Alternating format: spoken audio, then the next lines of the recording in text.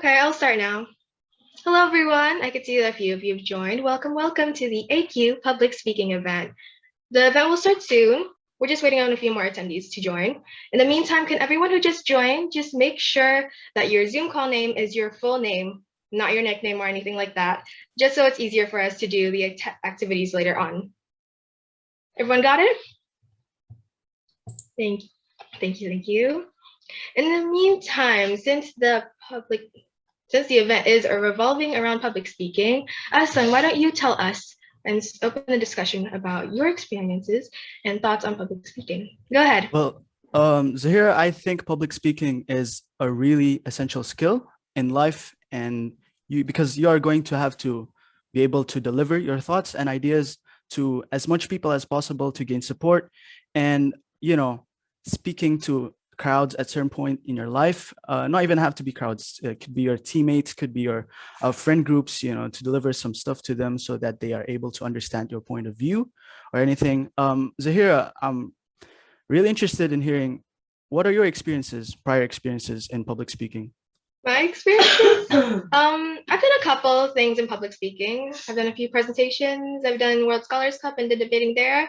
I wouldn't say I'm good at it per se, but yeah, it is an essential part, like you said, and you're gonna find yourself in a situation where you need it in one point in your life or another. And people really struggle with that, which is why we opened up this event to help you all, and hopefully all of the activities we have in place today will help you along your own journeys. In fact, why don't we go to the audience? For the participants here, hello. Thank you for joining us. If you just joined, make sure your Zoom name is your full name and not any nickname. And feel free to turn your cameras on and contribute to the discussion. Go in the chat and introduce yourself, say hello, hi, talk about your experiences in public speaking and what your thoughts are before we actually go on to the main event. And we'll start sharing them on the mic. Yeah, guys, feel free to say your experiences, your thoughts, and any words you would associate with the public speaking itself. And even state your reasoning. Why did you come to this event in the first place? Feel free to share anything to us in the chat.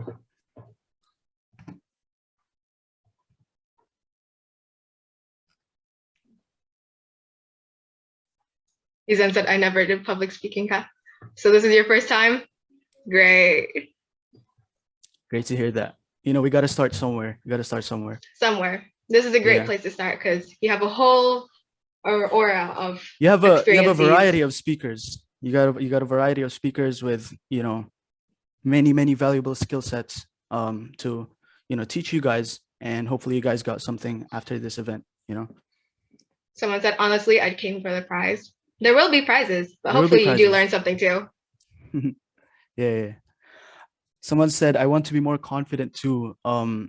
Yeah, obviously, you want to be more confident in life. You're gonna be able to do public speaking and be more confident, because with the skill of public speaking, you're able to face the crowd and stuff, and deliver your thoughts and perspectives on things, and it definitely improves your confidence. And hopefully the activities we have today will help. Yes. Just to stop you there, for those of you who have joined, just another reminder, please change your Zoom name into your full names and feel free to turn on your cameras. Yes. Don't be shy. Everyone here has their cameras on. We're all here together. It's fine. No one else wants to say anything in the chat? Oh, hopefully I'm not nervous later. Excited though. Oh, thanks, Alicia. All right, guys, for everybody who came in already, can you guys please fill in the attendance form, which will be there in the chat, and click the link and fill the attendance form to ensure that you guys are here and present during the meeting.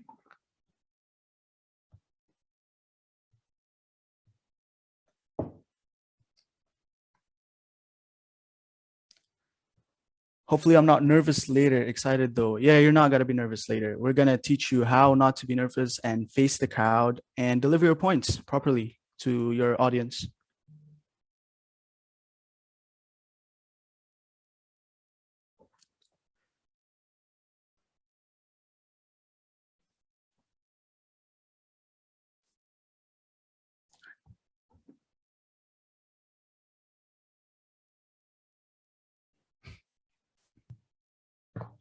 I see more people have joined. Another reminder, sorry, it's going to be annoying. I'm going to keep saying this, but can everyone who have joined, welcome. Please change your Zoom name into your full name so it's easier for us to do the activities later on.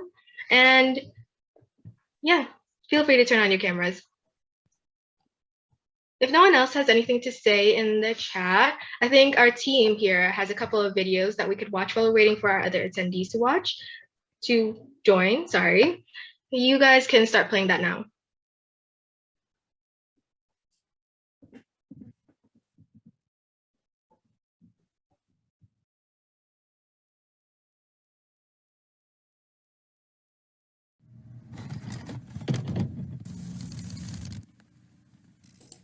Can you guys hear the sound? Yep, all clear. Okay, good. Thank you.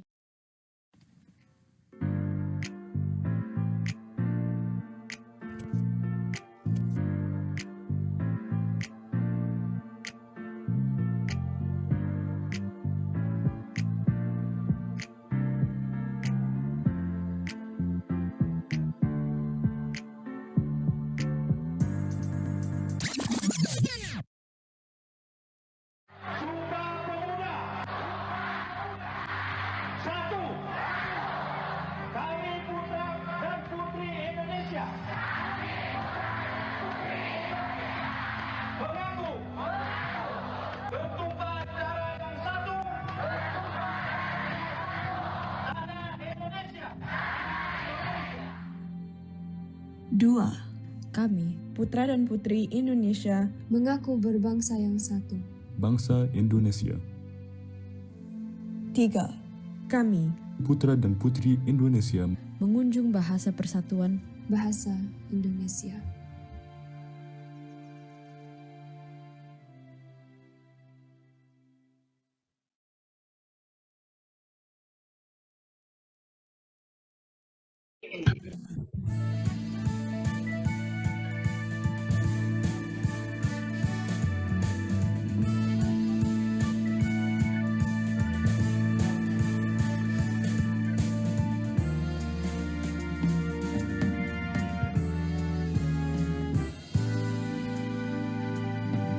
Bangun pemudi-pemuda Indonesia, tangan bajumu sing-singkan.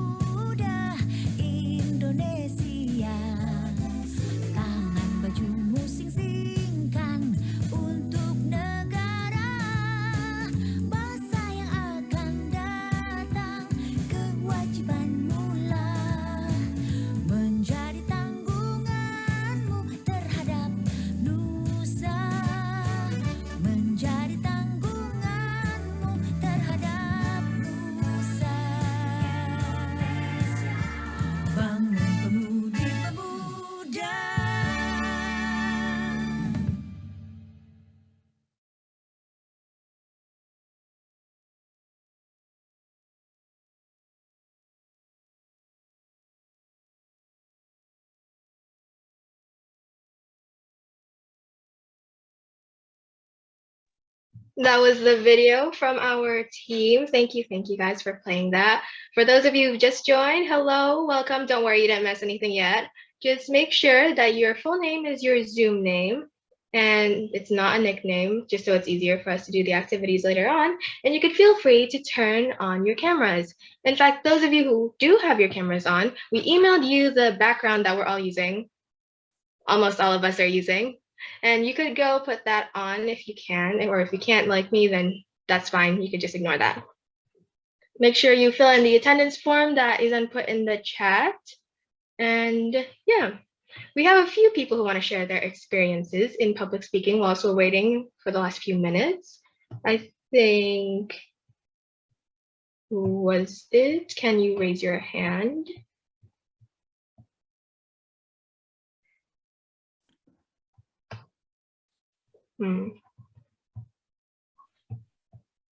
Alif, go ahead.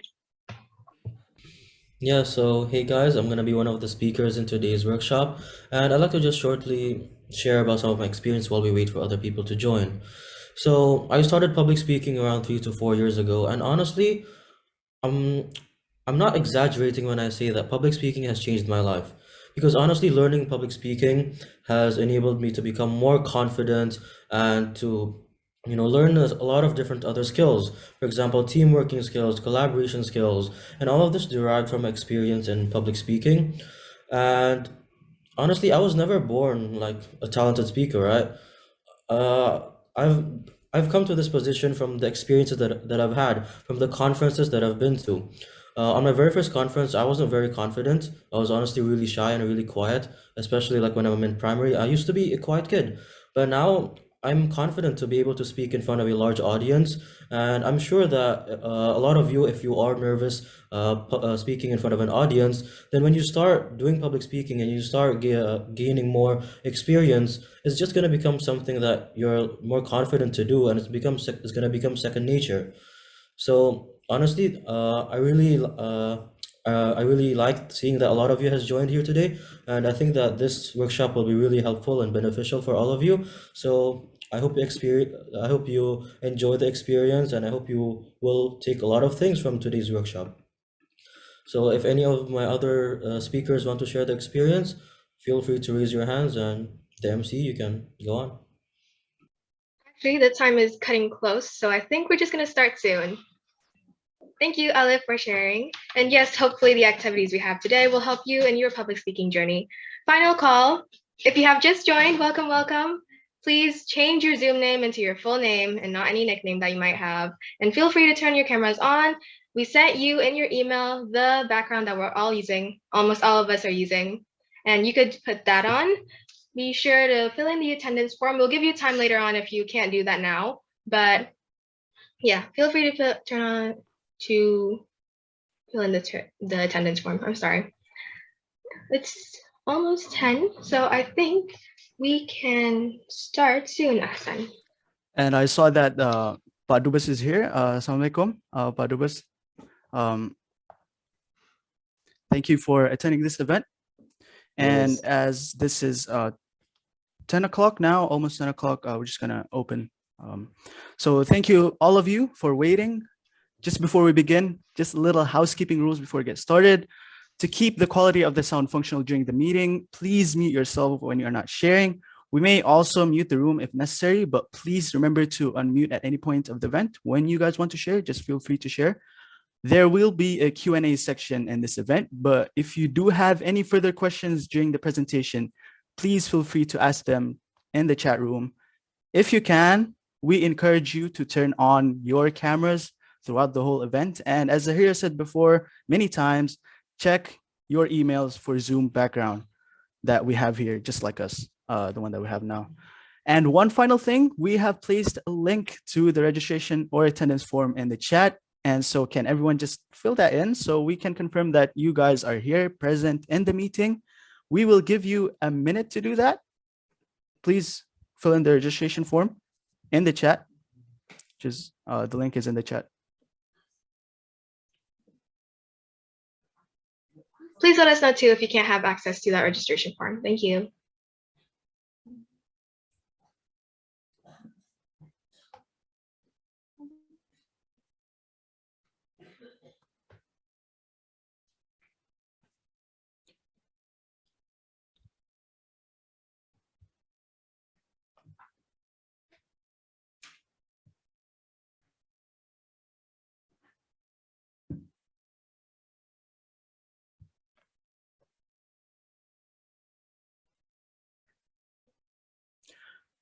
Okay, I think by now everybody's done with the attendance forms. And once you're done with that, can you please write down whether you prefer Milo or Energen in the chat so that we just know that you guys are back and engaged during this meeting.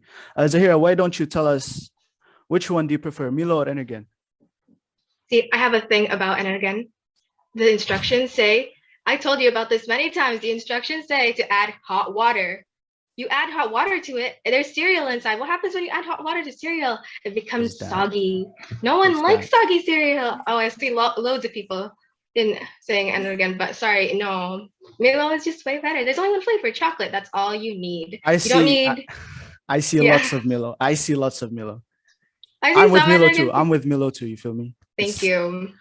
It's just simple as, you know, as everything in life is supposed to be. It's just simple, hot chocolate, and it's good stuff, you know? Yeah, you don't need to overcomplicate it so much. Just Milo. Milo, Let's move on. Milo, every Milo in the chat. I think everyone's back. Yeah, I think everyone's back. So just to make sure, do we have any questions so far, you know, about the housekeeping, or if you guys have any troubles about the registration or attendance forms? You guys have any questions? Just put them down in the chat. All right, so I think nobody has questions so far. And with that, we may begin. Assalamu alaikum wa rahmatullahi wa barakatuh. Good morning, ladies and gentlemen. A very warm greeting to each and every one of you. We hope that you are all safe and well during these difficult times. Welcome to the AnakQatar Public Speaking event. I'm Hassan. And I'm Zahira, and we'll be your host for today's event.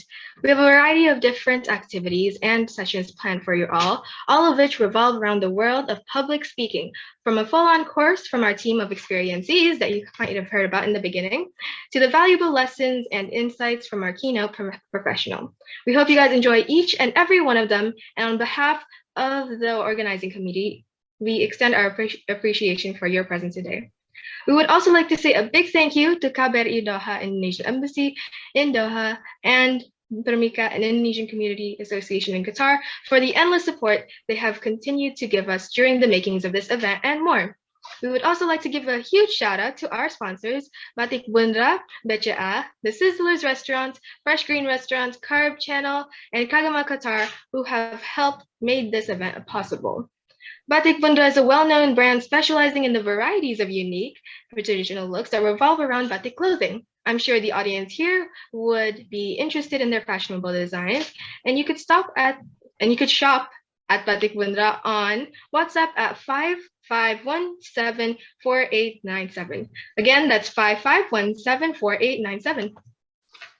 Then we have BCA, a commonly known banking company standing in Central Asia and is known to be considered as the largest privately owned bank in Indonesia. So just be sure to check them out on their main Insta for their services on at Good Life BCA. Once again, that's at Good Life BCA. Next is the Sizzlers Restaurant, a beloved restaurant in Al-Khor that sells a range of comforting Indonesian cuisine, from ayam serundeng, daging ketchup, sambal ati, goreng, all the way to tahu sayur kuning and more. You can check out their menu and more about them at thesizzlers.alkhor on Instagram. That's at thesizzlers.alkhor on Instagram. And we also got Fresh Green Healthy Shop, which is a restaurant in Qatar that serves a wide selection of salads and healthy foods that deliver to West Bay, to all the way to Al-Khor, to Al-Sad. So be sure to check them and their menu out at Fresh Green Qatar. And again, that's at Fresh Green Qatar. Fresh_green_Qatar. Specifically. Now onto Qatar Channel, an Indonesian broadcasting group made up of Indonesians in Qatar passionate about broadcasting, hoping to spread light and good news about the Indonesian community in Qatar. Consider subscribing to their channels and checking them out on Qarib CH on Insta. That's QARIBCH on Insta, and Qatar Channel on YouTube. And finally, Kagama Qatar, a group of UGM alumni in Qatar who oftentimes host sessions from Indo-Qatar students in UGM for juniors in Qatar. And for more, you can just check them out in their Instagram at Kagama_Qatar. Thank you guys for sponsoring this event. We're going to move on now. And as always, if you want to find out more about events like these or what we do here in AnakQatar in general, be sure to check us out on Instagram, YouTube, TikTok, and Spotify at AnakQatar on all of them.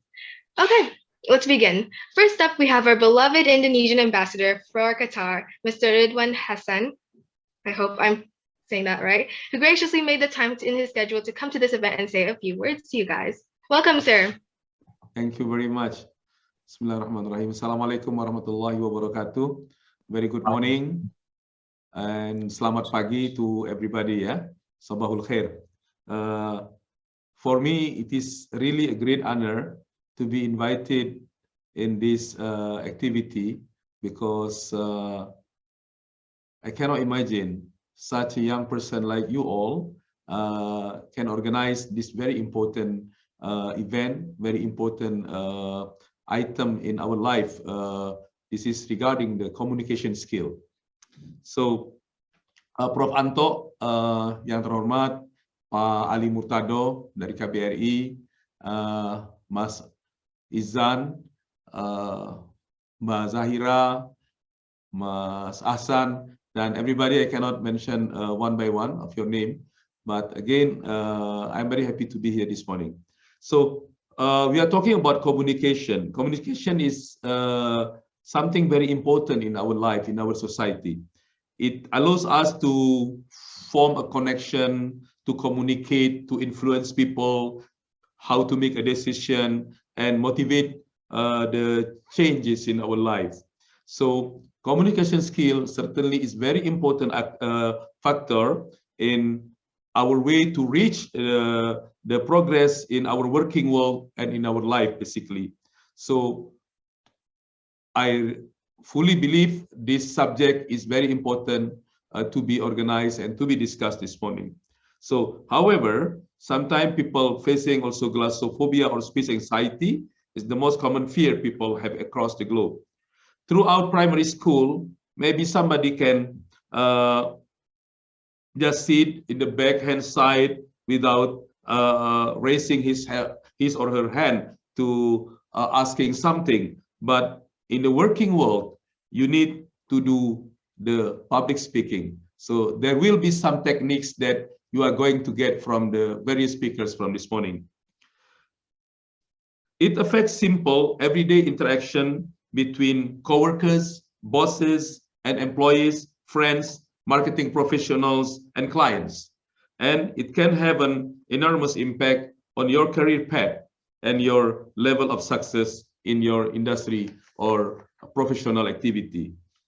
There are many reasons why public speaking is important, but at least there are three factors that we can share with you this morning. First is how to win the crowd, or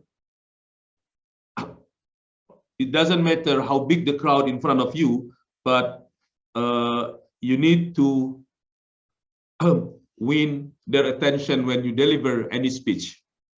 Whether it is a social gathering, business meeting, or large audience, at the conference, being able to speak publicly is a very important asset. So with public speaking skills and experience, speakers are able to captivate the interest of their listeners and keep them interested in order to deliver the message. Second point, to mitigate others, to motivate others. Public speakers motivate their listeners to make a change. It could be to stop or to start something, try something new, or reach their goals.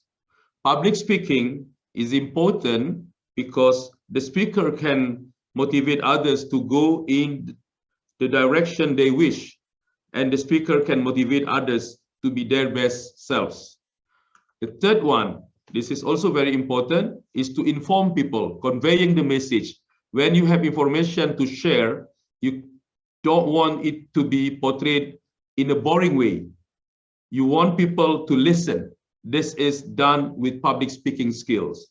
So I will give you this morning one of the important example from our leaders, one of our founding fathers, Bapak Presiden Soekarno. So in bahasa Indonesia, berikan kepadaku 1000 pemuda, niscaya aku bisa goyangkan satu gunung.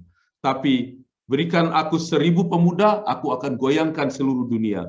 So in English, more or less, President Soekarno mentioned that, give me 1,000 of old men, I will pull out the Semeru from the roots. Semeru is the one of the mountain in Indonesia.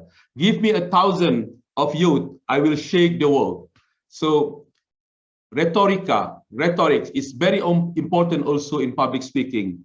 So I have 2 keys that you need to consider when you want to deliver any speech, anything that you want to deliver to the audience. Be confident. Self-confidence is very important. Second point is mastering the subject. So any subject that you are mastering, then you deliver it in a confidence way. Inshallah, the target will be reached. Thank you very much. Good luck. Congratulations. Wassalamualaikum warahmatullahi wabarakatuh. Waalaikumsalam.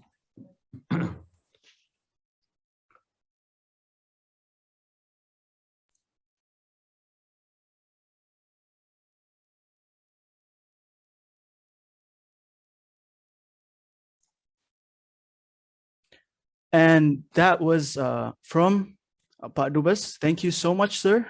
Now, without further ado, to begin this event, we are pleased to welcome a member of the AQ AnakQatar Board of Directors, Kayana El-Mahdi, to deliver the opening remarks. Welcome, Kayana El-Mahdi. Good morning, Hassan. Thank you. So, Assalamualaikum warahmatullahi wabarakatuh, everyone. Greetings and salutations to all.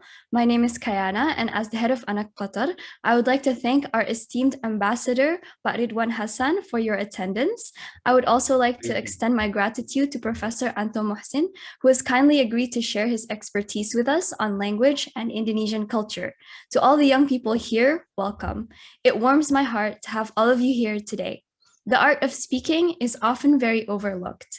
How we say something is as important as what we say, no matter what situation we're in. You can be an architect presenting an idea to a client, or a delegate at a Model UN nation. Regardless, when we are able to communicate our ideas to the receiver and for the receiver, we are more likely to connect with others. This connection is what bridges our cultures, our differences, and our identities. I remember feeling frozen when I had to speak in front of a crowd for the first time. I was stuttering, nervous, and extremely scared, and I know that's how it feels for a lot of us. The only way I felt more confident speaking was with practice, and this workshop will give you the knowledge and the practice to speak more confidently. Our speakers here today are all experienced in public speaking with stories and struggles of their own. I encourage all of you to be curious about the insight they will share with us and take advantage of the opportunities in this workshop to practice your speaking. Feel free to ask questions, share your ideas and experiences. All of that is welcome and encouraged here. I hope you enjoy all of the activities that we have lined up for all of you. Thank you and good luck.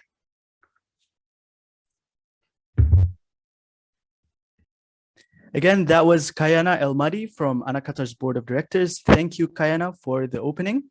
Now, on to the next bit. We would like to welcome our creative team, Nadira, Fadil, Debbie, and Firda, for an icebreaker before we get into the main portion of this event.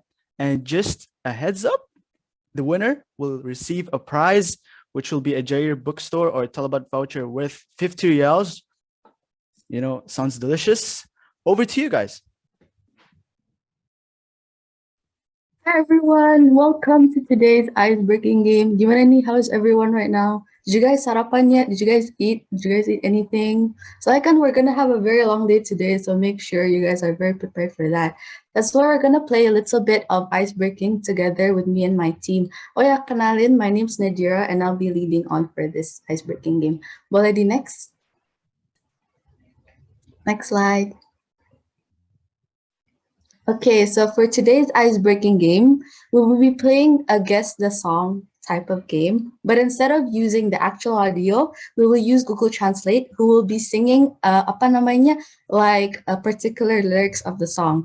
And then the audio can only be played twice. So make sure you guys are like listening very well to this because we can only play this twice. And then nanti at the end bakal ada prize juga. So like make sure you guys are answering because like the prizes are like super good. Like I would want the prize as well because it's like a Talabat voucher. And misalnya kayak kalian lagi lapar, terus kalian tinggal kayak flex, oh my god, I got this from AnakQatar, kayak gitu.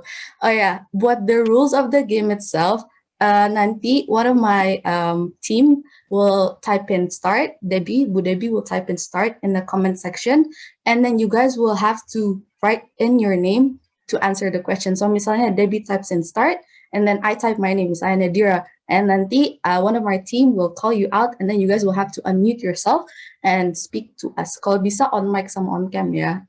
And also like additional rules is that kalian kalau misalnya if you answer like before the start, the answer is not going to be accepted. So like make sure you guys are paying attention to the start of the game. And then spam chants will also not be accepted. Soalnya kayak we want to appreciate everyone here. Oh yeah, before we get into the actual game, kita bakal ada show example of how you play the game. Just so you guys know how to play it. Nanti bakal ada easy round, ada hard round. Yang easy round itu cuma 1 point, but the hard round is like 2 points. So like, yes. Okay, boleh di next? Ini example ya. I did the same thing I told you that I never would. I told you I'd change, even when I knew I never could. I do the same thing I told you that I never would. I told you I'd change, even when I knew I never could.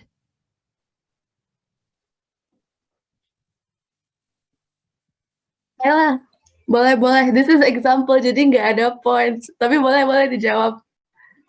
Coba, can you unmute yourself? Iya bisa. Saya nggak tahu artisnya siapa, tapi kayaknya lagunya Stay. By who? Sama artisnya siapa? Tahu nggak kira-kira? Nggak tahu kayaknya. Nggak apa-apa. Coba di next. Next slide. I do the same thing I Yeah, benar. But like you guys have to answer with the artist as well. Tapi nggak apa-apa, tetap dapat same thing I itu ya cara mainnya. Nanti bakal ada easy mode sama hard mode. Okay, silahkan maybe Firda and Kira, you guys want to take over now. Okay, so to start off, we're gonna have an easy round. There will be 2 songs, and participants will receive 1 point for each correct answer. Be ready to type in your names in the chat box, and good luck, everyone. Let's go, guys. Next slide, please.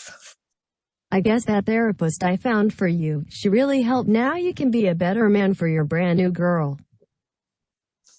Play it again. I guess that therapist I found for you, she really helped. Now you can be a better man for your brand new girl. Guys, now you can start writing your names. Let's go answer them. You will get prizes.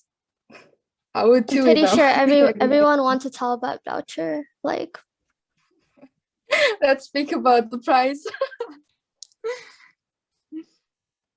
Kayaknya Inaya deh. Coba Inaya, unmute yourself. Good for You by Olivia Rodrigo.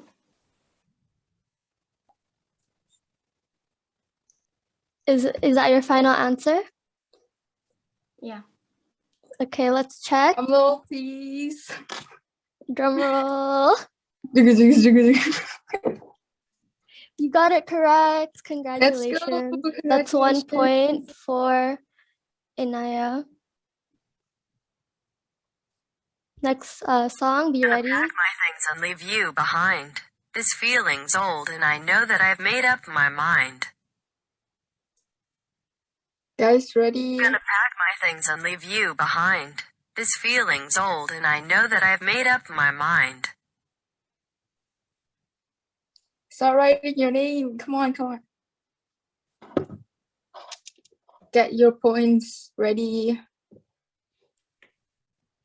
Itu Nashwa. Coba Nashwa, unmute yourself. I Love You So by The Waters. Is that your final answer? Yeah. Okay, another drum roll.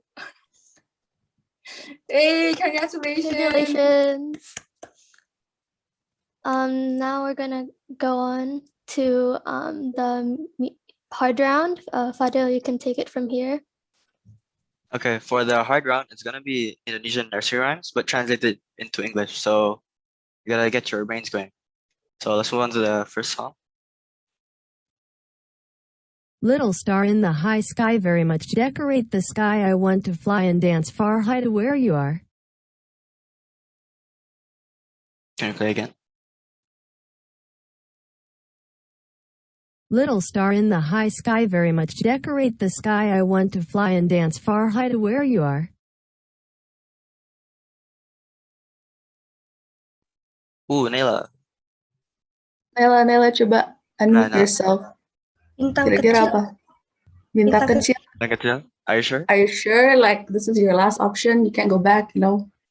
Iya, pasti. Bener ya? Bukan Okay, bintang okay. gede, bintang kecil kan? That's it. Okay. See the answer. Coba. Let's see. Yay! 2 points Let's for go. you. Nice. Good job. Okay. I will move on to the next song. House lizard on the wall, silent creeping. A mosquito comes, hap, then arrested. Let's play one more time. House lizard on the wall, silent creeping. A mosquito comes, hap, then arrested.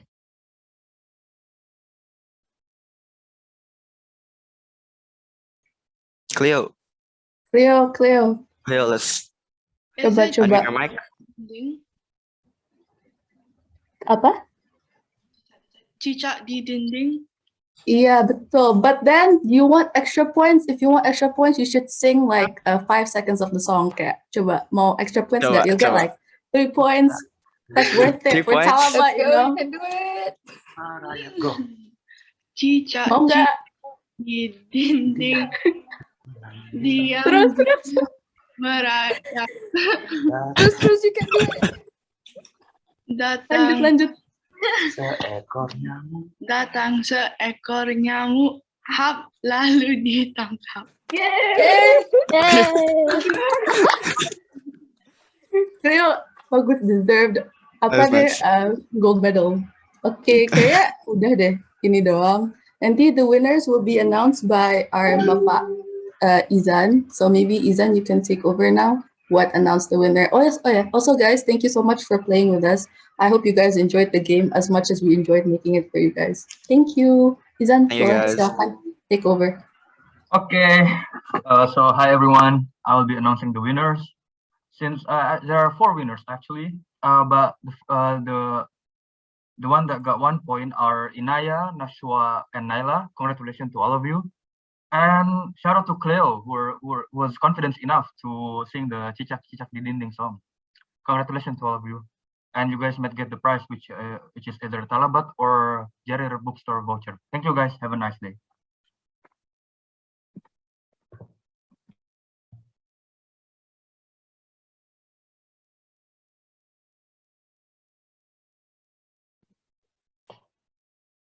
Thank you, guys.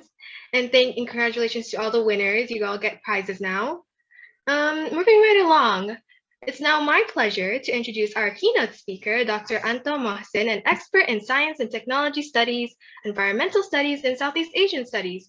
Dr. Anto Mohsin is also a writer of scientific articles in the history of science and technology and the environment in Indonesia, and an observer of higher education issues in Indonesia. Welcome, sir. Thank you, Zahira. Assalamualaikum, everyone. A very good morning to all of you.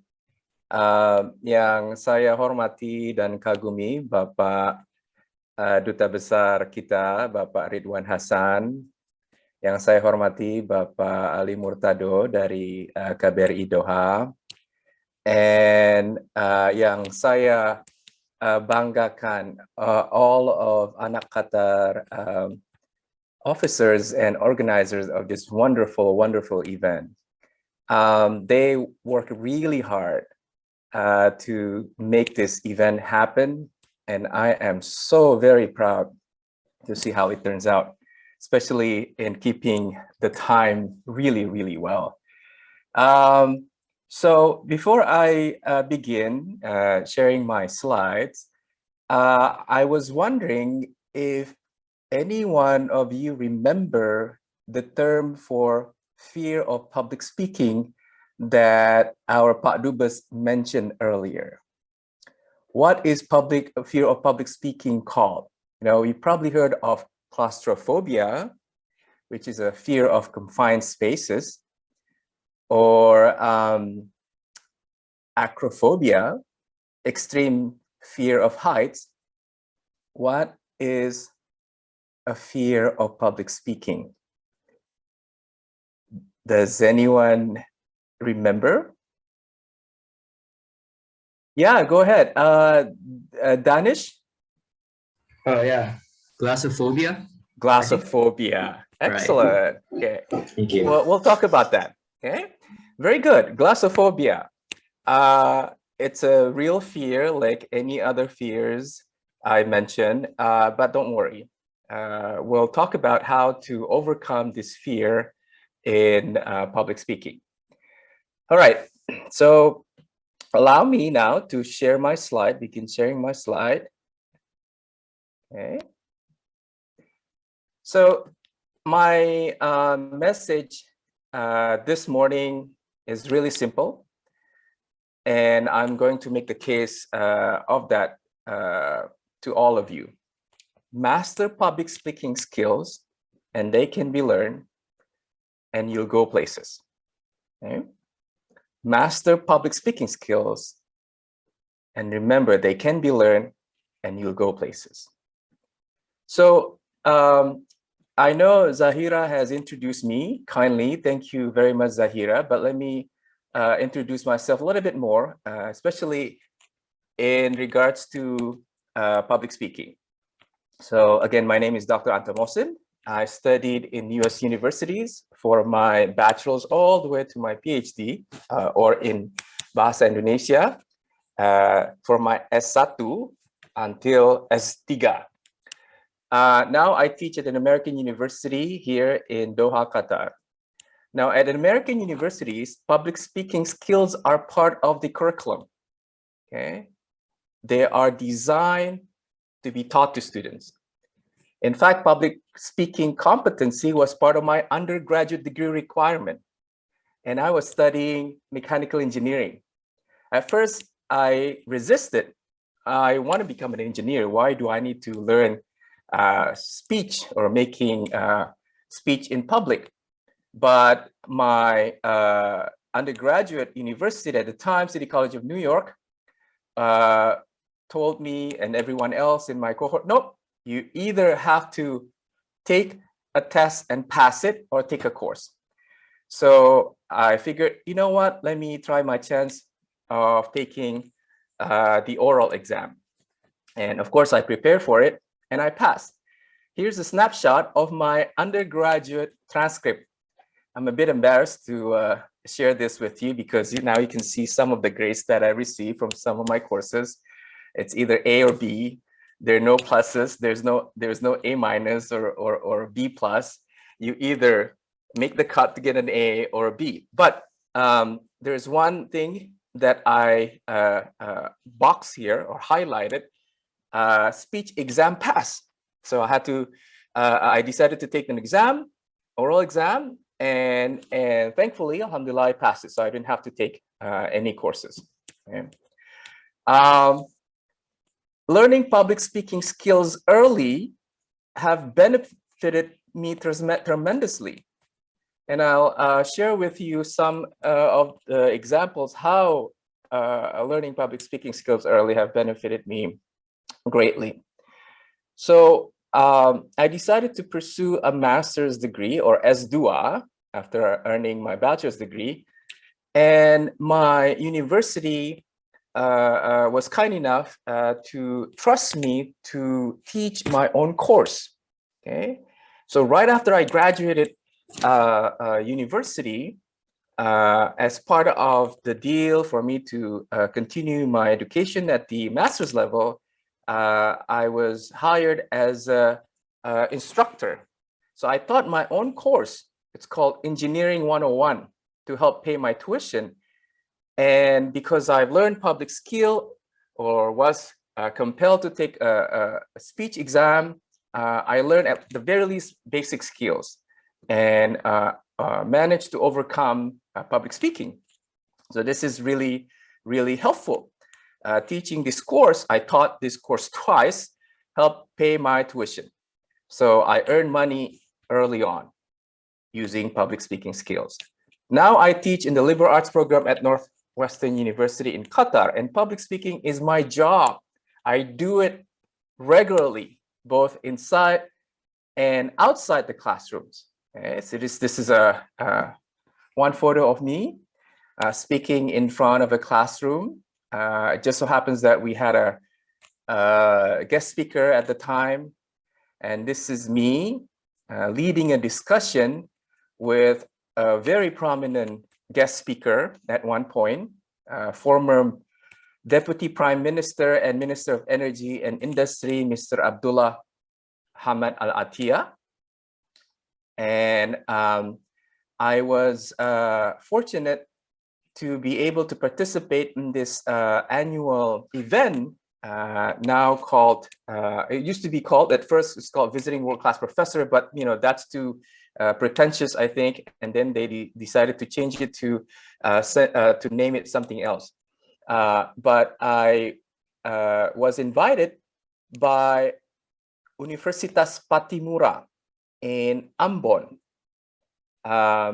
in the Maluku province in Indonesia. It was a really, really nice experience. I've never been to Ambon before, so I really enjoyed visiting the city. And I was also fortunate to have been invited to speak at Al Jazeera. This is the first time I appeared in Al Jazeera Inside Story. So Inside Story is one of the many programs at Al Jazeera. And it was about when President Joko Widodo announced his government intention to move our capital from Jakarta to somewhere in Kalimantan. And this appearance helped open doors for me. I've also been invited to appear a few more times by Al Jazeera to comment on a number of current events at the time. So I value public speaking skills highly, a lot. And in fact, I teach my students this and other communication skills in my courses as part of the liberal arts curriculum. Okay? So you may wonder, what is this thing called liberal arts curriculum? I teach in the liberal arts program at Northwestern University in Qatar. So liberal arts curriculum is this broad curriculum that almost every single American university has in their curriculum. It allows any students who majors in any field to take any classes that they want to take, okay, to help them help satisfy their curiosity and to help them learn transferable skills, we call them, these public speaking skills, and to be more well-rounded graduates. Okay. Now, there's a famous American broadcaster of Indian descent named Farid Zakaria. You may or may have heard of his name. He hosts a TV show in the US. So Farid Zakaria wrote this book called In Defense of Liberal Education. In that book, he tells everyone that, according to him, and I agree with him, there are three advantages of a liberal arts education. It teaches you, first, how to write well and how to think. And this is what I do in my classes. I give a lot of writing assignments to my students.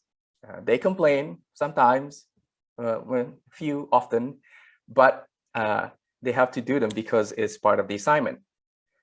The second thing that a liberal arts education would teach students, according to Farid Zakaria, is how to speak. And let me quote a passage from his book here. He writes, quote, "Another difference that struck me between school in India," and you can insert here any other countries, including in Indonesia, and college in the United States, was that talking was an important component of my grade. My professors were going to judge me on my ability to think through the subject matter and to present my analysis and conclusions out loud. Okay? So how to write well, how to think, how to speak. And the third advantage of a liberal arts education, according to Farid Zakaria, is how to learn on your own.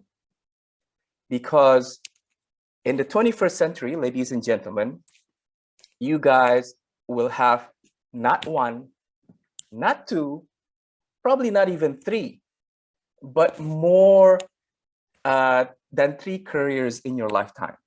Maybe even 4, 5, and 6 different careers.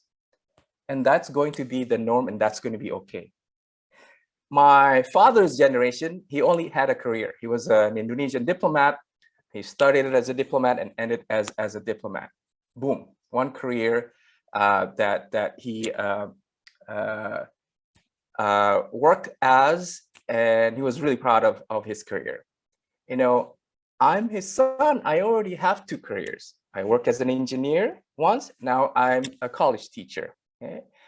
My daughter's generation, your generations will probably have 3 at least, and even probably more. And liberal arts education, including public speaking skills, will help you prepare for these multiple careers. And I also teach the values of public speaking outside the classroom as well. So this is a photo that my wife took of some local newspapers back in 2016 of me and my colleague at Northwestern University who've been awarded by a grant by QNRF, Qatar National Research Fund. So with that grant, that free money, I was able to recruit 3 undergraduate students to work on the project. So we analyzed what was called Science Majlis. And these are the 3 students I recruited. Okay, with 2, we got a chance to take a photo together. 2 of them Qatari students. This is Aisha Al-Qadi, this is Sarah Al-Ansari, and this is Jamina Legaspi. She's from the Philippines. Okay. Now, with the funds that I received from QNRF, I trained them how to become undergraduate researchers. Okay. And part of the training was to teach them public speaking skills. Why? Because they have to present a research project. And they did. So for example, Jamina, she was the most senior among the 3 students, managed to present part of the work that we did in Evanston, Illinois, the campus of Northwestern University in the United States. Here is the at an event called Northwestern Undergraduate Research and Arts Exposition. Here you can see her name, right, in the booklet of that event. And guess what, guys? All of her expenses, flight, hotel, even stipends were paid. So she went to the United States for free because she was involved in this project with me and the other 2 students. And Sarah Al-Ansari and Aisha Al-Qadi also got a chance to present their part of the work at different conference venues. So Sarah went to Singapore and Aisha went to Bangkok in Thailand to present their work at this conferences called Global Research and Development Services. And because we trained together how to present their work, Sarah Al-Ansari received Best Paper Presenter Award from the conference. Again, just like Jamina, their expenses to go to these conference venues, Sarah again in Singapore and Aisha in Bangkok, were all paid for. And I'm also proud to share that Aisha Al-Qadi also received a similar Best Paper Presenter Award from the same conference. Okay?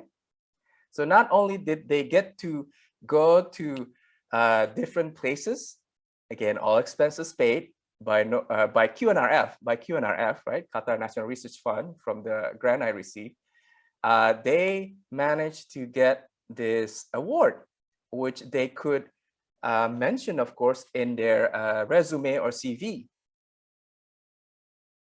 So why do we need to learn public speaking skills?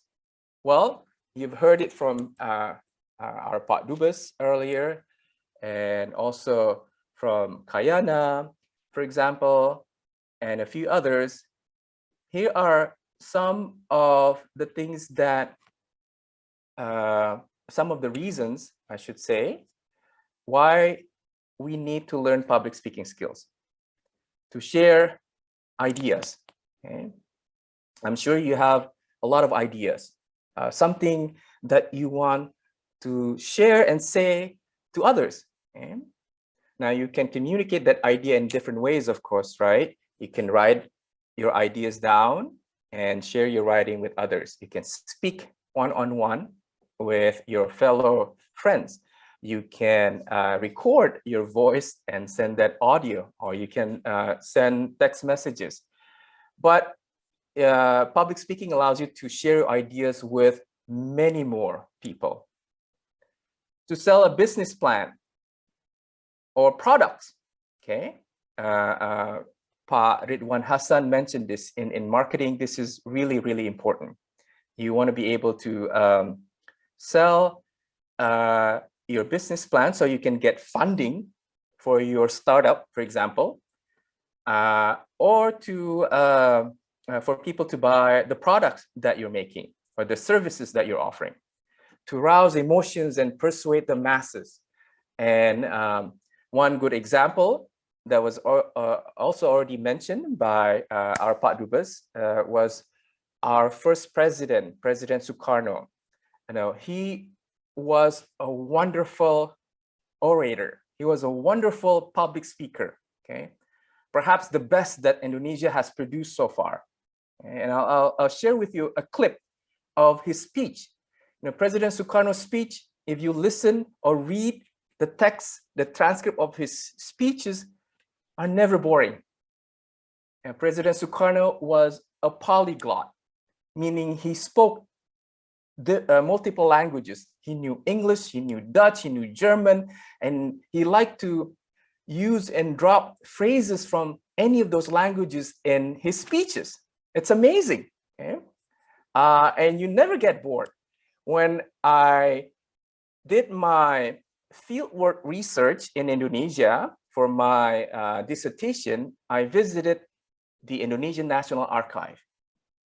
And when you get to go to Jakarta someday and have a chance to visit the Indonesian National Archive, anybody can visit there, try to get copies of President Sukarno's speeches. Just read through them. It's amazing. But today, I'll share with you some examples of his speeches. The other reason is to disseminate knowledge and skills, to communicate perspective or an insight, and to make a living. Yes, you can use public speakings to make a living, to earn money. You probably have seen a version of this. You know, some YouTubers, for example, who create contents followed by millions of people, viewed by millions of people, not all of them, some, actually use public speaking skills. And they earn tons of money, especially the ones that manage to have their contents viewed by millions of people. But in any of these activities and others, they translate to increasing your earning potential. Okay? So if you manage public speaking skills and they can be learned, you can go places. So this is an example of those reasons that I mentioned. You probably heard of TED Talks. Many of them, hundreds, are available online that you can watch at any time and rewatch again. This is one of the most watched TED Talks in history. I think, yeah, number one, more than 72 million times by Sir Ken Robinson. He talks about why schools kill creativity. Okay? If you haven't seen this TED Talk, I highly recommend that you watch it.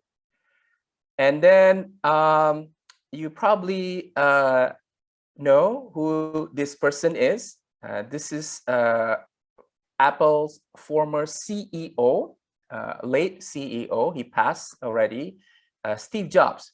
Here, in this image, it is shown how Steve Jobs gave a public speech selling the first version of iPhone in January of 2007. Okay. Now you see iPhones and similar products by other companies. Oh my God, all over the place. Okay. But this was the first time. And he managed to persuade many consumers to buy the products that his company was making. And this is a grainy image of President Sukarno, our first president, our founding president, giving a speech that can rouse masses. Okay? You can see, I chose this grainy image instead of the other images that I found online because I want to show the many people who would flock and came to listen to what he has to say. Okay? So let me play you a clip, okay? So you can hear how President Sukarno talk. I'm sharing two examples. So let me stop sharing my slides. And now I'm going to share first this clip that I found online. Okay. This is the opening part of his speech at the Asia Africa Conference in Bandung in 1955. Let's take a listen.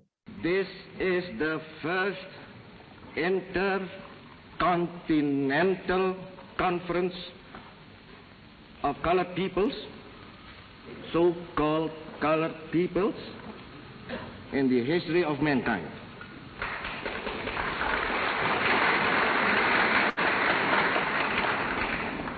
I am proud that my country is your host. It is a new departure in the history of the world that leaders of Asian and African peoples can meet together in their own countries to discuss and deliberate upon matters of common concern.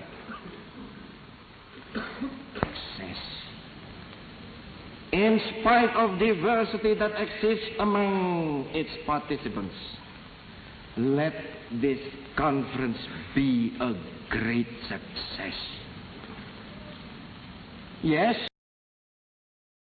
So that's the first clip that I want to play to share with you guys.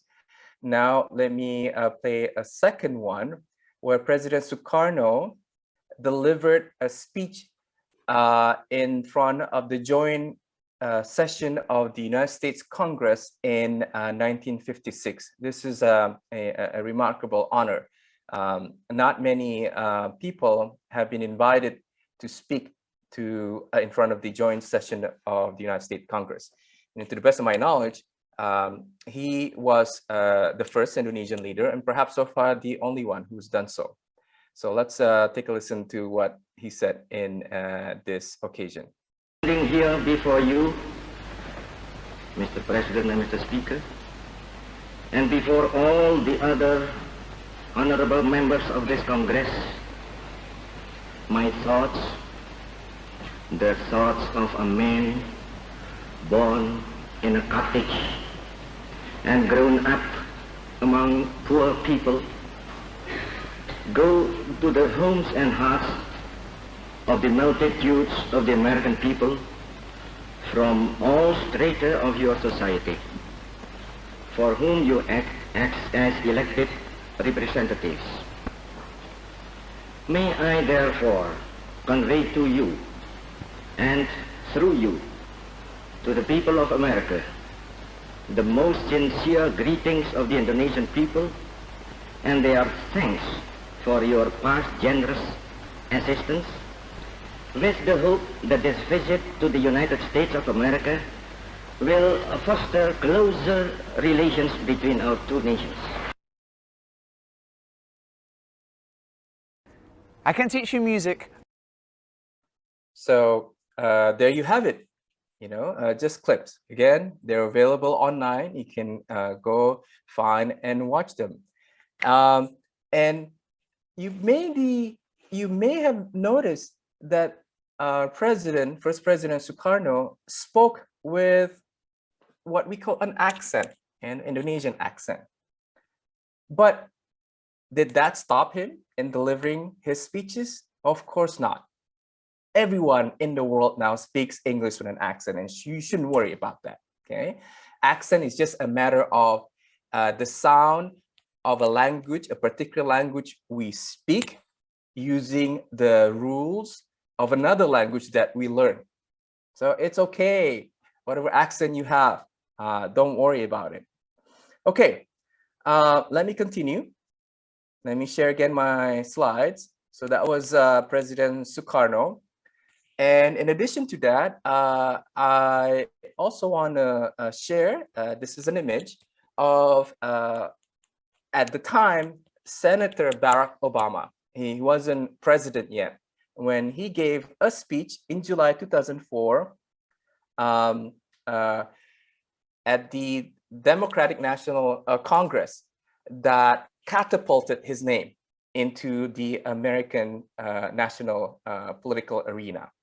These are some examples. There are many others of how public speaking, delivering a speech in public, can rouse masses and persuade people of your vision. And public speaking can also translate into higher earning potential. No matter what your profession or which jobs or careers that you may want to get enter into later on, because there's a company called Masterclass. You may or may not have heard this, but I want to share it with you, where they tap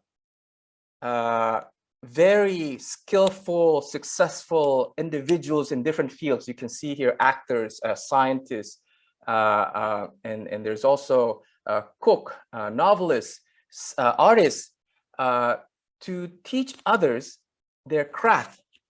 And how do they do that? Public speaking.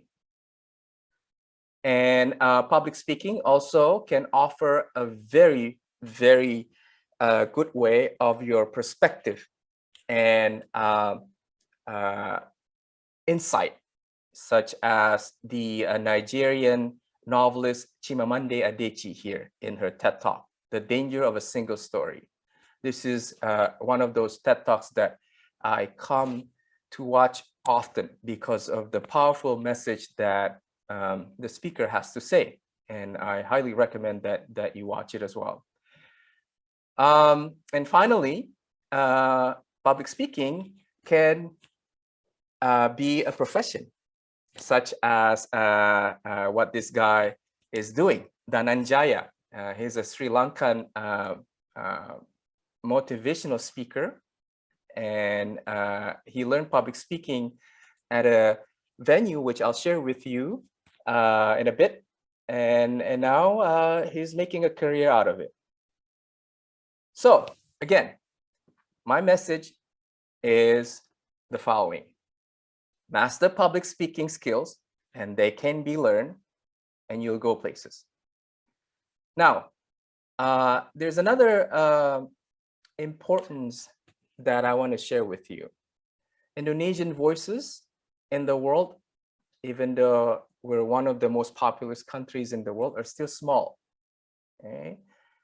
So master public speaking to share your thoughts, ideas, experience, and perspectives on the world stage. People want to know all of this from you guys, a different and unique perspective of Indonesian. So how do you overcome glossophobia, or the fear of public speaking? Okay. Now, let's discuss this a little bit. I'll share with you some ways to do that, but I wonder if you can also discuss it with your peers here. Okay? First important thing that I want to share with you is that public speaking skills can be learned and your fear can overcome. But how to do so? Okay, so why don't you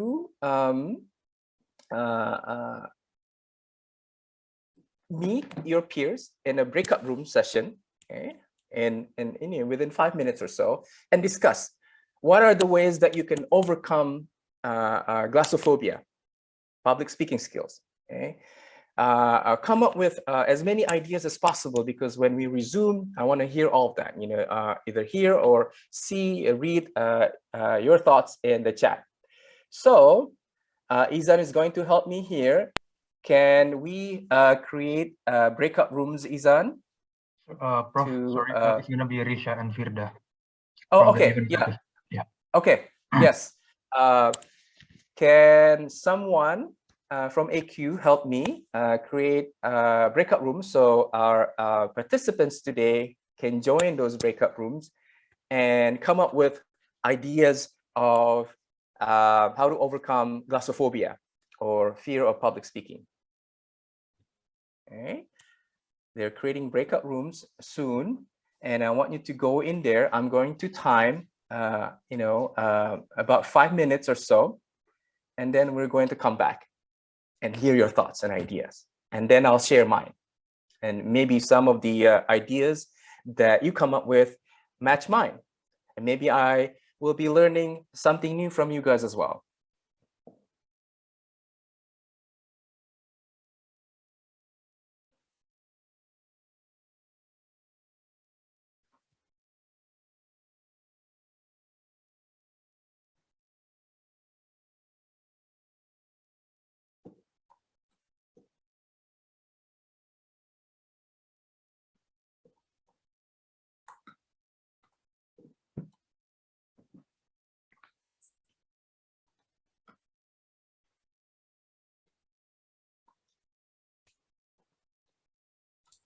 Guys, please join your respective breakout rooms, yeah?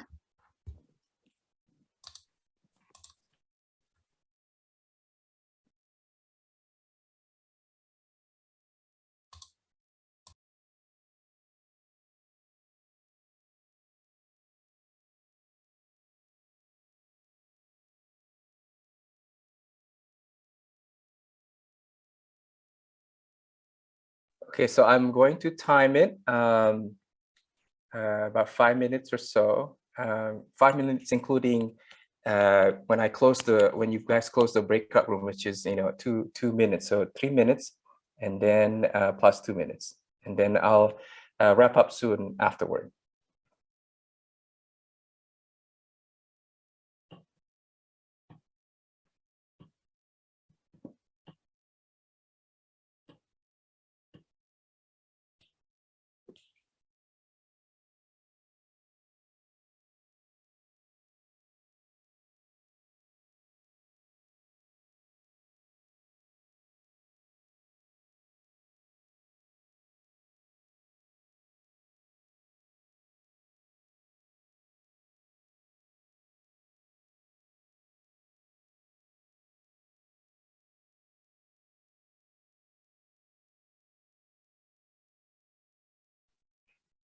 Okay, some are not joining.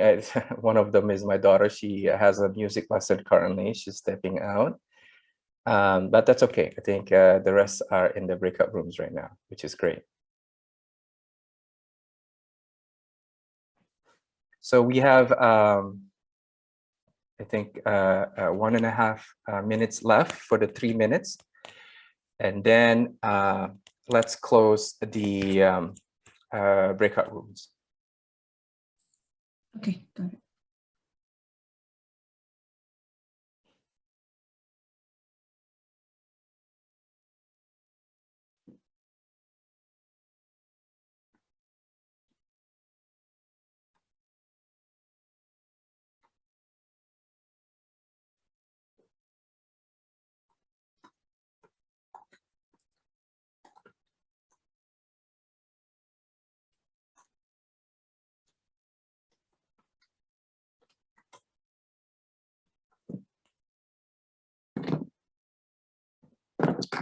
Okay, we can broadcast message to everyone. Hi, everyone. We're going to close the breakout room.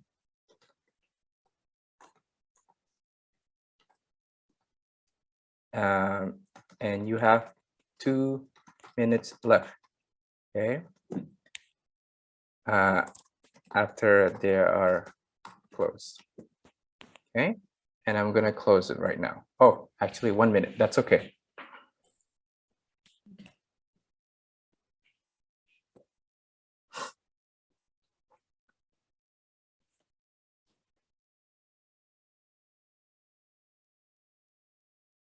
Okay, we are seeing some participants now coming back to the main room.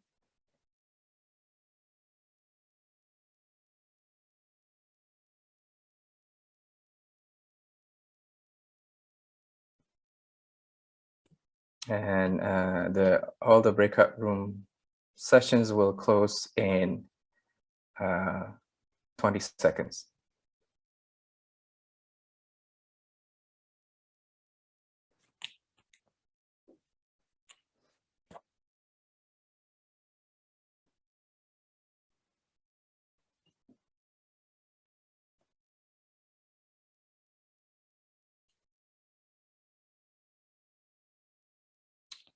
Okay, welcome back, everyone. Welcome back. I know it was brief, but I hope you guys got a chance to at least meet some of the participants and discuss. Now, why don't you share in the chat what you've talked with or talk about with your peers in the chat room? How can you overcome glossophobia? How can you learn public speaking skills? I'm going to share with you quickly some ways to do this. The first one is, of course, attending this event. And I hope there will be more such events in the future. The other way is get involved in school production or play. This is a photo of a school production that my eldest daughter, who was in primary school at the time, joined. And then there's this organization called Qatar Toastmasters Club. I highly recommend that you join. For a fee, yes, but it's worth it. And they meet twice a month, and they will train every member in the art of public speaking skills. These are, for example, some of the tips from Toastmasters Internationals. I won't go over this right now. We can talk about it during the Q&A. And the 2014 World Championship of Public Speaking, the first place winner was that person that I showed to you earlier, Dananjaya Hetiarachi, okay, who now is making a living doing public speaking. There's also many resources online, such as the YouTube videos of Dr. Grace Lee. She's a business and career coach. The TED Talks of Julian Treasure. This is a screenshot of one of his TED Talks, how to speak so that people want to listen. And some tips from Chris Anderson, the CEO of TED. There's also some do's and don'ts of public speaking, and I'm sure you'll be delving into this more later on. Let me just share with you these do's and don'ts. Don't ramble. Don't do a bad eye contact as far as you can, especially in person. Create a good eye contact with the audience. Don't have cluttered notes. Don't have complex slides. Don't fidget. And don't use a lot of fillers, but have an organized and concise notes, direct eye contact, simplified notes, clear, simple slides, confident posture and gestures, and confident, loud voices with pauses. Also, don't forget to prepare and practice. And this is, for example, a script that my younger daughter wrote for a speech that she had to make in her class. Okay? So writing a talk script would also help. And Muslims perhaps you have been taught of this dua. It's verses from the Quran, Surah number 20, At-Taha, okay, verses 25 and 28, okay, that you can say before making any public speeches as well. And so again, my message is master public speaking skills, and they can be learned, and you'll go places. There are many benefits of public speaking, as already been mentioned. These are some of the lists: career advancement, boost confidence, critical thinking, and so on. Okay?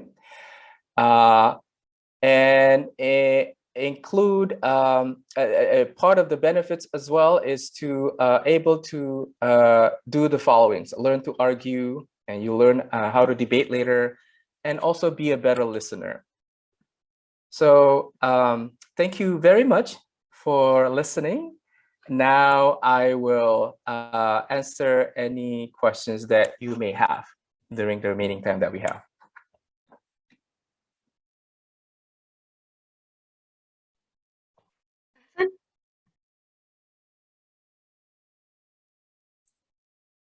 Thank you, Dr. Anto Mohsin, for giving your valuable insights on public speaking. I'm sure the audience learned a great deal from your presentation and breakout room activities, and we hope that you guys enjoyed it. And to help us do more amazing activities just like the one Dr. Mohsin said, you guys can post yourself attending this event in your story and just tag at AnakQatar on Instagram. Now we continue into the Q&A session where you can ask the professor any inquiries you may have. So any participants who'd like to ask any questions through the mic, please raise your hand. If you aren't so comfortable yet using the when using the mic, then you can put it in the chat, but we probably won't get through all of the questions today. And the ones that are said through the mic are going to be prioritized. So you guys can raise your hands now. Okay, let's see.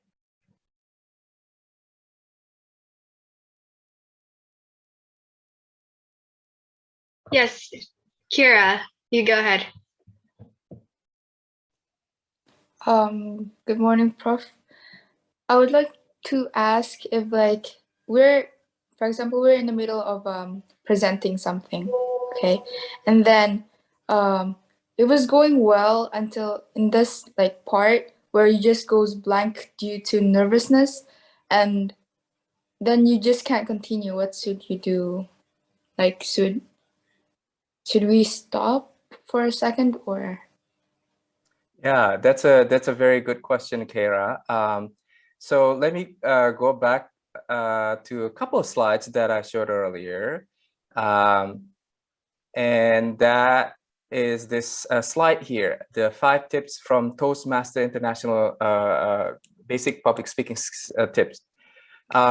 If you need to pause or make a mistake and forget what you're about to say, don't worry about it. Okay. In fact, you don't even have to apologize either. Continue with the remaining part of your presentation or your speech. Okay. You may take a pause a little bit, okay, to gather yourself, but then continue, move on. Don't worry or don't focus so much on what others think about you when you deliver a public speaking, deliver a public speech. Okay, just focus on the message, and you'll be fine. Thank you. You're welcome. Yeah, Kayana. Oh, there you go. Hi, Prof. Thank you for your little keynote. It was very insightful. I wanted to ask, what do you do, like, personally to prepare for whenever you're going to talk in front of people? So there are a couple of ways I do to prepare. That's another very good question, Kayana. First and foremost is the content of my public speech, the message. What is it that I want to share with everybody? In classes, of course, my lessons, right? But even so, I try to not to complicate or just deliver a lot of main points about the lessons. And here in today's keynote speech that I've just shared with you, for example, is that one message: master public speaking skills, and they can be learned, and you'll go places. So focus on the content, and then practice the delivery. Okay, so I would either create slides like the ones that you have seen, or write a talk script like my younger daughter did here, and practice delivering it. And there are other ways to prepare yourself as well. And I mentioned, for example, one resource, which is Julian Treasure's TED Talks. He gives you a couple of techniques that you can do before delivering a speech. A vocal exercise, for example, doing power posture, and so on. All that are nice and good, but I believe nothing beats practice. Practice, practice, practice. The more you practice, the better you deliver your public speech.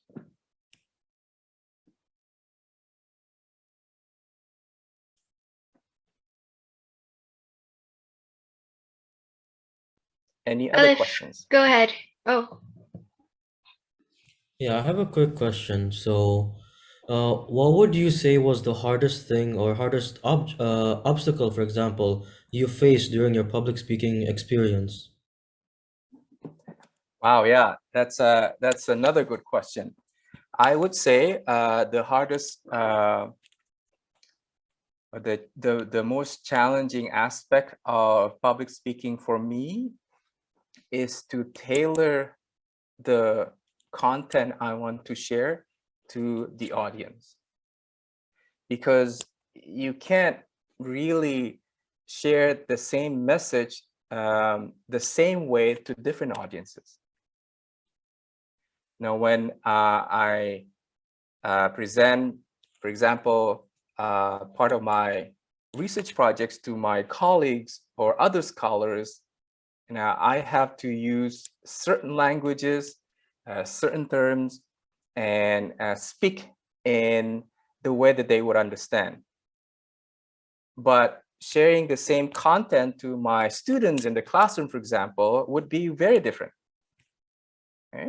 And so another technique that many of those speakers I've shared with you have shared is to know your audience.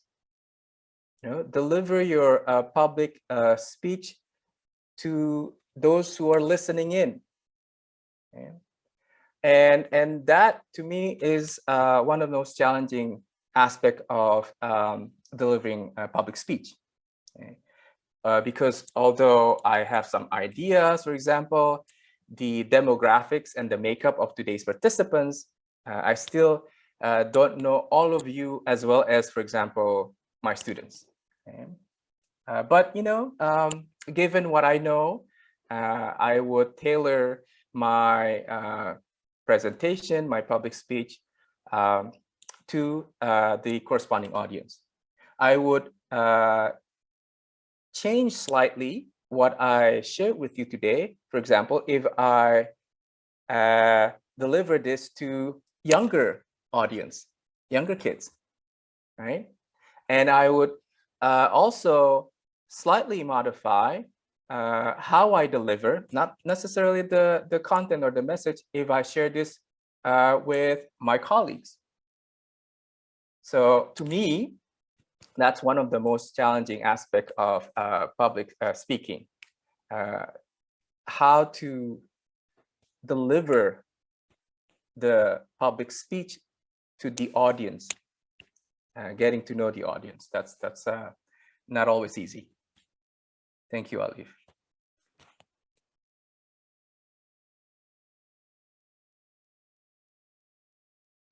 Does anyone else have any questions to ask? Oh, yes, Yusuf, go ahead. Can you hear me, Prof? Yes, Anto? yes, I can. Yes. Oh, that's great. Okay. I want to ask how to maintain the preparation for, like, before we start the public speaking. I sometimes, like, personally, uh, I got confused with what I'm studying, what I want to share to the people.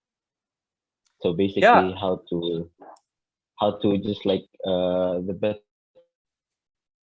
way to prepare, best way to prepare my speech. Yes, yes, absolutely. That is the question, I think, in the mind of everyone who's been asked to deliver a public presentation or a public speech. It depends on what you want to share. But keep the following in mind as a general rule of thumb. Try your best to deliver just one message in your public speech. And that would depend on the context of your public speaking. For example, if you are asked to present course materials in one of your classes, then you're going to prepare by studying the course materials, right? Yeah, and you need to know well what you're going to say. But if you're asked to deliver a speech at the your college commencement or graduation ceremony, for example, okay, it would be a different type of content that you deliver. Jadi dipikirkan apa isi yang ingin dibagi ke orang-orang. Okay. And that depends on the context, but the general rule of thumb is pick one message, pick one idea, and focus on that. And you have to know well about the content. Okay. I think your audience would know if you just try to, BS your way around it. Meaning you're not prepared well about the content that you're delivering. Does that answer your question? Itu terjawab nggak pertanyaannya, Yusuf? Iya, Pak. Menjawab. Terima kasih banyak, Pak. Sama-sama. I think we're running short on time. That was our last question. Oh, we still have questions in the chat. I think we could just take one more question in the chat, actually. Sure. Alicia said, Prof. Anto, you said that the student you trained for the research won for best speakers. Any additional trick that you taught them to make them did really good on their public speaking? Yes. If there's one key takeaway about how to prepare for public speaking, techniques to overcome glossophobia, I would say practice. I had them practice, I don't know, at least half a dozen times, if not more. We met weekly and I asked them to write an outline or a talk script and then present. They would present just among the four of us and present again and again and again and again. The same thing when I assign a group project assignment in my classes, where I assign students in groups to work with one another, and they need to read a chapter and present the content of that chapter. I tell them to practice and practice. The more you practice, the better you'll become. Thank you, Professor. Hope that answers your question, Alicia. Okay, that was the final question. And the end of the Q&A session. Thank you to those who participated. For any questions that we weren't able to take, you could just put in the chat. The chat is still open. We'll take a screenshot of those and send it to Professor at a later time for him to answer. And we'll put those on our stories. So be sure to check out our Instagram at AnakQatar to be on the lookout for that. As always, thank you to KBRI, Permika, for your endless support, and our sponsors, Batik Mundra, Becha the Sizzlers Restaurant, Fresh Green Restaurant, Carib Channel, and Kagama Qatar for making this event possible. But for now, we have a break scheduled for you guys until 12. You could close your cameras and mute yourselves, but please just stay in the call to make sure that it's easier for us to handle all the participants coming in. And make sure to join back on the set time, which is 12. See you guys then. Bye, everyone. Thank you, Zahira. Thank you, everyone. And Zahira, enjoy the remaining to go back part of to the meeting. workshop. Ooh, sorry, did someone say my name? Zahira, soon after we leave and we join again? Yeah, but stay on the call, okay? Just mute your mic and turn off your camera.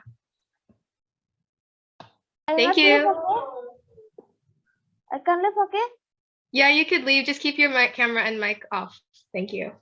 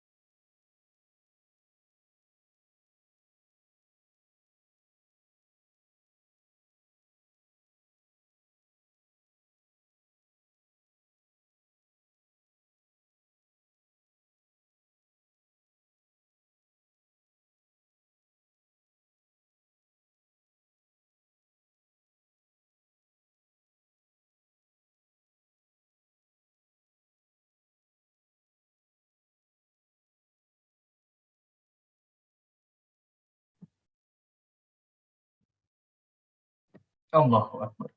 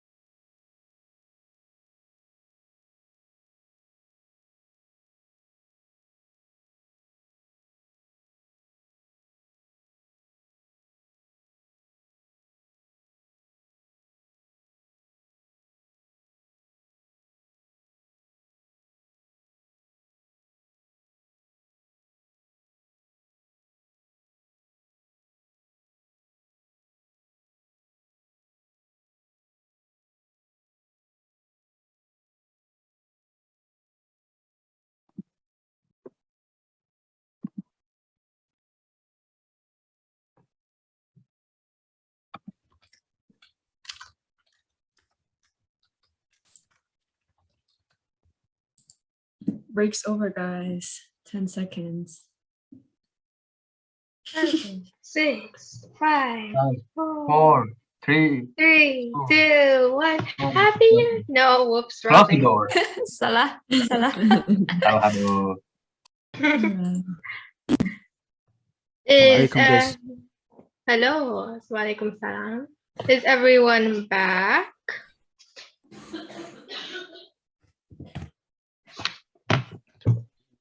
We're gonna wait until 12:05 for everyone else to come back. So in the meantime, for those of you who are back, hello, hello. You could turn on your cameras again and just write that you're here in the chat or something so that we know that you are alive. In fact, why don't we ask our audience to share stuff about them and their public speaking experience, because now that I think about it, we don't really know most of the people here. Yeah, guys, Who? feel free to share anything you want in the chat about your public speaking experience. What are your thoughts on public speaking? Just share them all in the chat. I kind of want to pick on someone to turn on their mic.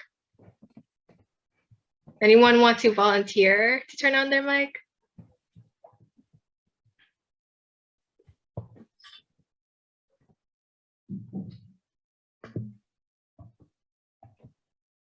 No?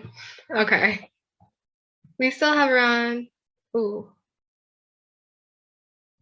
You know what, let's just ask the speaker team. I'm gonna pick the speaker. Hi, Faiza. Tell the audience more about you before you start. Oh, Naila, you were raising your hand. I'm so sorry. I didn't realize that. Yes, tell the audience, I'm sorry, all about you and your public speaking experience before they get to see your presentation. Go ahead. Okay, so hi guys, my name is Faiza. I'm one of the speakers for the AnakQatar Public Speaking Workshop, and I started my public speaking experience back in year 7 when I joined debating club. I was very scared. Like my heart was beating so hard because it was my first time ever speaking in front of an audience. But I grew to enjoy it as I kept going and kept pushing myself to keep speaking in public, and even joined World Scholars Cup, where you get to debate and speak in front of an audience as well. And then soon after, a conference of MUN, which was very difficult for me, but it helps me grow as a person. Thank you for sharing. That was Faiza. You get to see her later. Faiza, I'm gonna ask you random questions if you don't mind. What do you look for the audience to take in from this event by the end of it, and by the end of the debating session and the workshop bit? So my team and I have prepared a section for public speaking as well as debating, and we have some activities prepared for the audience to participate as well, and to help them improve their skills in public speaking as well. So we'll be sharing our advice, our experiences, and giving advice to the audience as to how they can become a better debater or a better speaker. And that's with the help of me, Alif, Felicia, Khadza, and Kay. You guys will get to hear more about their introductions later. I think we have 1 more minute for people to start joining. For people who do join, you could turn your cameras again, backgrounds again, do whatever you need to. You have 1 minute. Oh, never mind, you don't have 1 minute. We could start now.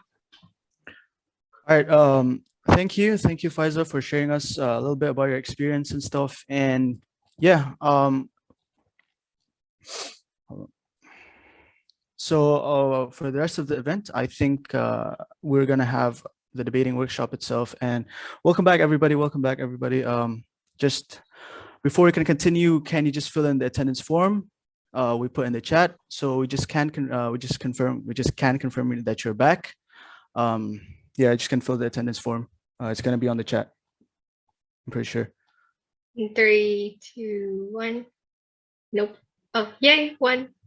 1. Yeah. So there. You guys could fill that in.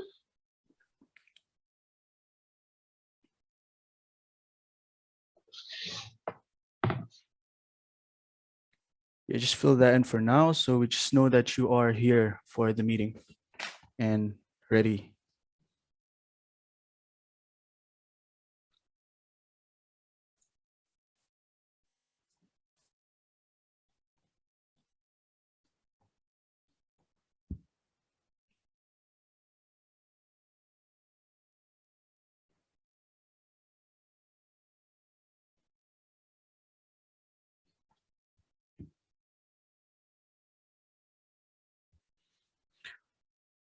All right, so I think everyone should be done with that by now.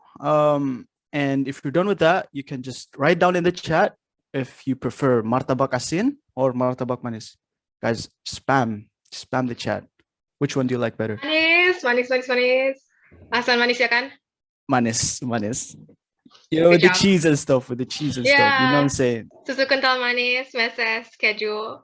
Yeah, and Kacang. sometimes like they do a little thing where they mix the flavors and stuff, you know. And I really like that, but I don't really like the nuts, you know. Like kacang, I don't really like that. Oh, kacang, yeah, enggak suka. I see I a told her- mix of two in the chat. I see, yeah, martabak asam. Asam. Misalnya asam itu yang kayak gimana? Emang ada martabak asam? Ya, ada nggak martabak asam? Izan, go. Isn't? Yeah, if you put it outside the refrigerator for too long, it will be awesome, man. It won't be that good. That's true. Yeah. That's your Martabak favorite? pedas, yo, martabak pedas. No, it martabak tulang with I like mean- cabbage, you know, so good. I mean, you know when like they give you the little green chilies along with martabak asin? Yeah, I think that's what he's trying to say. But I don't really know martabak pedas that comes with the pedas on its own, man.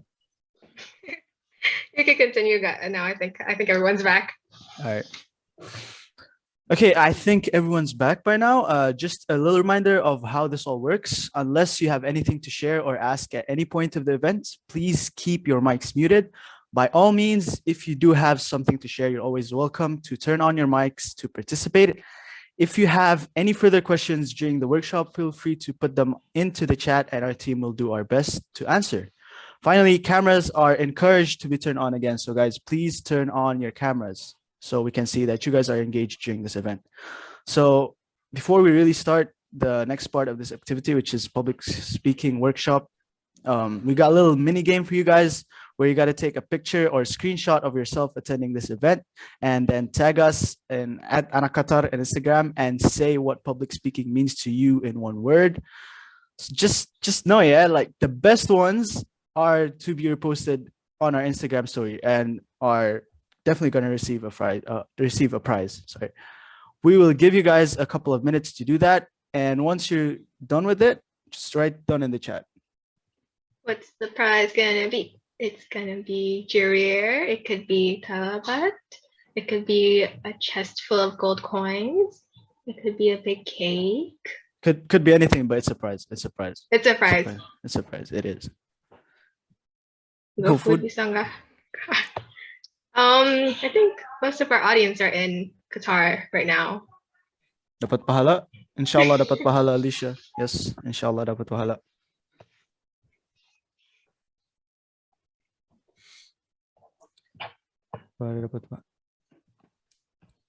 Yeah, guys, you can just do the story thing. You can, you can help us do more events like this. You know, get the word out that AnakQatar is doing stuff.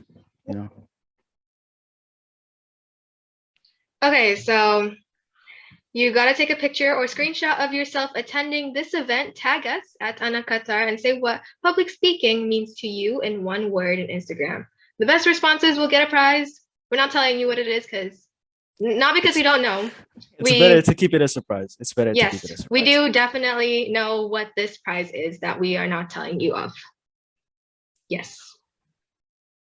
But they're gonna be reposted anyways, you know. Yeah, they're also gonna. Remember to write down in the chat when you're done.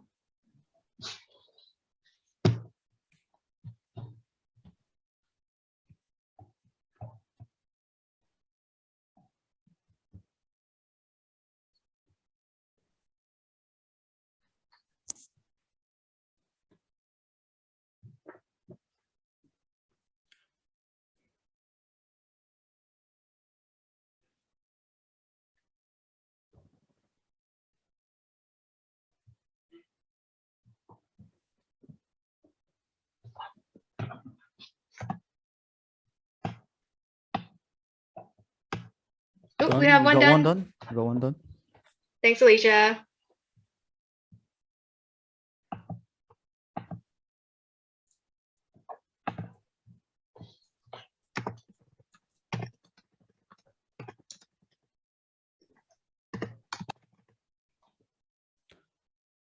Anita, please. Pardon? Yeah, there's a sign. There's an assignment. You guys participate in our little mini game. You guys got to take a picture or screenshot of yourself attending this event and then tag us in AnakQatar and Instagram and say what public speaking means to you in one word. And the best responses, they're going to be posted in AnakQatar's Instagram story and are definitely going to receive a prize. And just fill out the attendance form. Yeah, if you still haven't done that by now, then you could do that. Anyone else done? All right, I think that's enough time for them to be able Yeah. to do the form. And I think most of us have finished. We will announce the winners later on in the next bit. But for now, we have reached the public speaking workshop portion of the event delivered by our content team and speakers. Here, our experiences will talk to you guys about their personal insights on their world of public speaking, and as well as a few valuable lessons that would help you along on your own speech journey too. We'll have an activity planned for you guys later on, so be sure to tune into that and participate. You guys can start now.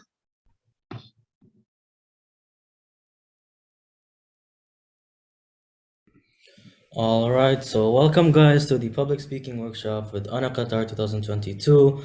So first of all, I'd like to say a few words. Thank you to AnakQatar for helping us create this amazing workshop. And also thank you to Professor Anto for their keynote and the Padubas for his opening speech. And so first of all, I would like to start with introductions. So can you go to the next slide, please? So I'll introduce myself first. My name is Alif. I'm going to be the main speaker of this workshop. And basically, I am just a simple senior student at Qatar International School here in Doha.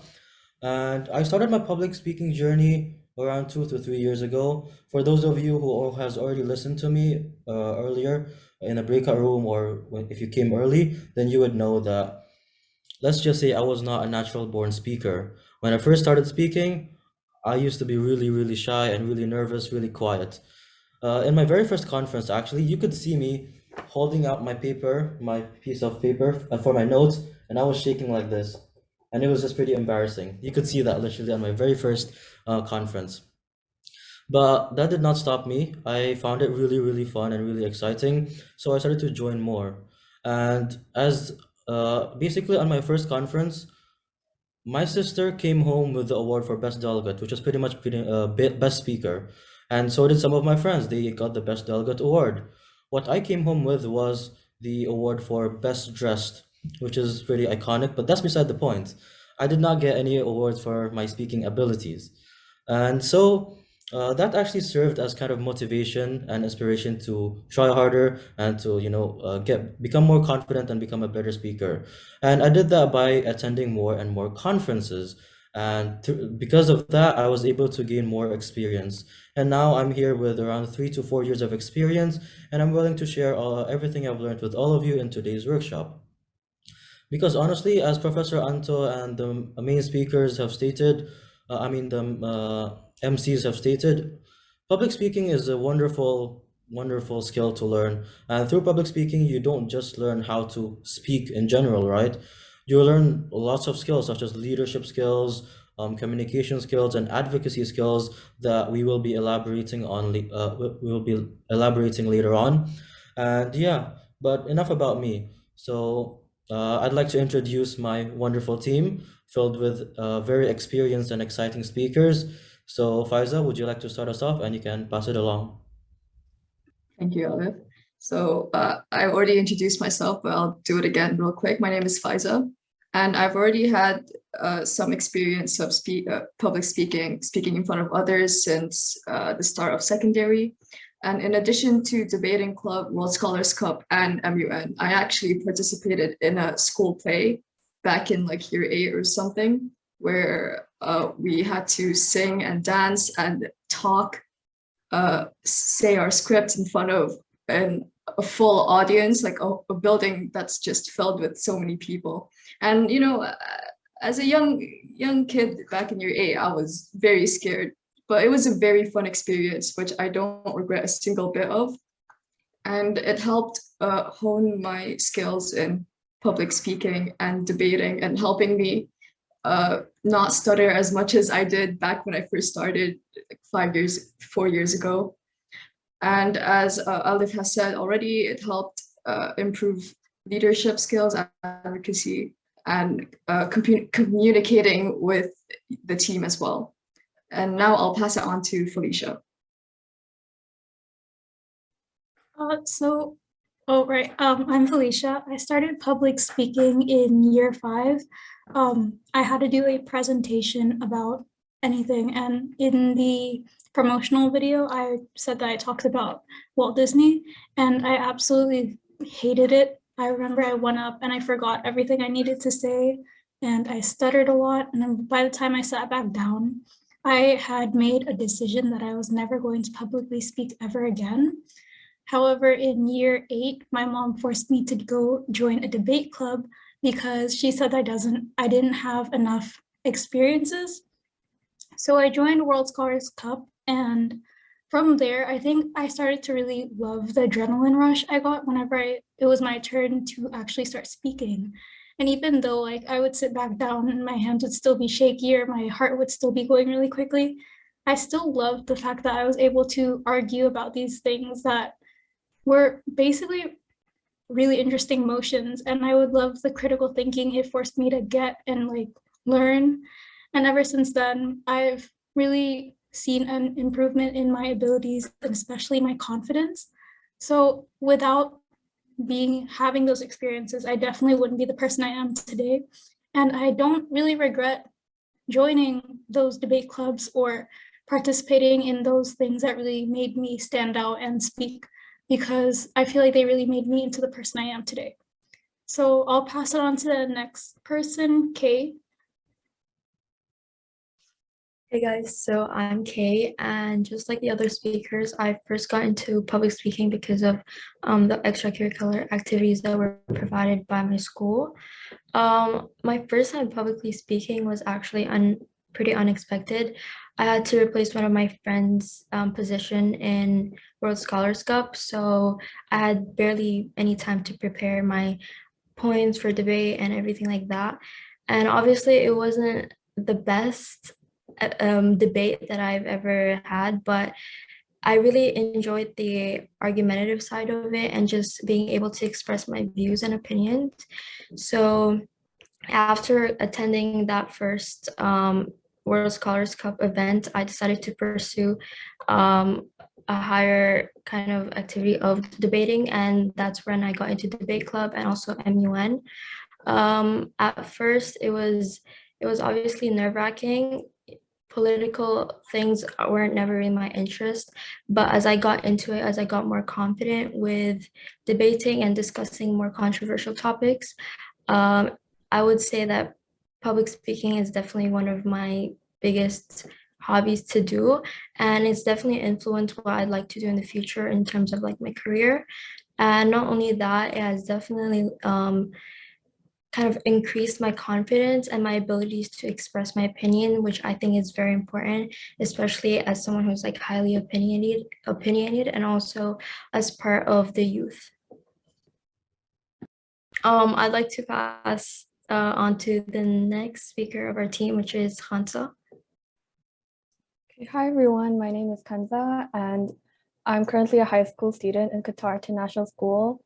Like most of our speakers here today, I have a really similar experience. I started out in after-school activities. So in year 7, I joined debate club, then I joined World Scholars Cup, and then year 9, I started joining lots of Model UN conferences. And at first, like most people, it was really scary and I struggled a lot. My speech included many pauses and fillers. I was shaking, I was visibly shaking all the time. However, what motivated me to continue this experience despite those things was, if you saw the Instagram post on AnakQatar, is that communication is the pathway to knowledge. And I believe that in this day and age, it is really important to be well informed about what's going on in our world, and especially now with the era of globalization, other people's culture. And for me, so I'm really active in Model UN, and I think that being able to speak to other people is really empowering, because you get to learn new information, be introduced to new perspective by other people, while also being able to teach others and also relay your own opinion. And that is exactly why I enjoy public speaking, and I hope you guys enjoy this workshop. All right, thank you, wonderful speakers, for introducing yourselves. Before we move on, I'd just like to get to know the audience more, the room, all right? So can you guys just type in the chat, how experienced are you guys in public speaking? So you can write not experienced at all, you can write very experienced. I just want to know more about you guys. So could you just take 10, 20 seconds, just type in the chat if you're experienced or not, just so we get to know you and see what we're dealing with, you know? So the chat is just open right now. You can just type in experienced, not experienced. And it doesn't matter if you're not experienced, if your experience is great. So we just want to know. Yeah, so as you can see, there's a very large variety. Some people are experienced, some are not experienced, and we have a few people with little experience. So that's great. So we have content for all of you. So even if you're a beginner, we have something for you. Even if you're experienced, we have some advanced tips for you to work with. So this will hopefully be really beneficial for every single one of you. All right, so next slide, please.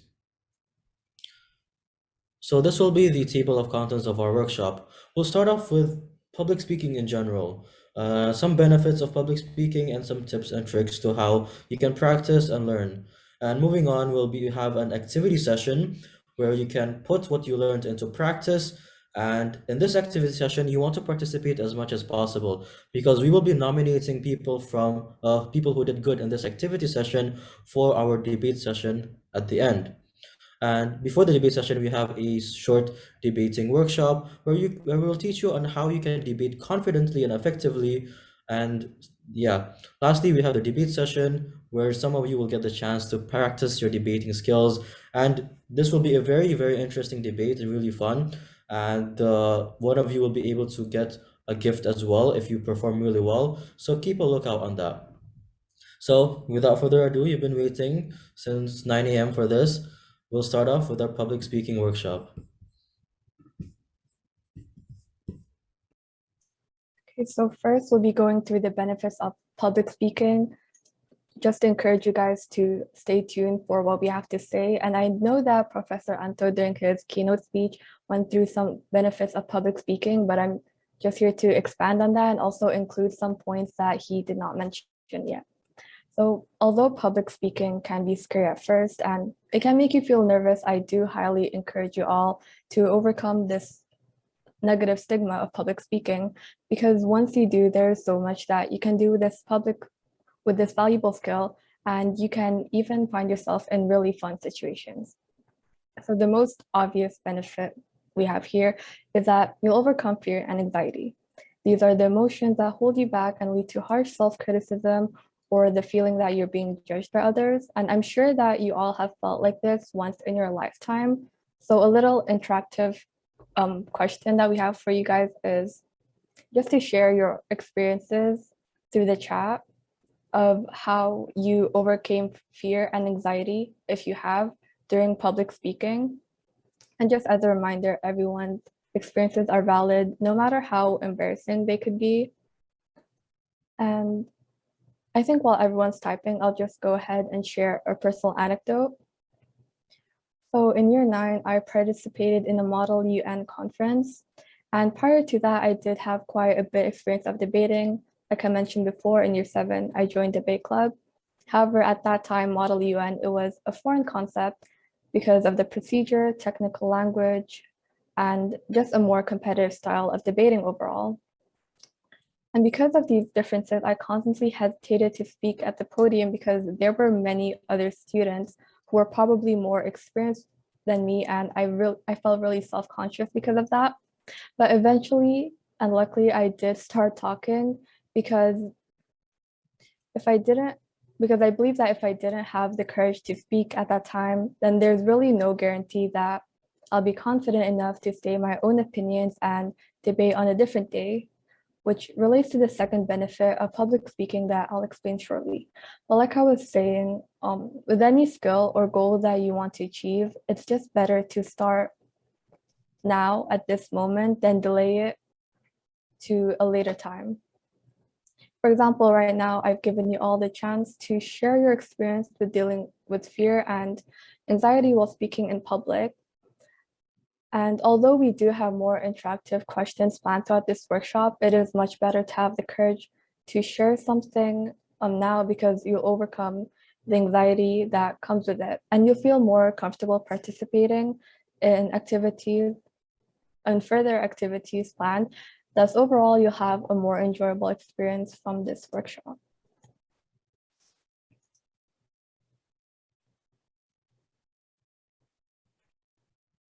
Yeah, I see that Zahira answered the question that I've asked before, and she said that she kept on rambling a lot in debates. I had the same experience, but she got her speech together by learning from other more experienced people. I see that Tasha had the same experience, so did Cleo and Devin. Okay, so I see that we all were nervous and uncomfortable during the beginning of our public speaking journey, and that's completely fine. That's why this workshop is here. Later on, we'll be giving tips on how you can improve your public speaking skills. However, continuing on, after you're able to overcome fear and anxiety, you'll become more inclined to speak in public more often, and over time, you'll build confidence, especially if your speech went well and you receive positive feedback. But even if you don't, you'll find comfort in the fact that people listen to you, that your opinion was valid, and the feeling that you did a good job, because coming up in front of a bunch of people and making a speech is not something very easy to do, and you should be proud of yourself for being able to do that. And that is exactly how I felt after each time I came up to speak in the Model UN conference I previously spoke about. And now I have the confidence to contribute to class discussions, lead presentations in and out of school, and debate on topics that I'm very passionate about. Can you move on to the next slide?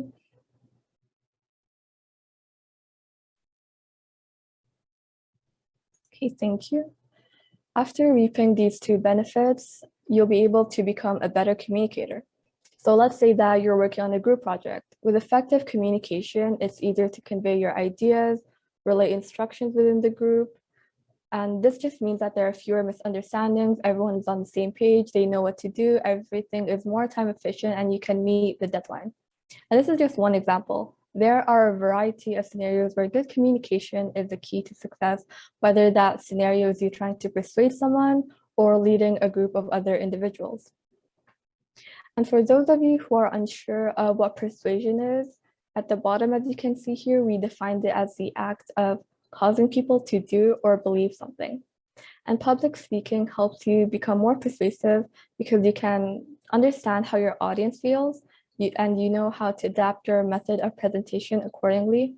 So with plenty of practice, you'll come to realize how powerful language techniques and using rhetoric can be. And over time, you'll just be able to know how to utilize them in a persuasive way to the point where persuasion just becomes second nature and just an easy habit.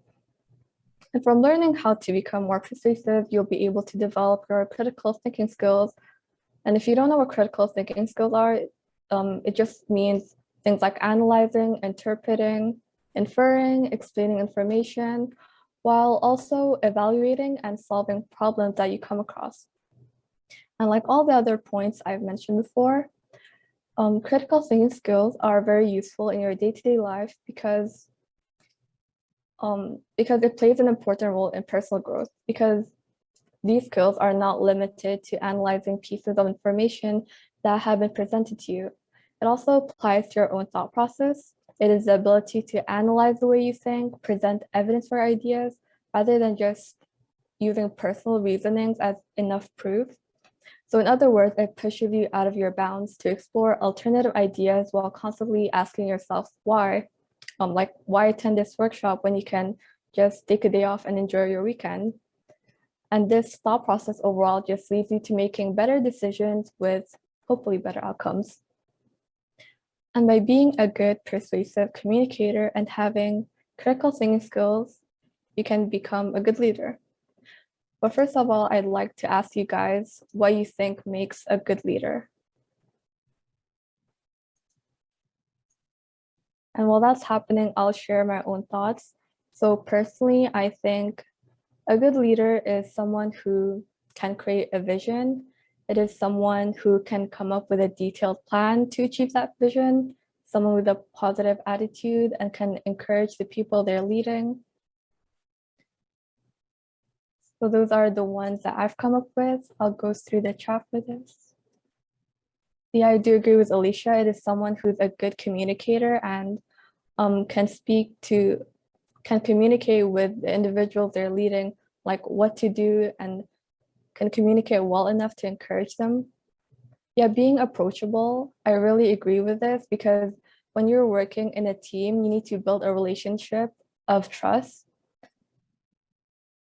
Okay, there are a lot more and I can't go through all of them, so I'll just pick out some of my favorites. Someone who's not controlling, someone who can understand others and take opinions. They can adapt and adjust to use the best of everyone's skills. Someone patient and trustworthy, and also someone who can encourage teammates to be more confident in a friendly way. Okay, those are all great answers. So now that you're aware of all these benefits, I have another question for you guys. So how do you think these skills can help you in the future? So let's say you're looking for a job or you do have a job.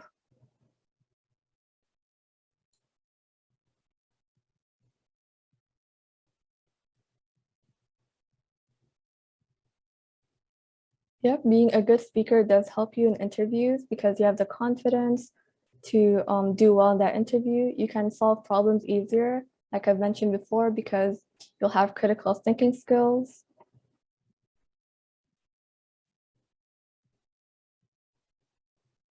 And Alicia did say something similar.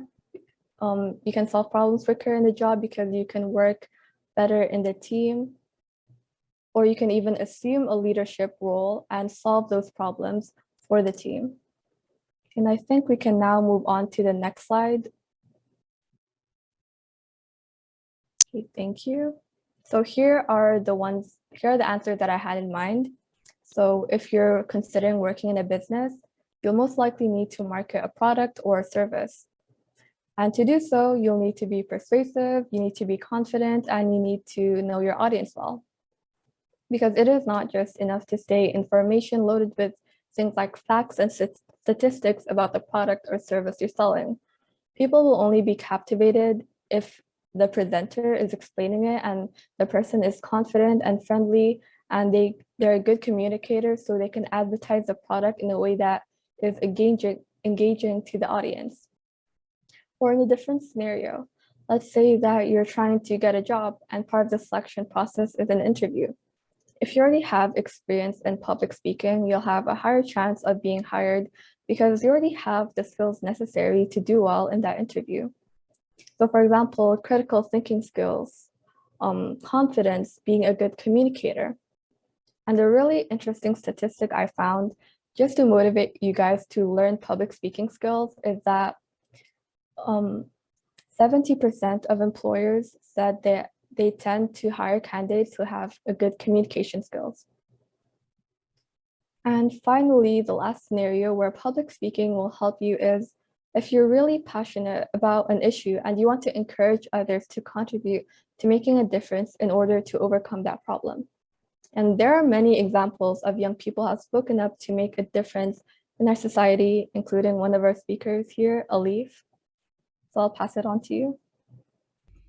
Thank you, Khansa. So yes, as written on the presentation, public speaking helps you advocate for changes. So before I continue with that, we need to know what advocacy means. So does anyone know what advocacy means? Just type it on the chat. So basically, I'll give 15 more seconds and we'll see.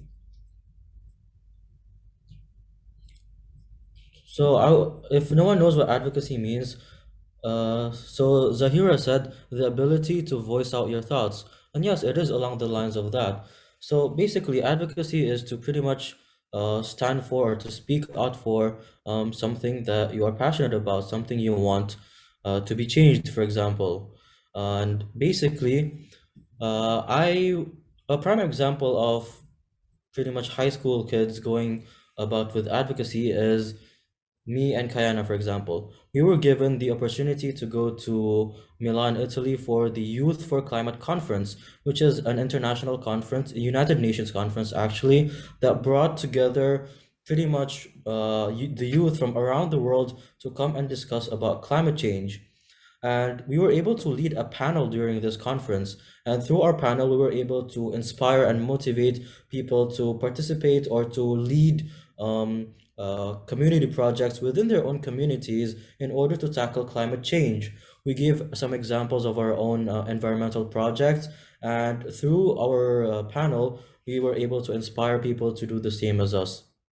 And basically, because of our skills in public speaking, our experience in public speaking, we were able to pretty much inspire other people to do what we do. We were able to advocate for climate change. We were able to inspire people to also become passionate about the climate and in order to tackle the climate. Because if you're passionate about something and you want something to be genuinely changed, you need to make a lot of people believe with your cause. And so through advocating, through publicly speaking, you are able to accomplish that. And so ultimately, if you want to make changes to this world, then if you want to leave a mark, then you need to be able to advocate for things. And a great way to learn advocacy skills is once again public speaking. So yeah, that is my experience with public speaking, with advocating, I meant. And I think that's about it for this slide, is it, Khansa?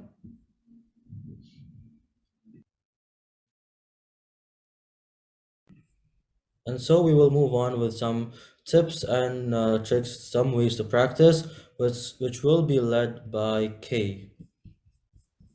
All right, so yeah, as Alice said, we'll be moving on to ways in which you can prepare yourself for public speaking. So here we've listed several key methods that we recommend as ways to practice.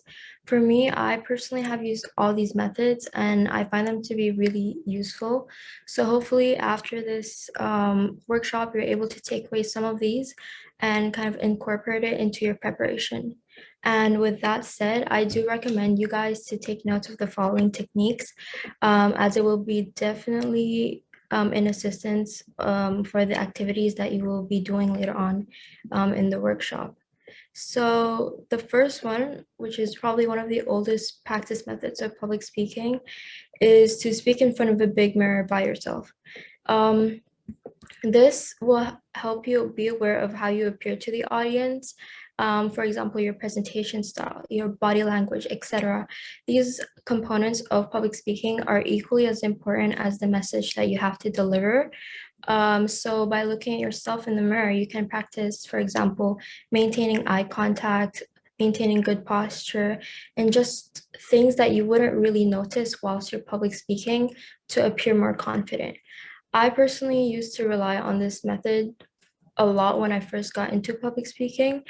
And it is one of the quickest ways to practice. Like minutes before your public speaking, you can go to the bathroom and practice there by yourself or in front of other people if you like.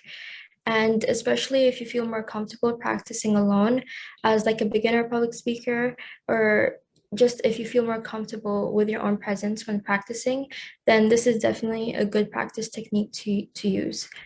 Another way you could practice by yourself is to basically just record yourself. So just like using the mirror, this method can help you be aware of your appearance. And I think that this is way more effective than the mirror technique, just because by recording yourself, you can replay over and over again and pay close attention details to certain things, like little things that you wouldn't be aware of, such as the tone of your voice.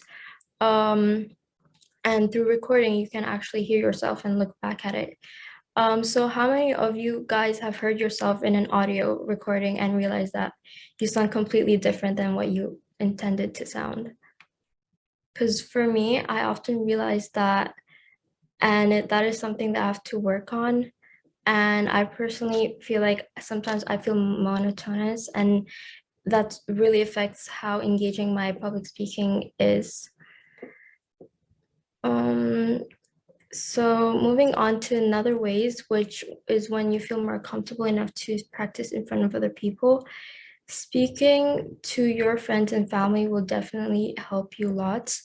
This method basically is already public speaking, but maybe on a smaller scale. So it will certainly reduce your nervousness once you publicly speak. With this, you can get third-party feedback as well. So you're able to act upon it. And public speaking is essentially all about keeping your audience engaged, entertained. So if they feel like you could have done certain things a lot better, take that constructive criticism and act upon it. I used to do this a lot with my friends before conferences, just to warm up and feel less anxious. And you can try maybe setting up a small debate between you and your friends on whatever topic, just to keep your articulation skills going, you know? With that said, do any of you guys have any like unpopular opinion that you would like to share? You can type it in the comments. Like, for example, pineapple on pizza, do you agree with it? I feel like something like this is a topic that you can debate on between your friends in practice. So does any of you have any like controversial, unpopular opinion that you'd like to share? Anything? Mie goreng or nasi goreng? I prefer mie goreng, but yes. And again, it's better than Milo. No, it's the opposite. It's the opposite. Chocolates. Yeah, chocolate. Yeah, so just like topics like those, just to keep the conversation going and kind of enhance your argumentative skills as well. Lastly, try to avoid scripting your entire speech. So for me, initially, I thought the best way to go about public speaking was to memorize my entire speech. And although it did seem promising, sometimes your memory isn't the most reliable, especially when you're feeling nervous or anxious. And especially with public speaking, when you're discussing or debating certain controversial topics or like political topics, it requires spontaneity, and sometimes you have to kind of alter your point. So if you have only a script memorized, you won't be able to say anything relevant to respond to a point. But what I recommend, however, is to bullet point the most relevant things that you have to say, and kind of create a mental checklist to kind of go along as you publicly speak. This will kind of give you the freedom to speak and remove that restriction, which will only make your nervousness worse. For example, like on this slide, I have only briefly listed the points that I would like to mention when referring to ways of practice. And now I'm just following whatever the list says and elaborating thoroughly on the points. Obviously, this will take some practice, but from personal experience, it is so much better than having to explicitly memorize and follow a speech word by word. Personally, I've learned this the hard way. So during my first MEN conference, I memorized an entire speech with no actual idea of what the speech actually means. And I thought that I'd get away with it. But what I didn't realize is that rebuttals were a thing. And when I first received my counter argument to my speech, I basically completely blanked out and said something completely irrelevant at the top of my head. And this is exactly why it is so much better to understand first fully the context of your speech instead of kind of relying on a collection of words to memorize on. Yeah, we can skip to the video. We're going to the video now. These are just some additional ways for you to exercise and improve your spontaneity skills. Monica, I just sent you the email with the client Looking at the notes. doc now, but I think it's an older version. Can you send an updated? Monica, check your messages when you can. You become what you consistently practice. So practice consistently for the person you want to become. Public speaking is one of those things that's very hard to hold yourself accountable to. If you're running a marathon with a friend, there's a clear goal: run the marathon. And if your friend knocks on your door at 5 a.m., boy, are you going to get out of your house and run that marathon. But with public speaking, it's a lot more trickier because it's harder for you to do those types of exercises without that clear goal.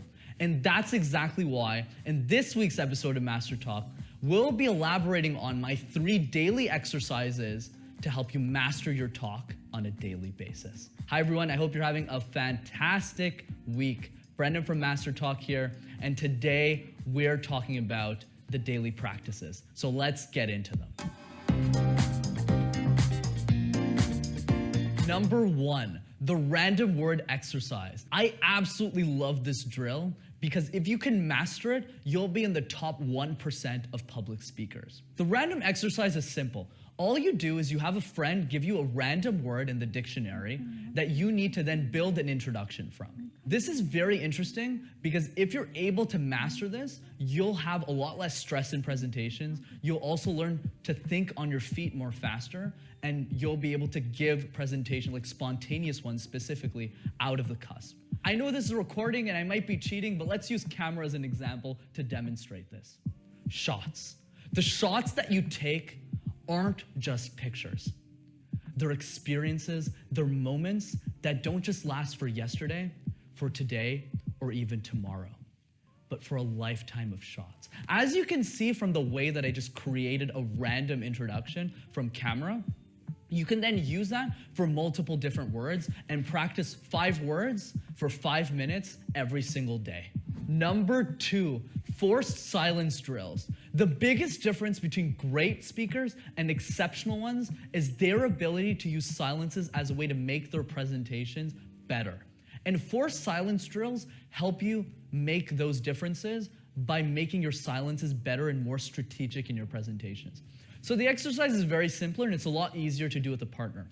All you do is you have a partner record you give a presentation, right? So you're giving a presentation for a minute or 2. And then in the second recording of the presentation, your partner is then going to point at you at specific parts of the presentation where he wants you to pause, like so. And then as you're speaking, when you watch both recordings, you will be shocked to see that the second recording sounds so much better with silences in them. This, done on a daily basis, will help you believe that silences will make you better and will also help you strategically weave them into your presentations so you can become world-class. Number 3, the endless gaze. Building upon my last tip about forced silence drills, exceptional speakers can pause not just for 2, 3, or 5 seconds, but for a long period of time, whether that time happens to be 30 seconds or even a couple of minutes. So the endless gaze exercise is very simple. The next time you're practicing silence drills with your partner, don't just pause them for a couple of seconds, but pause them for very long periods of time. And since you're the only member of the audience, your partner is forced to just look at you for that period of time and not make it look awkward, and just keep looking at you endlessly. And that way, by mastering your endless gaze, you'll be able to gaze into the eyes of your audiences for an indefinite period of time. As always, if you enjoyed this week's episode of Master Talk, be sure to smash that like button and subscribe to the YouTube channel as well to see more videos like this. And if there's anything I'll leave you off with, it's this. You become what you consistently practice. So as long as you use these tips to get better on a daily basis, I believe you'll be 10 steps closer to mastering your talk. Take care, everyone. Have a fantastic week, and see you next time.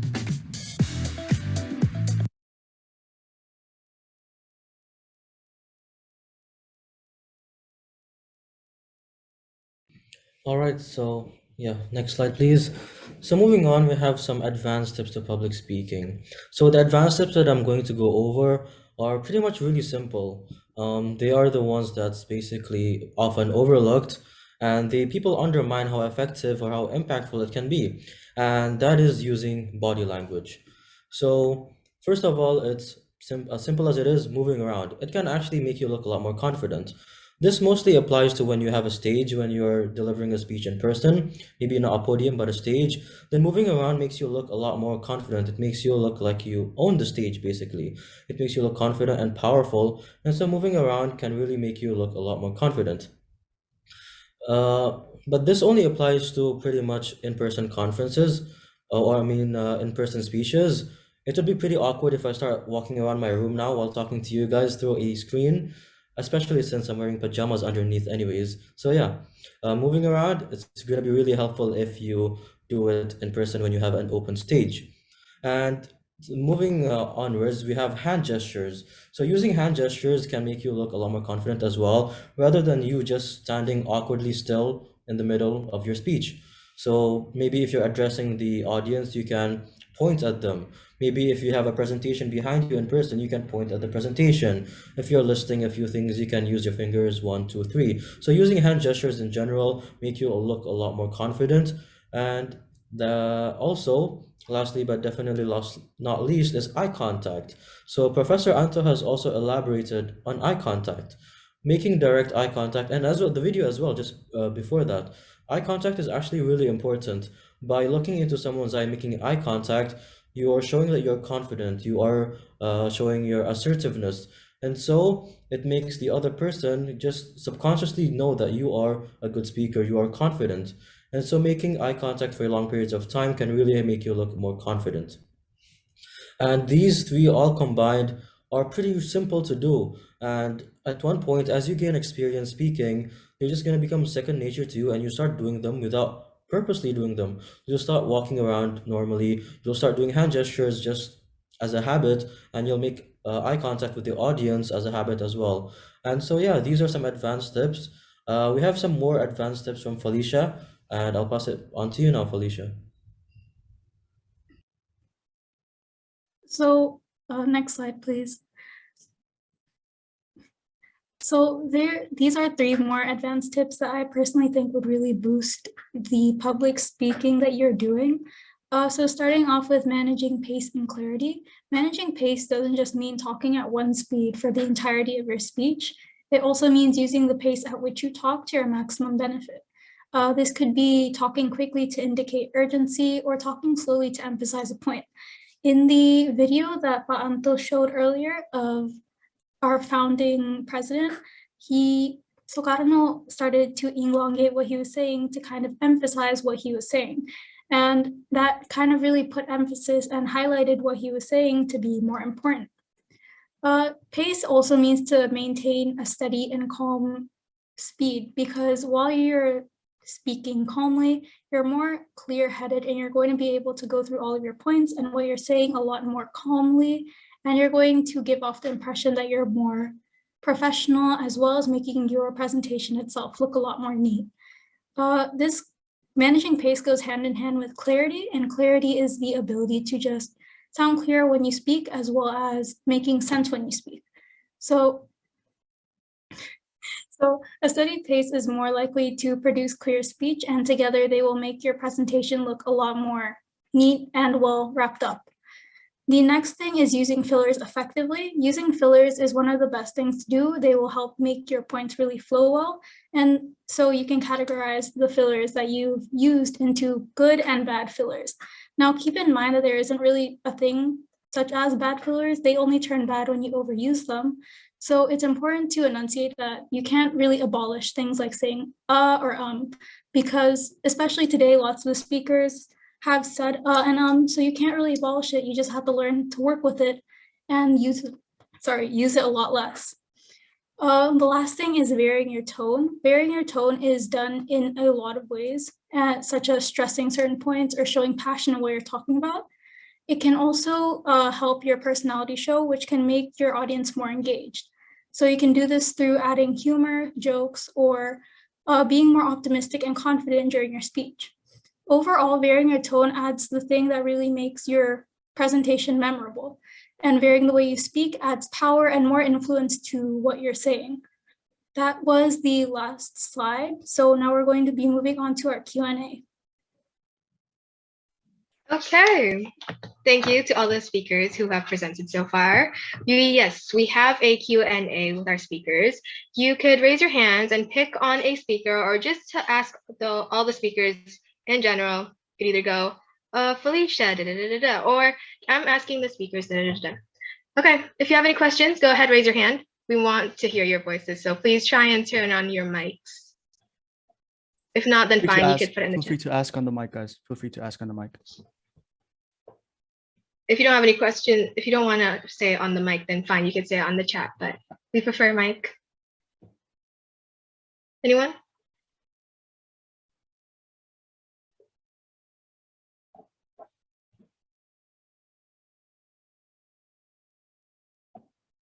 No one has a question for the speakers? No. Hello? Yes? Hi, who's this? No. There's no one.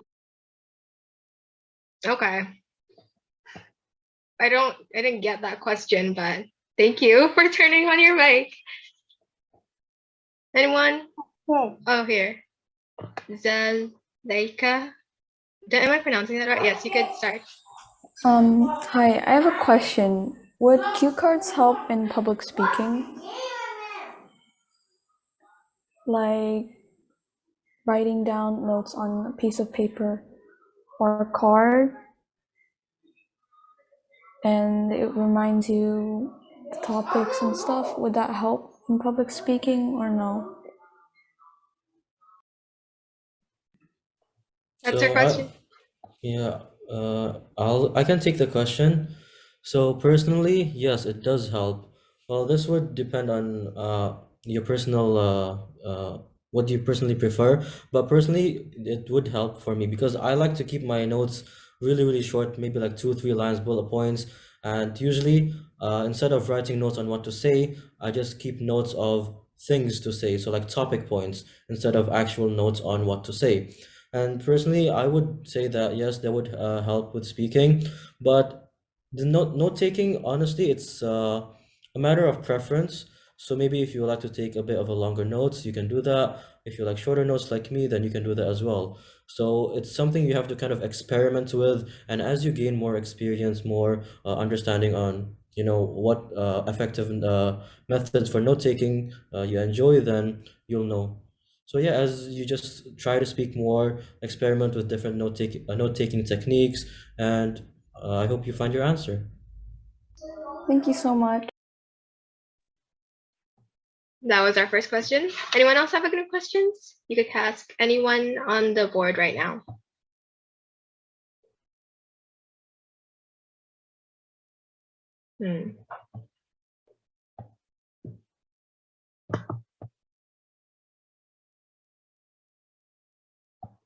I mean, I guess we can move on if no one has any questions, but are you sure you guys don't have any questions? While the team is still on the screen, please feel free to ask. Even if it's not on the mic, you could ask on the chat. Counting down. Yes, Hi. I want to ask a question. Oh, okay. Hi.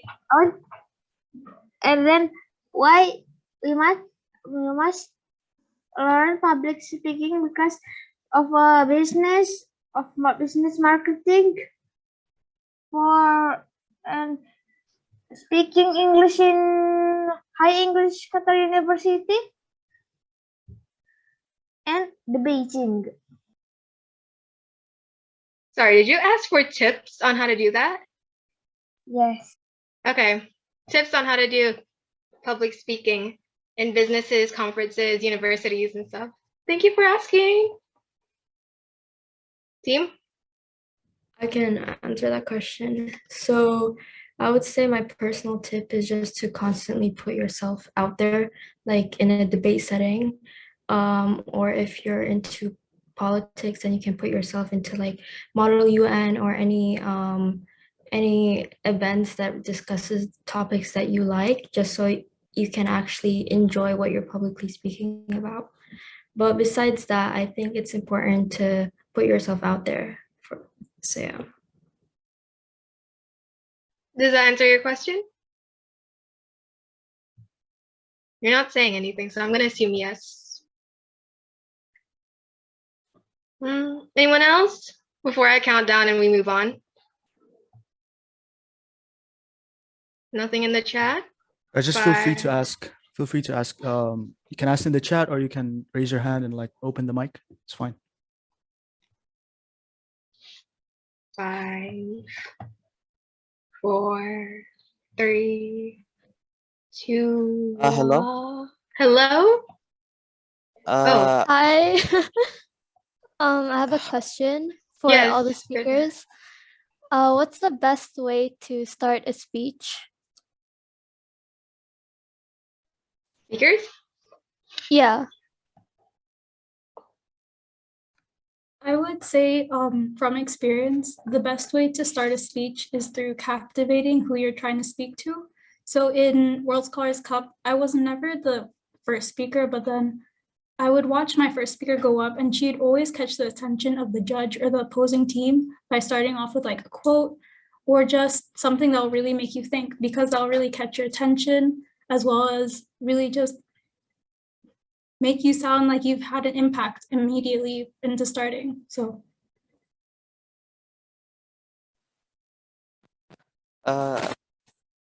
Can I also ask a question? Yeah, sure. Who's this? Tuku Ahmad Haris. Oh, okay. Go ahead, ask your question. How do I look for MUN conferences? How do you guys look for MUN conferences? So I can take this question. So usually the best place to search for MUN conferences is within your own schools, if they offer an MUN conference or if they offer to go to MUN conferences outside your school. But if your school does not offer any of that, then the best way to search is just through Google. You can, or through Instagram. Basically, you can find a lot of online MUN conferences which are free and like really amazing. So especially at this day and age with COVID precautions and all that, most conferences are online now. So looking for online conferences have never been easier. So basically, you can go on Instagram or something and search up MUN, and I'm sure you can see at least 2 or 3 accounts just pop up instantly. But here in Qatar, the more famous conferences can be Thyman and it's just specific schools MUN. If you want, I could compile a list of upcoming MUN conferences and perhaps tell the AQ people to post it on their story, and so a lot of you can have access to it. So yeah, I'd say online conferences are definitely one of your better chances in these times, but there are some physical conference that might be going on soon, so you can also have a look out on that. So I can help you guys out with that by compiling a list of upcoming conferences, and yeah, hopefully that would help you. That would help you and some other people who are interested. Okay, thank you. Thank you. I think that was our last questions. We're moving on now, if anyone doesn't put up their hand again. Now we have an activity from the content team and speakers. And yeah, I'm just going to hand it over to them. All right, perfect. Can you share your screen again, Alicia, for a second, the activity session?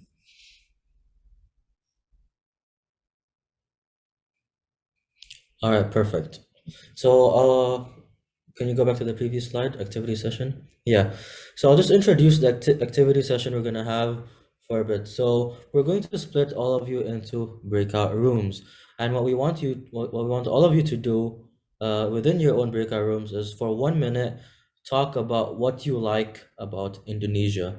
So you can talk about any topic you want. Could be the scenery, the weather, the food. I've seen a lot of you have lots of knowledge about Indonesian food because of the controversial polls we had in the chat. So you can talk about the food, maybe what you like about the food, or you can also talk about the culture. So we'll break you up into the breakout rooms shortly, but basically within your breakout rooms, our speakers will also help you to formulate a speech. and so you have nothing to worry about. We'll go over how you can formulate a speech, and from then on you can create a speech, and then just for a short 1 minute, more or less of 1 minute, talk about any of the said topics. So I guess you can you guys help me out with the breakout rooms now?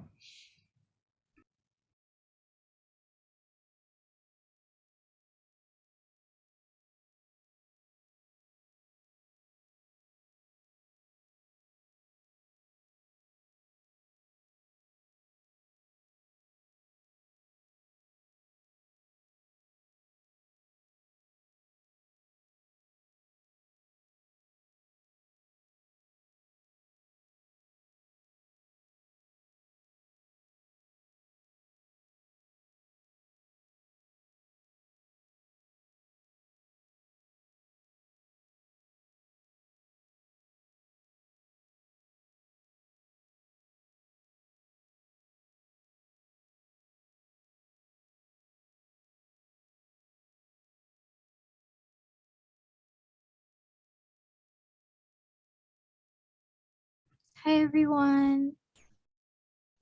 Hi. Sorry, I cannot turn on the camera. Is everything okay? Are you guys joining the breakout room? Yeah. Okay, wait. I'll have a tour. Okay. Lagi thunderstorm here, Nad. Oh damn. It's so loud. Okay, then let's have a tour. Let's have a tour, guys. Okay, okay. Sip, sip.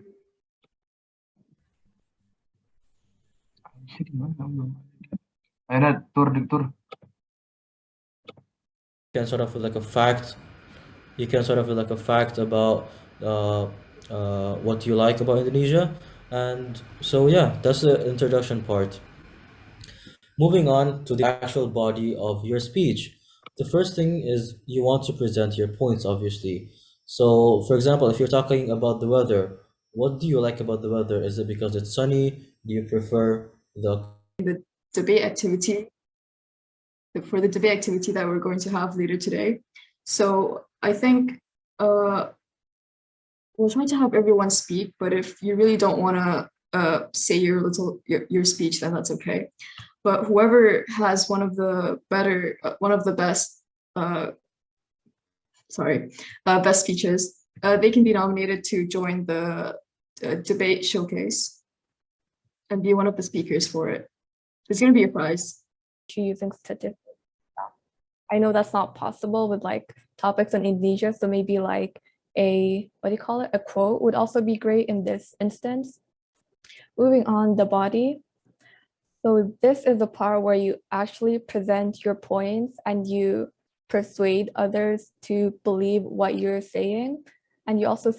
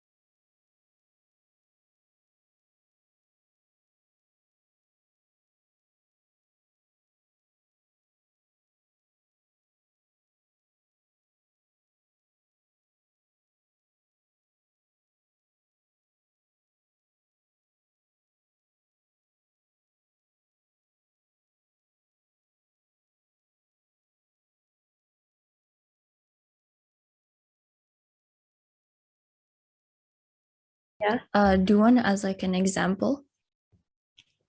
We could what? Sorry, couldn't hear that. We could like do one as like an example. Oh yeah, we should. Okay. All right. So, okay, let's do introduction. Okay. So and it's basically it's like a martabak, but inside it has egg, but you serve it with kind of a soup along with it. And that's like my favorite food because it's kind of like a mixture of, you know, soup and also martabak, and it's just like honestly really nice. I'd like to try that. Like, is it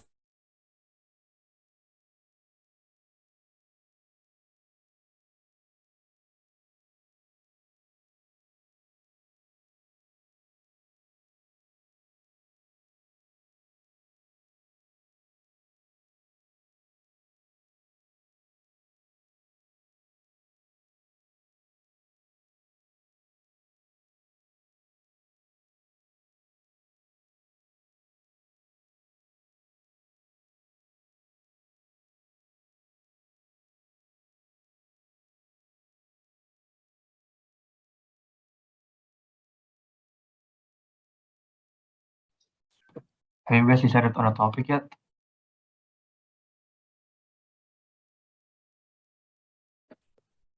Yeah, we're doing the plan right now. So people are filling it in. We're planning their answer, and we'll Okay. start sharing in like 5 minutes. All right. Good luck, guys.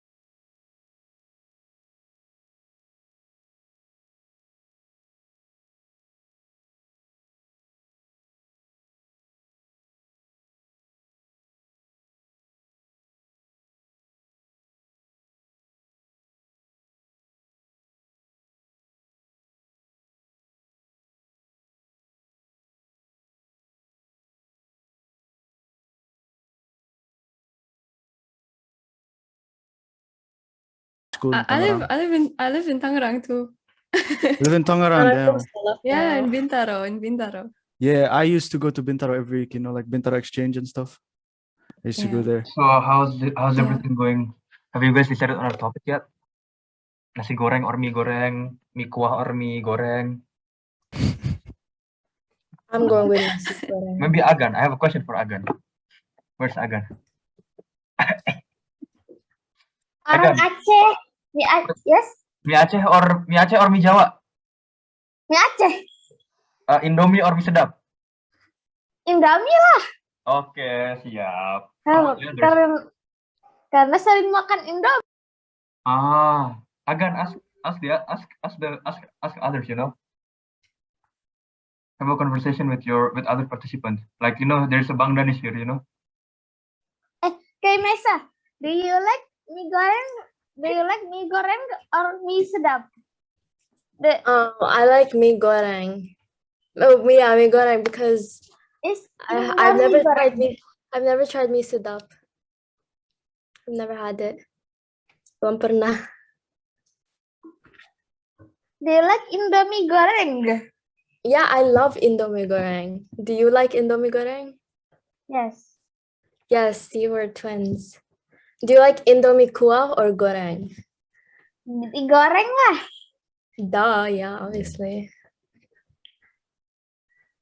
Indomie digoreng atau direbus? This is right. Okay. No, right, Alif? You don't No, have it's to. fine. Yeah, it could be like conversational, like act like you're Ah. talking to your friends. You know, it's, All right. it's a simple conversation, like a speech. So Yes. I mean, I mostly just miss the weather because usually if I go to Indonesia, I go to Bandung a lot, and every morning, like I remember, it just gets really cold there. Right now, I live in Malaysia, and it doesn't really get as cold as Indo. So, yeah, that's one thing that I miss. But what's similar is that the food is very, very similar. So, yeah, I mean, that's mainly the most things that I miss about Indonesia and what I like the most about Indonesia. Is it in Malaysia right now? It's raining a lot. Yeah, it's raining a lot, but like it's not as cold. It gets really hot actually, like 30 to 40 it's degrees. Humid? Not humid, just hot. Yeah, really hot, but it's rainy. Thank you for your answer. It's really good to know. Lagi pada ngapain? Betul guys, dengar. So we're just like waiting for everyone to finish. Najma, do you want to go next, or anyone would like to go next? Wait, is it compulsory to create the speech, or can we can just like talk it through, right? Instead of just create it. Right now, say hi, my name.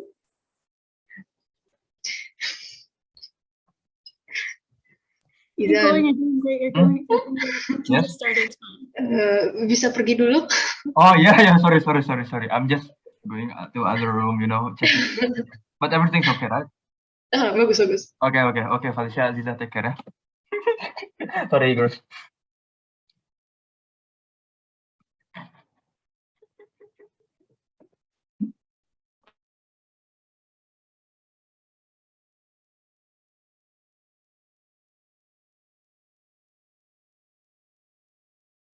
Very cool. Yeah. What's your favorite thing about Aceh? Nothing. No, like the beaches. The beaches is nice. Girl. No, the beach is nice. The beach. The beach. Wait, Kayana, where are you from again? I was born in Jakarta, but my parents are from Surabaya and Jogja. So I don't actually live in Jakarta. I'm just everywhere in Indonesia. Yeah, that's me. How about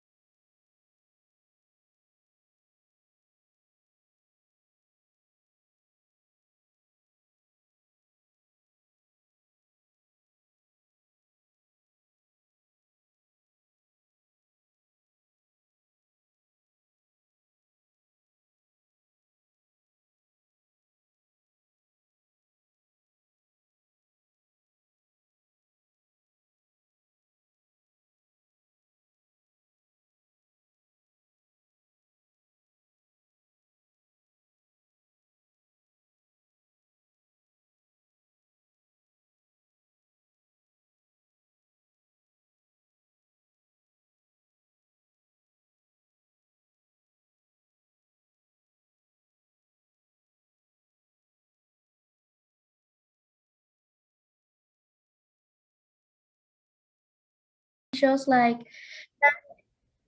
Tari Kupu-Kupu or something like that? I watched a few and all of them were amazing, and I also love all the delicious food. I also enjoy the scenery since all the I don't know. All It's the okay, green. just take your time. Hold on. All the fascinating greenery and Yeah, I'm from Banten, but Is it north, yeah, south? I don't know. I think it's close. You know where Chilagon is? I think it's like beside it or something. I don't know. Okay, I see. I see. Yeah. What is it known for? I don't know. I don't really know anything about Indo. My bad. Yeah, embarrassing. Don't even know anything about worry, where I come don't worry. from. Don't worry, that was Yeah. like a lot of us too before. Yeah, we wanted to learn more, so it's okay lah. So yeah, yeah, You study here, Qatar? yeah, I study here. Hi Danish, how you doing, man? I'm good, alhamdulillah. How are you, bro? Alhamdulillah, mashallah. So Cilegon is actually located near Jakarta, it's 100 kilometers away on the west. It's near the airport. Yeah. So what are you guys talking Right. about? Nasi goreng and batik. We're just getting to know each other. Okay. Izan. Yeah. Okay. Enjoy, yeah. Okay. Yeah. Who? Oh my God, Gary just left. Who's it Gary? Gary's here. I don't know. There was a Gary. Daily life because I usually use Bahasa Indonesia in my school, and most of my friends are in Indonesia, and my families are there. So yeah. So what you like about Indonesia is the food mainly, and the culture. And the culture too. True. I agree as well. The culture is really like diverse, like the tarian, and then like even the batik, the fashion. It's really nice. Like especially now the designers are making the batik more like I don't know, acceptable for the world. Like it's like more modern, you know? So everyone can wear it. For maybe that's enough for maybe one or two speakers if anyone would like to share. If not, then I think I might start choosing just one person to join the debate that we'll be having later if the rest of you don't mind. But in the meantime, would anyone else like to share what they wrote or what they planned?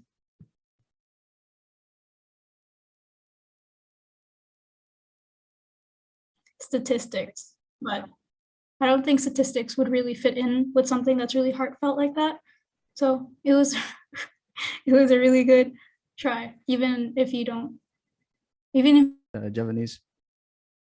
Izan, you know how to speak Yeah, in Izan. Yeah, you can speak, right? Bareng. What was it? Ngomong bahasa Jawa sama Ahsan. Bahasa Yo, San, piye kabare, Cak?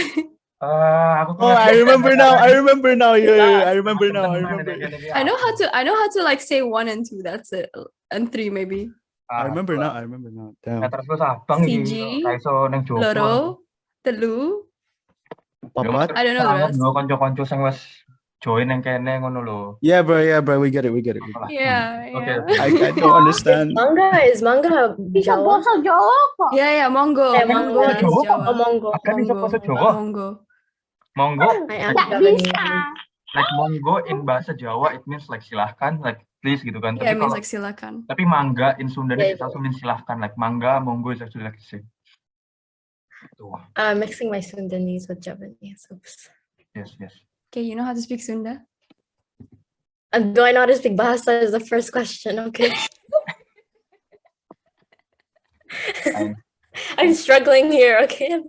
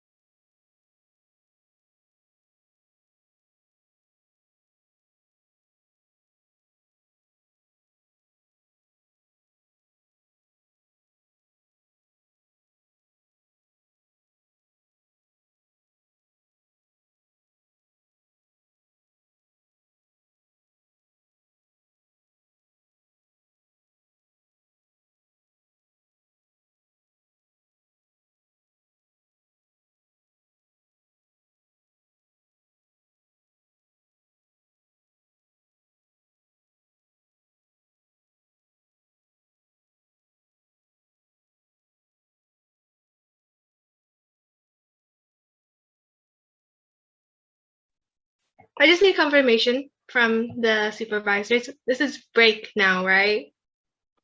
It is. Yep. Okay, Aslan, go ahead. All right, guys, this is the end of the Q&A and the public speaking activity for now. And we thank you all for taking part in the events that were organized by the speakers and our content team. And as always, these activities would not be here without the sponsors, without the support of Indonesian Embassy in Doha, Permika, and our sponsors, Batik Bundra, BCA, The Sizzlers Restaurant, Fresh Green Restaurant, Carib Channel, and Kagama Qatar. From now till 1:55, we have a break scheduled for you guys, but this time, as it is a short break, you guys can close off your cameras and microphones, but please stay during the call, in the call, and see you guys on the next activity. Bye. Bye. Bye. Aku belum salat nih. Agan salat dulu ya. Agan salat dulu aja boleh kok. Iya. Sebentar. Oke, sip. Hey panitia. Oh, there is one panitia. Hi, Danish. New panitia ya. Okay, break time now. 15 minutes. Danish, how's your speech going? I'm still at the introduction because everybody was still speaking. It was kind of hard to concentrate, but I'm gonna do it right now. Okay, can't wait to see your speech. Can't wait to listen to it. Thank you, bro. You don't have to make it too formal. It's fine, right? No. Yeah.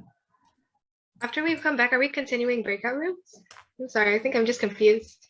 Oh no, no. we're not. We're doing a debating Workshop. Okay. Yeah. And during that time, people can share their speeches as well. During the what? During the workshop, they can share their speeches because some of them might be in the main room. Okay. Okay. Did you guys end up picking? Hold on.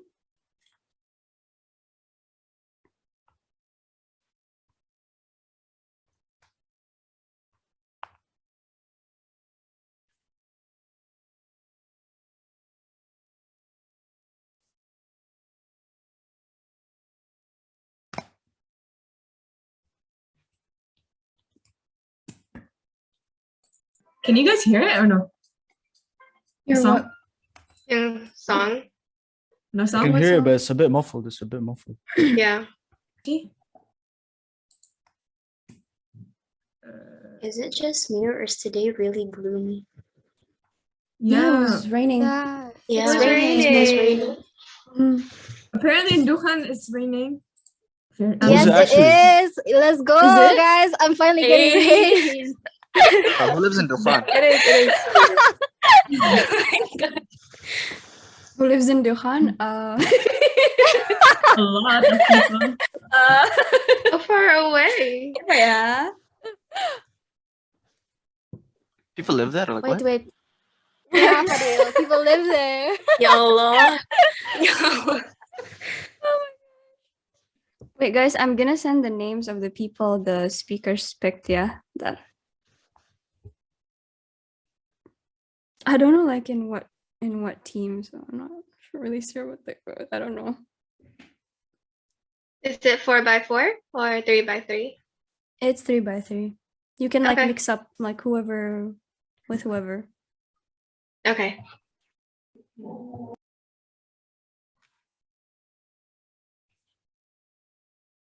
And put can you put Ahsan and Zahira in like one of them?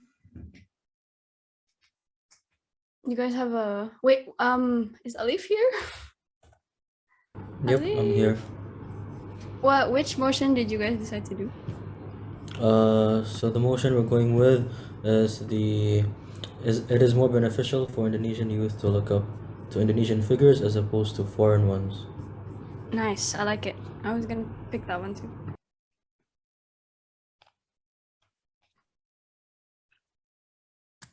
Ya Allah, Wait. Don't add the last person. Salah.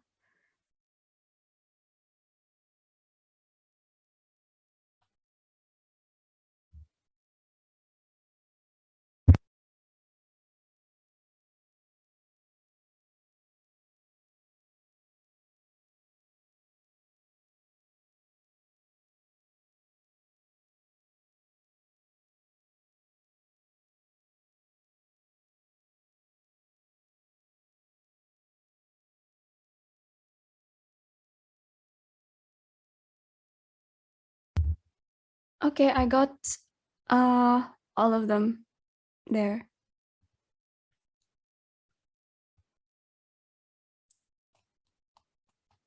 Yeah, that's 6.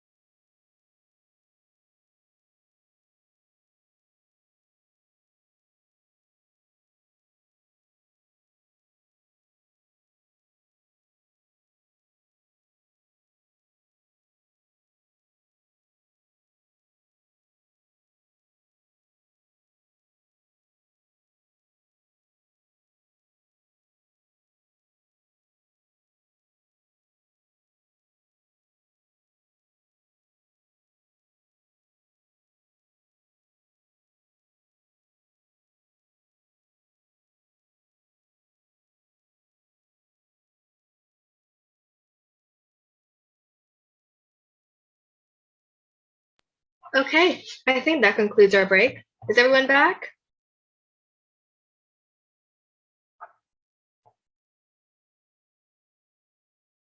Should we wait a few more minutes just to make sure everyone is back? Yeah, I think we should wait a few more minutes just to make sure that everyone's back. Just wait for a bit.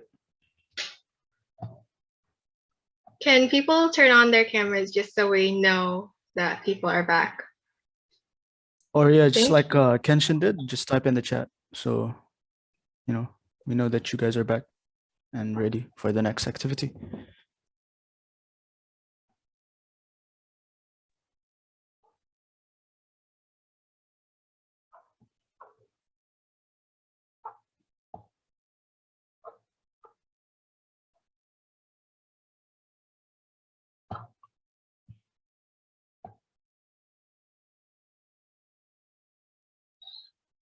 Yep, I think everyone's good to go. Welcome back, everyone. You probably know how this goes by now. We have another attendance sheet for you to fill out. Shocker. Can you guys go ahead and do that before we continue? We'll give you a minute to do that. I think Izan already put it in the chat, so just make sure to scroll up a bit. Yeah, or there you go.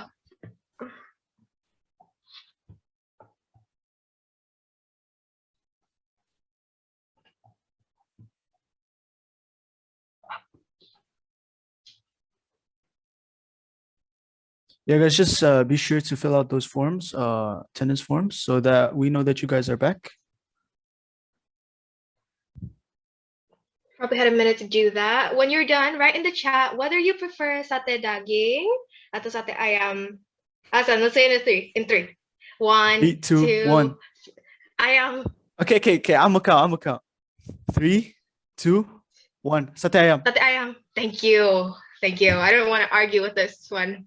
Yeah, sate ayam is better. To be honest, I haven't like eaten a lot of sate daging in my life. Oh, you usually get the option in like camping or like events where the whole Indonesian community comes in. Sate kambing. Sate kambing? Oh, I tried sate kelinci once.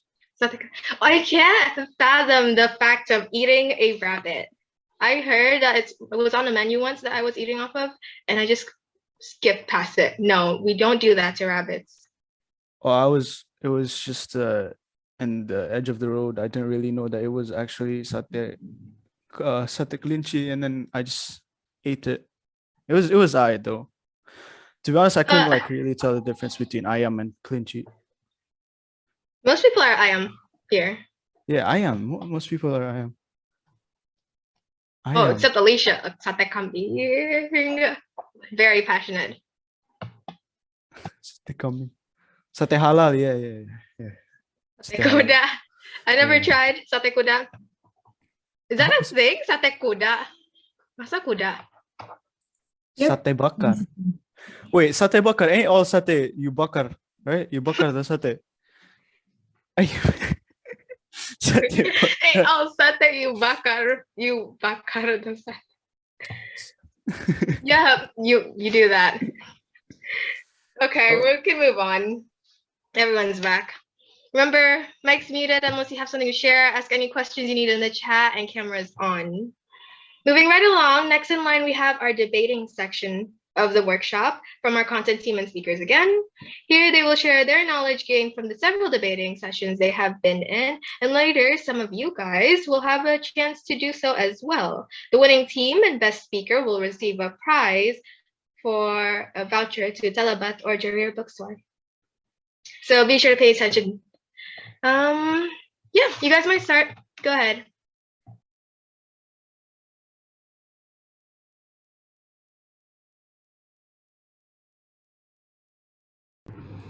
All right, so welcome back, guys. We'll now be moving on to the debating aspect of our workshop. So we're done with public speaking, and now we're going to move into specifically debating. So first of all, for those of you who don't know what debating is defined as a discussion between two parties aimed at forming a conclusion. This means kind of like an argument So when two people or two groups of people have different opinions about the same topic, they can argue about who is right, which side is wrong. Like what we've been doing pretty much the whole day about, just now, sate ayam or sate daging. That's kind of like, we all have different opinions, and debating is to kind of come up with a conclusion to that difference of opinion. So the so-called winner of the debate is the one who have the most convincing arguments over the other person or the other team. And basically, within debating, like debating clubs, you might not always agree with the topic. You might be given a stance that you don't agree with. So for example, in the debate of sate ayam or sate daging, I might be given the stance to defend sate daging, but as a matter of fact, I like sate ayam, so that's gonna be a bit hard, right? Because my opinion is different to my stance. But that's what happens in debating, and so you're gonna have to argue to defend on your stance, and this is why debating is actually a very good skill to learn. So if we move to the next slide, you can see that, next slide please. You can see that here are some benefits of debating. So since you often are told to defend your stance, maybe when your opinion might not necessarily agree with it, this would improve your critical thinking. You're gonna have to think of arguments in order to defend your stance. You're gonna have to think of arguments to attack the opposing team, which might be defending your actual opinion. And so you're gonna have to do a lot of problem solving and thinking to come up with these points and arguments. And another way is that debating also improves your researching skills. When you're given, for example, a topic you have to talk about that is a bit more advanced, for example, the topic of animal cruelty, you're gonna have to research things, right, about animal cruelty. You have to come up with some facts and statistics, and so a lot of researching is involved. And through researching continuously as you gain experience, your researching skills will also improve. And researching skills at one point will be really useful in life. For example, when you're in university, when you're making your research papers, for example. And so starting with researching, by the way, the slides kind of disappeared for me. I don't know if it disappeared for anyone else. But just to continue my speech, Sorry. researching becomes, no worries. Researching becomes kind of a pivotal skill at one point. So improving your researching skills through debating at a young age can be really beneficial in the long term. And as I said, you're gonna have to develop strong arguments, and through debating you will be able to be better at developing strong, convincing arguments. And during debate, most of the time it's going to be a team debate, right? You're going to have people to work with, and so through debating you're going to be able to learn communication skills, team working skills, leadership skills, and you're going to have to work with your other speakers so that you don't overlap with the same points, and that's gonna in the long run improve your team working skills and collaboration skills, which once again are key skills in life.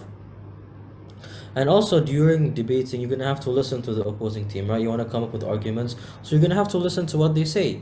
And so through debating, you can become a great listener. And also, you might want to take down what the other teams are saying, so in case you might forget them. And so you can also improve your note-taking skills. So all of these skills are really important, and you can learn all of them simply just by participating in debating. And so just by debating, you can reap all of those rewards. And lastly, ultimately, debating does is it helps you speak out, to share, and to protect your opinions. All right. So if someone disagree with you, you can use your debating skills in order to counter them and to argue against them. And this also would help you develop confidence, because while debating you're going to be publicly speaking, for example, to a judge or to the opposing team, and so it develops confidence and strong communication skills.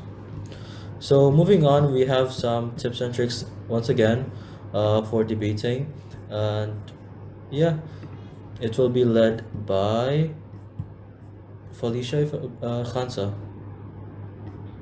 No, Felicia, sorry. Felicia, You're up next.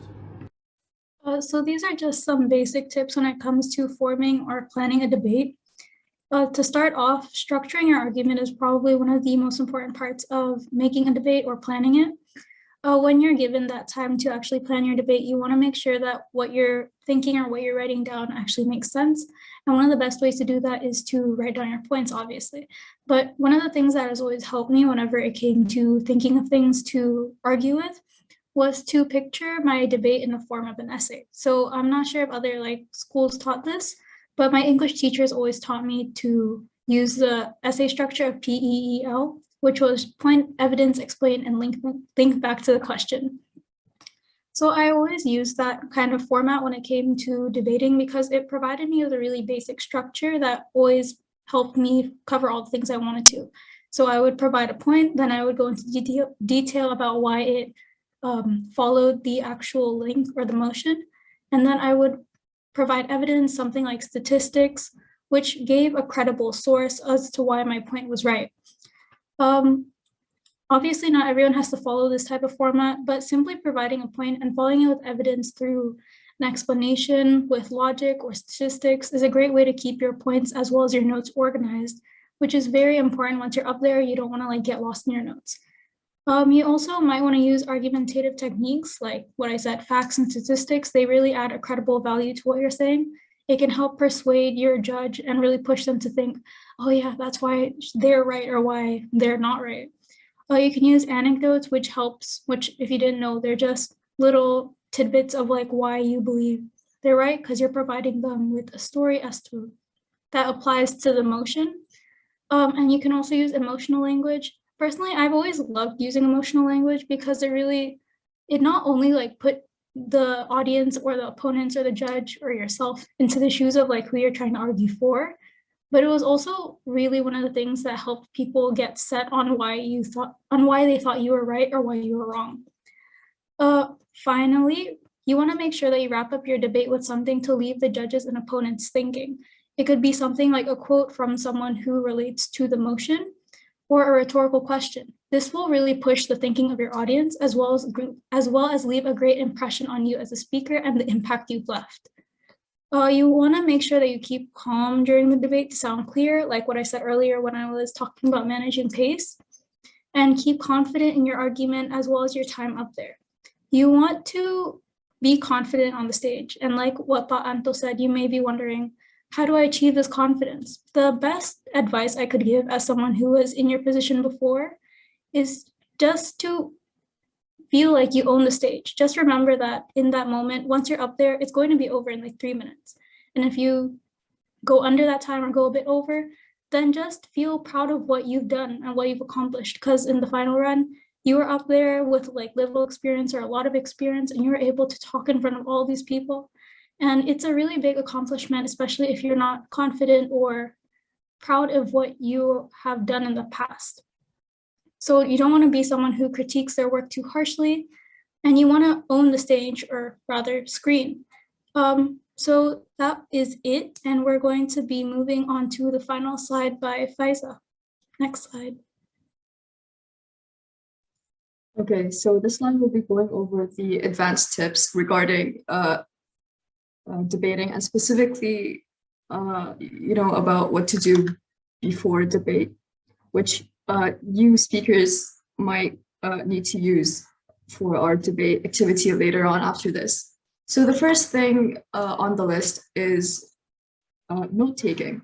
So about note-taking, you shouldn't, it's mentioned before that Kay talked about regarding note-taking for speech. It's the same thing for debating. For note-taking, you should try to steer away from writing full sentences, because you will only be given a specific amount of time to research and write what you need to say when you speak. So for note-taking, you should focus on writing short notes, because that will be more effective of your time. And you should be able, you should try to elaborate on them rather than reading off your notes, because then you won't be able to have eye contact with the audience and the adjudicator, especially, who you're trying to persuade as well. So relying on notes is mainly a bad idea, but you can get over that just by practicing in front of a mirror and the other other tips that the previous speakers have mentioned. I used to, when I started debating, I used to write in full sentences. I took up the whole page and it was really blocky to read. I don't know if you guys would be able to see it. You can't, sorry. But I like looking at it now, I can barely read this. It's all just a bunch of jargon and waffling, which isn't really the best. But it helped me improve my skills in note taking. And now looking at my newer notes, they're in bullet points, they're neat, and they go straight to the point so that I can elaborate on them when I'm speaking. So the next point talks about researching effectively. Again, you only have a specific amount of time to research.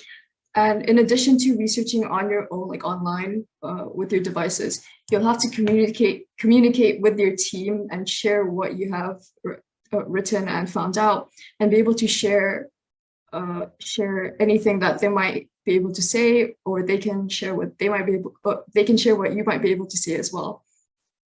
And so keywords and definitions, they're essential. They're essential.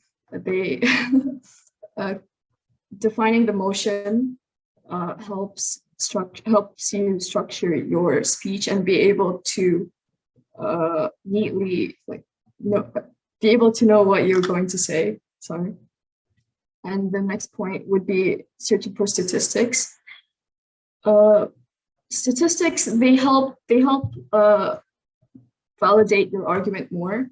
In addition to emotional language that Felicia has spoken, statistics, facts, and all of that, they also help you validate your argument and help the adjudicator know that your team is the better side. As well, in addition to that, you should search for flaws in your own arguments, because every argument has its flaws. Like no one's perfect. You can find a flaw in someone else's argument just as they can find a flaw in your argument. So if you can find your own flaw first, then you would be able to research points about that, so that you would be able to go against it. And then the final point here, it says listening to the opposing debate. During the debate, when the opposite team is speaking, you're recommended to write down rebuttals, write down what they're saying, in order for you to make a rebuttal to show that their argument is less valid, and therefore making your team more likely to win.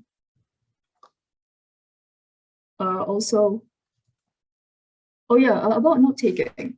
The reason that you shouldn't rely on your notes too much is because sometimes in debates you might be asked some POIs, which means points of information.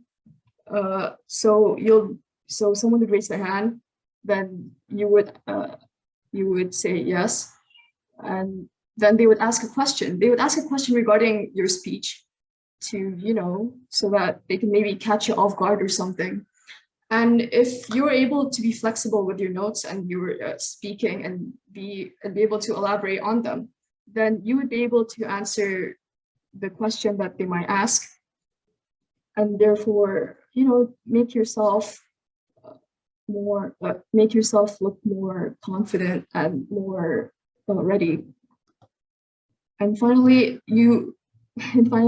giving feedback is also essential. In the end, we're all here to learn and become a better debater and a better speaker. So you would be able to give feedback to the opposite team and tell them what they've done well and what they could have improved better, so that they can use your advice and your feedback to be a better speaker in their next event. Thank you. All right, so now we'll be moving on to our debate activity. So the motion for today's debate activity, the topic of the debate is, it is more beneficial for Indonesian youth to look up to Indonesian figures as opposed to foreign ones. So now I'm going to be announcing our debaters for today's workshop. So these people have been selected because of their excellent performance in the first activity session. So with the proposition team, we will elaborate on what proposition and opposition means later on. But for the proposition team, we have Laurentius, I hope I pronounced your name right. We have Sultan Faral, and lastly we have Najma Hilal. So these three people, you guys will be on the proposition team. So we'll tell you what to do later on, but for now, just keep in mind that you guys are in that team. So moving on to the opposition team, we have Cleo, we have Inaya Tazkia, and we have Salman Al-Faqih. So all 6 of you are going to be participating in this debate. And remember, the winning team and the best speaker will be given a gift. So make sure you try to do your best. And yeah, so we'll now be going over the debate structure shortly before we break up into breakout rooms. So can you go to the next slide? Sorry, Alicia, can you try closing the PowerPoint and reopening it because it's just been added?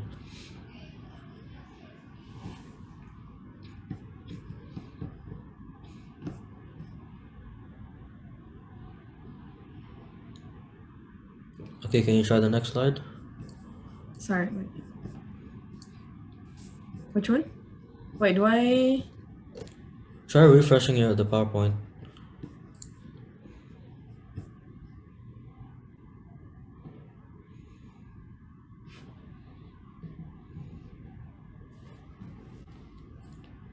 Oh, here. Okay. Yeah, perfect. So debating structure, yeah. So debating structure. So we'll have three different speakers within each team. So I'll talk about the teams first. The proposition team, so that is Laurentius and also, let me find it again because I just lost it.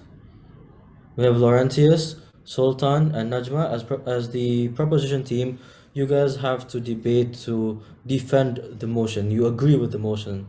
So you are agreeing that it is more beneficial for us Indonesian youth to look up to Indonesian figures rather than foreign ones. And then the opposition team, the rest of you, which is Khalil, Inaya, and Salman, you guys are going to argue against this. You're gonna argue that no, Indonesian youth have better chances looking up, for example, at foreign people, for example, presidents from other countries or things like that. So this will be our debate today. And since there's 3 speakers in each team, they have different roles. And you guys can get to choose amongst yourself after this shortly. But basically, these 3 different roles are defined as speaker 1, speaker 2, and speaker 3. The first speaker of a team, their job is to introduce the team speaker and to explain the motion and their stance. So they can just briefly state what the motion is and what their stance on the motion is. The first speaker can also give/introduce a few points. So if they just want to go straight ahead onto some points and arguments, they can do so as well. And the first speaker can also state prebuttals. Prebuttals are basically you anticipating what the opposing team are going to say. So you can perhaps try to pick out what they might say and just counter them before they even say it. And so moving on to speaker 2. Next slide. Speaker 2 will have most of their time discussing new points or elaborating on previous points. So the speaker 2 can also rebut, which is pretty much counter some of the opposing team's points. So the speaker can listen to the opposing team and then try to counter their arguments. And basically the second speaker is the one that's going to be delivering most of the team's arguments. So this is the one that's going to play kind of one of the largest roles within the debate. And next slide, we have speaker 3. And their role within the debate is to elaborate on some of the previous speaker's points. and then they can also summarize the team's points and just state any final rebuttals, for example, just any final counter arguments to the opposing team, and then they can just conclude the team's arguments. And yeah, those are the three speaker roles we have today. Can the AQ team help put the proposition and opposition team into separate breakout rooms? And with proposition, can you also send Khansa while K be sent with opposition, just for them to help the teams out with choosing their teams and then researching and stuff?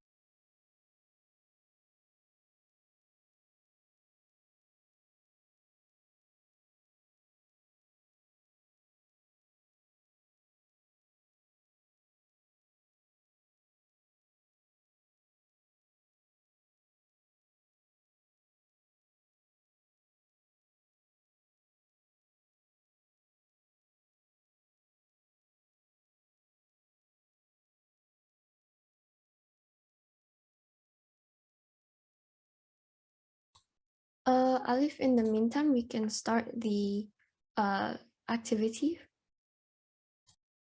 Yep, sure. So we're gonna give them 15. So I'll wait. I will add the one of the speaker here. Okay, be ready. All right.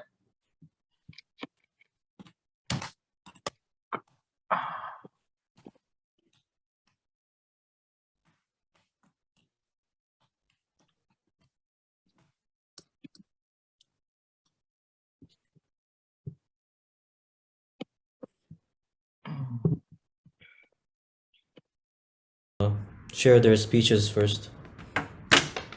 Yeah, I think share their speeches first. All right, sure. So if any of you want to share your speech and didn't get a chance to because of the time constraints on last activity, just feel free, raise your hands, share your speech. Speaker team, can you also help to encourage your breakout room members? Yeah.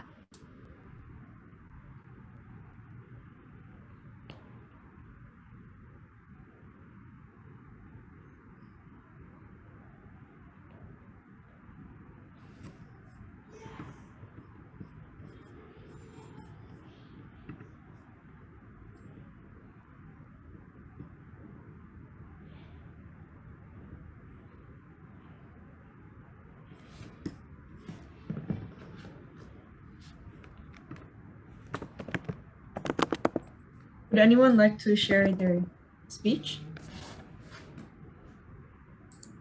from the one before about Indonesia?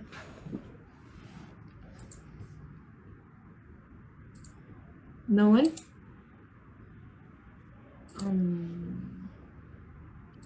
Let's actually ask one of the speaker here before we go to the participant. How about that?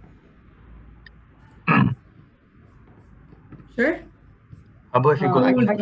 Let's ask Sorry. Alif, actually, our main speaker. Okay. So Alif, what do you like about Indonesia? So personally, I love the weather. Actually, I told my breakout room that I love the weather, but looking outside now and it's about to rain, I'm having second thoughts. But at the same time, you know, in Qatar during the summer, it can reach up to 40 to 50 degrees. And personally, I don't really like that because I prefer the colder weathers. During hot weathers, my skin actually starts to kind of get itchy, and it's something that I have to deal with. And so being in this hot weather in Qatar, it's something that gets annoying. But when I'm in Indonesia, this isn't a problem because the weather is usually just consistently nice and cold, especially where I live, because I come from, I usually go to Bandung, and so the weather over there is a lot colder and it rains occasionally, and so it's just something that I like, you know. And Also, along with the weather, something that's also great is the vacation spots. In Indonesia, there's a lot of places you can go to for vacation. So obviously, a lot of you probably know Bali, but personally, I like to go to Puncak. Going up the mountains, it becomes even colder there, and the scenery is just amazing. So it's really something that feels, really different than being here in Qatar. When you look outside, it's just barren desert upon deserts. So yeah, that's what I like about Indonesia. Anyone else wants to share? From the participants, one of the participants, or should we just choose randomly? Maybe Danish would like to share his opinions about Indonesia.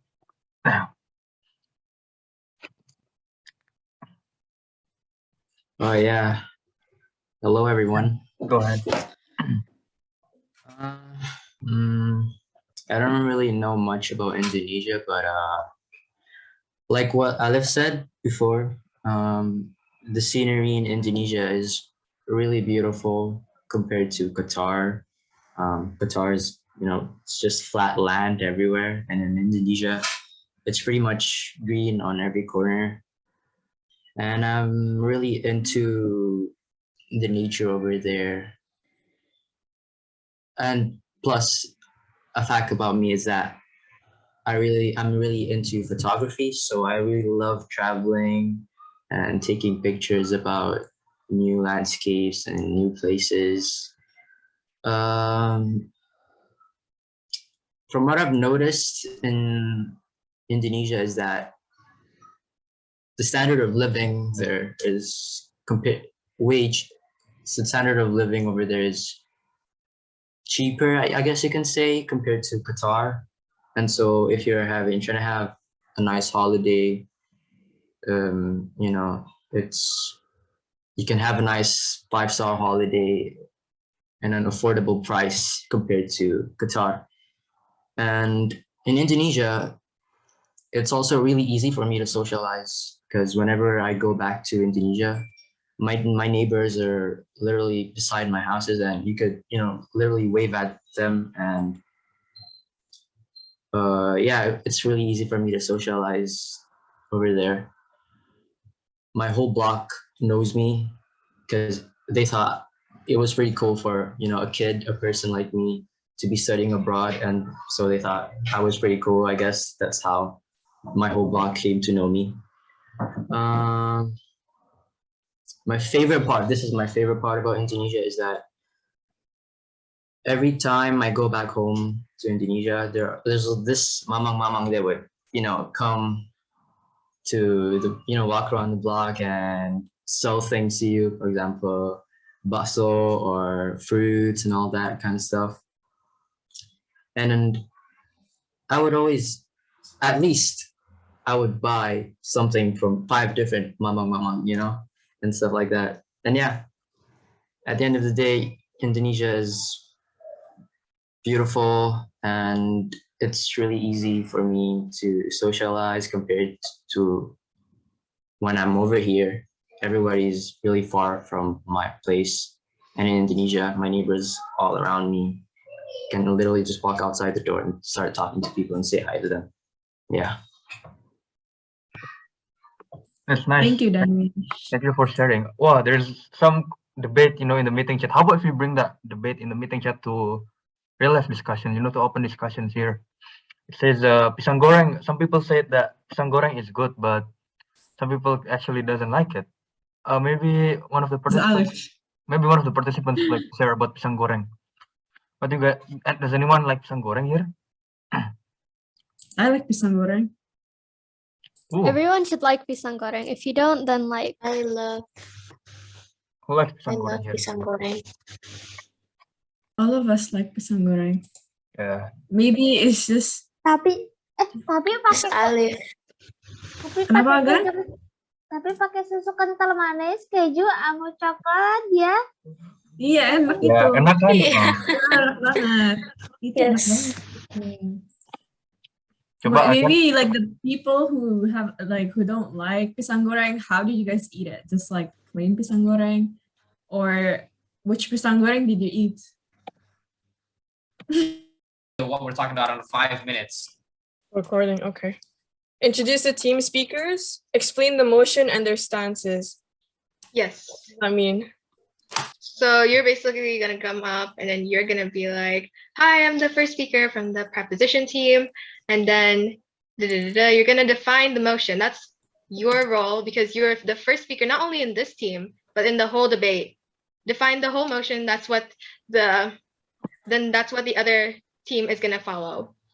And then you're gonna say, maybe you might want to mention what others are gonna be speaking about in your team, prebuttals, your initial points to be made, and then you're gonna hand it off to the next speaker. You got that? So confused.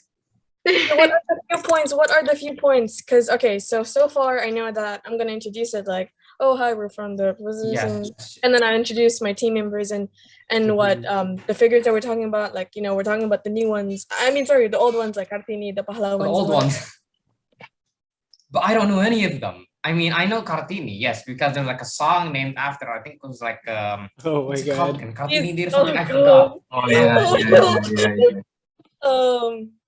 She's this lady who helped because like there's this whole thing of like women can't go to school, blah, blah, blah. And then she kind of I think something like that. I think it's like a song about like Ibu Kita Kartini. Yeah, there you go. That. Yeah, that one. Yes. You could sing mid-debate. No, don't do that. I do not want. I do not want to to show how the importance of the role. Show your knowledge. You're more than welcome. Just to do that. in the middle. I'm gonna get it wrong. Okay, what is the few points that we're gonna talk about? So right, we do foreign that, figures they're not like understanding our culture or something like that. They didn't grow up in our that culture. Could actually so like work, right? But see, the annoying thing about this is that this is sort of opinion wise because we can't really find this on Google. And also the difference is right, the foreigners, right? I guess we could foreigners are wait, what if it's Asians? But would they also count as foreigners? But they're not from Indonesian. Yes, they are foreigners. Yes? They're foreigners. Okay, all right. Yeah. My logic is I'm. But it's still different though. Like the culture and the food and how we grew up. Yeah, exactly. Traditions. Their culture is different from us, so we can. I mean, there's nothing wrong with it, but the way they grew up, the way things happen is different. Cleo, okay.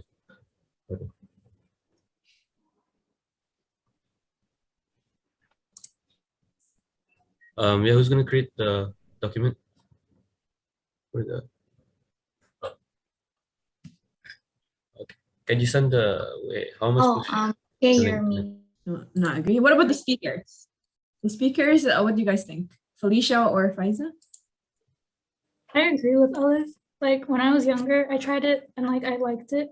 So I would have it pretty often. And I agree with like everything Alif said. Because I like the burst of flavor the pineapple gives. So No, I disagree with Alif and Felicia. I'm sorry. But pineapple and pizza, I like pizza, but not the pineapple.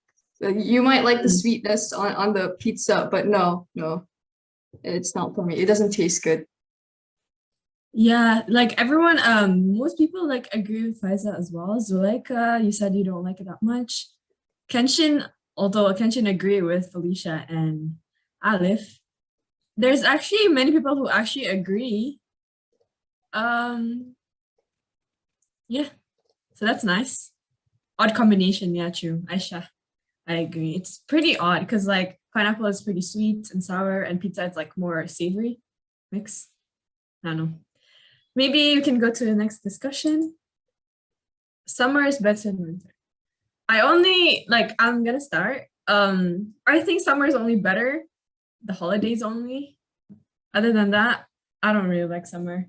Because like as a hijabi, it's pretty like hot. Like everything is so hard to find outfits that's like actually like not makes you sweat inside. So yeah, I personally disagree with this. Does anyone would like to share if they prefer summer or winter? I think personally, I'm not sure if I'm biased saying this because I've lived in Qatar my entire life and it's basically like summer there 9 months out of the year. So it's basically summer all the time and maybe I'm just tired of summer. But I think winter is just so much nicer in terms of like the things you can do and the clothes. Like you can layer up instead of like sweating, Yeah, true. I think it's just more easy, accessible maybe for lots of people compared to summer. True. Yeah, I wish there is mountain in Qatar again, but sadly there's not. There is no snow in Qatar, sadly. But yeah, Zuleika, would you like to share your answer?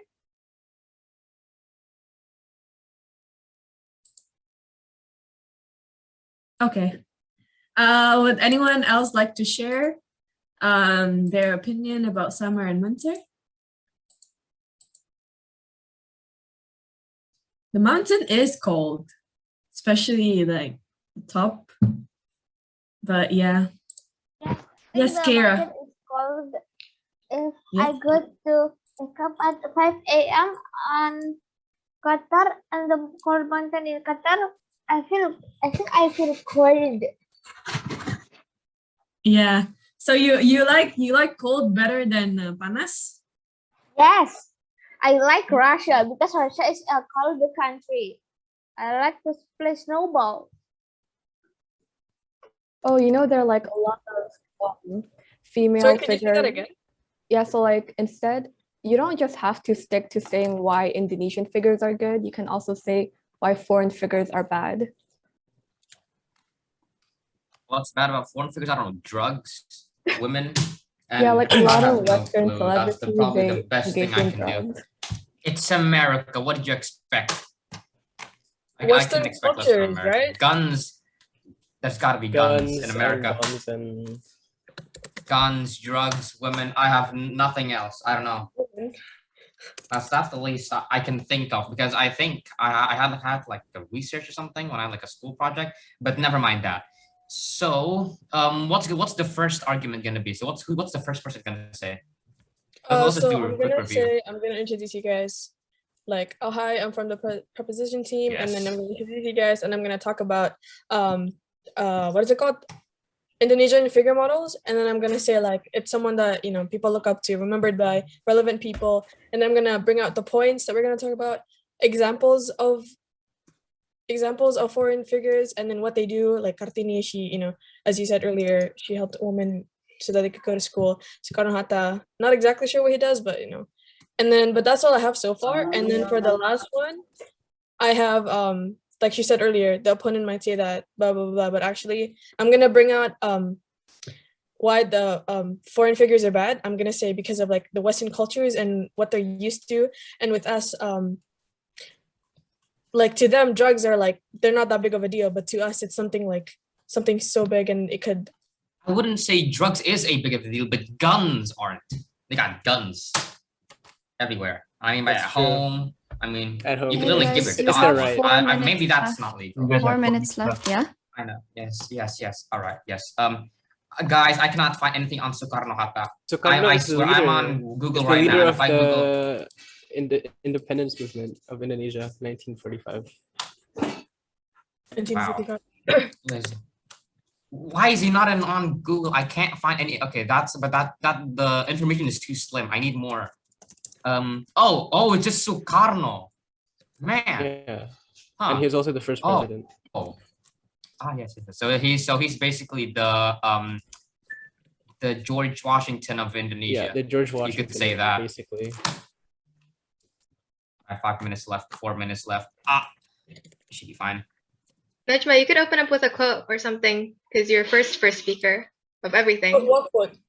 Anything that relates to your side of the motion. You don't need to go like, "Hi, I'm Najma," and da-da-da-da. I think if you want, like, you can sing the national anthem because, like, it's really patriotic, and you can be like, guys, remember the national anthem? Be patriotic. You think I can sing? That is very funny. Yes. Go. You could sing the national anthem and then be like, "Hi, I'm Najma, and I'm good." I'm not really sure what to say, but why foreigners are bad? Because I can't just say like drugs. They're bad because they're drugs. Maybe because like some foreign figures, they were related to some, I don't know, like slavery or something, like Abraham Lincoln or I don't know. Yes. I mean, he liberated But them, I would just say, another right, I'll just give a short description of, but for the second one, I'll just say, and so yes, of course, I'd say the foreign figures are great, but of course you have to remember our own country. Guys, have some sense of patriotism. Where's your sense of patriotism at? And a few good examples of our foreign in Indonesia, I don't know what the word for it. Indonesian figures, right? Indonesian figures is Kartini. Kartini, also known as Raden Ayu Kartini, was a prominent Indonesian activist who advocated for women's rights on female education. Yes. Oh wait. Oh yeah. Oh, here it is. And she was a hero because of the struggles to progress indigenous local women who at the time had low social statuses.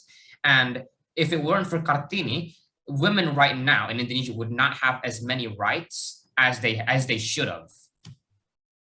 All right, is that good enough? I don't know, I have like 2 minutes Yeah, left. you got it. Ideas. It's not gonna be that long, right? It's gonna be a short one.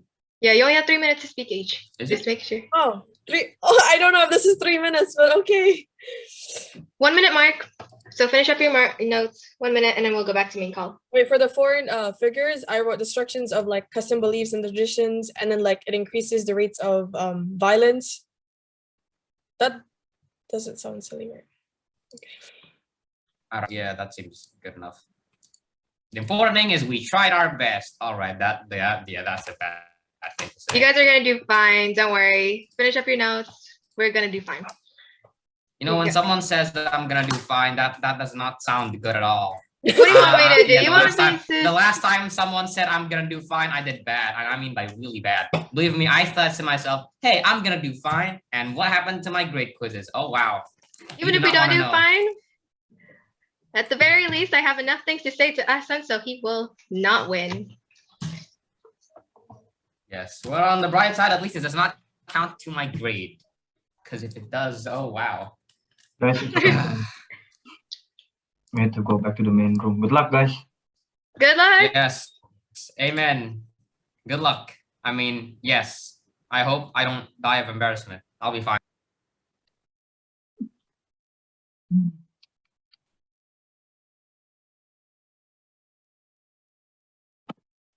Chat. Oh, I have to say chat. Yes. Oh yeah, you guys. I didn't see chat.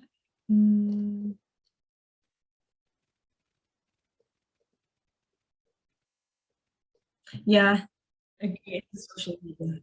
Okay, everyone is back now, and I'm gonna pass it back to our MC to do the debate session. Is the MC here? Hello, hello. Hello, welcome back. Okay. Is Hassan back? Yeah, I'm here. Okay, you're here.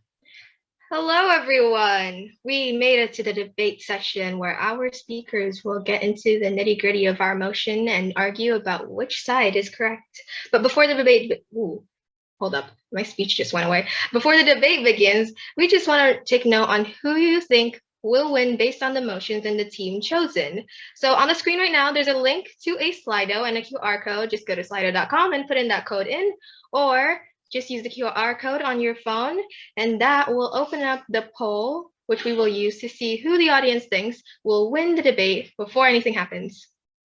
Can you guys just join that? Yeah, guys, there's a Slido where you can, put your thoughts. Yeah, on this there you debate go. and, just poll which one do you think you're gonna win? Huh? So I said just poll which one do you think who's gonna win this debate and stuff. Yeah. Hassan, who do you think? For anyone who doesn't know, me and Hassan went to the team each. So we're obviously biased before the debate even began. But just saying, my team's got some stuff under the sleeve. Look, I gotta back up my team. Yeah, that's your job. That's what you do. Yeah, it's because not because it's only my job. It's because that, from everything I saw, they communicated really well with each other and stuff. And communication leads to each team member being able to understand each other better. And obviously, at the end of the day, it's going to get to better points. So, I think my team's going to win. Oh, no. My team also communicated well. But also to add on to that, they had to list like such an inclusive idea throughout their research. So I think they got this. I mean, yours is inclusive, but I think I do believe that the way, from communication as well, that they're able to communicate their ideas fluently because they are able to communicate their ideas fluently to each other. So the poll here, it's pretty even. We don't really have, it keeps going up and down. Whatever, we'll move on. We'll see if my team will win. Go, starting first speaker. Go, Alif. All right, so I'll be the adjudicator of this debate. So I'll just say some general rules before we start debating. So first of all, each speaker will have 3 minutes to speak, and I will give you a 1-minute warning on the chat when you have 1 minute left. And also, since we have time, after each person's speech, we will give 2 minutes for you, the audience, and the opposing team to ask POIs, which are basically questions. So maybe if you have questions about something they said, feel free to just put it down on the chat, and if we have time, we'll go through most of the questions. So first of all, we'll have the proposition team. The first speaker of the proposition team, you have the floor. You may start when you're ready, and I'll start the timer. You have 3 minutes when you start. Wait, sorry to interrupt. Never mind. Sorry. Okay, go ahead. Go ahead.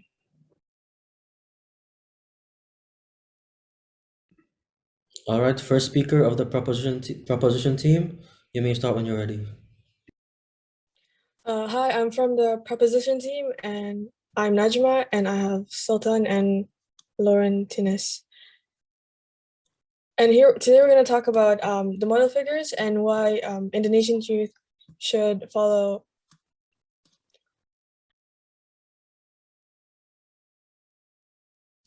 All right, I think why people should follow the Indonesian figures, right, is because of maybe one of them would be pride for your country, of course, because you're from Indonesian, right? So because you're Indonesian, I'm not saying that you have to, but I think it is recommended you should, because of course I've said this multiple times in Indonesian.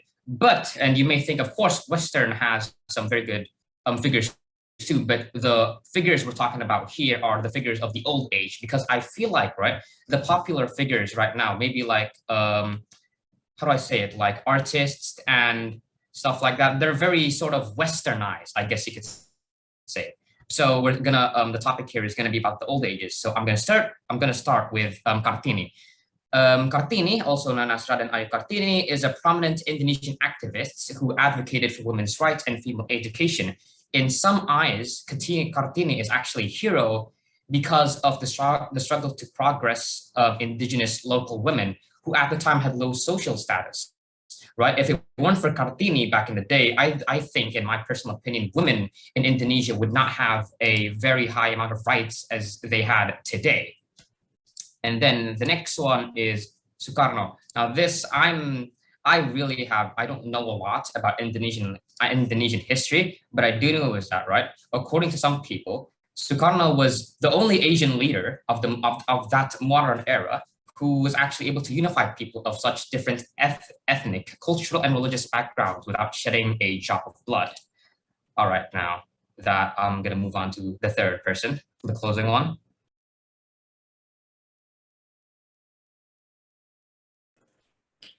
The foreign figures are great because they come from industrialized countries. However, I feel like our youth should look more towards Indonesian figures because of the way they were raised. It's very similar to us Indonesian youth, and we can use that as inspiration. Overall, Sukarno and Kartini were very prominent figures in Indonesian history and culture. Sukarno had an airport named after him, and we have a day for Kartini. And we celebrate it every year because of how important they were to us.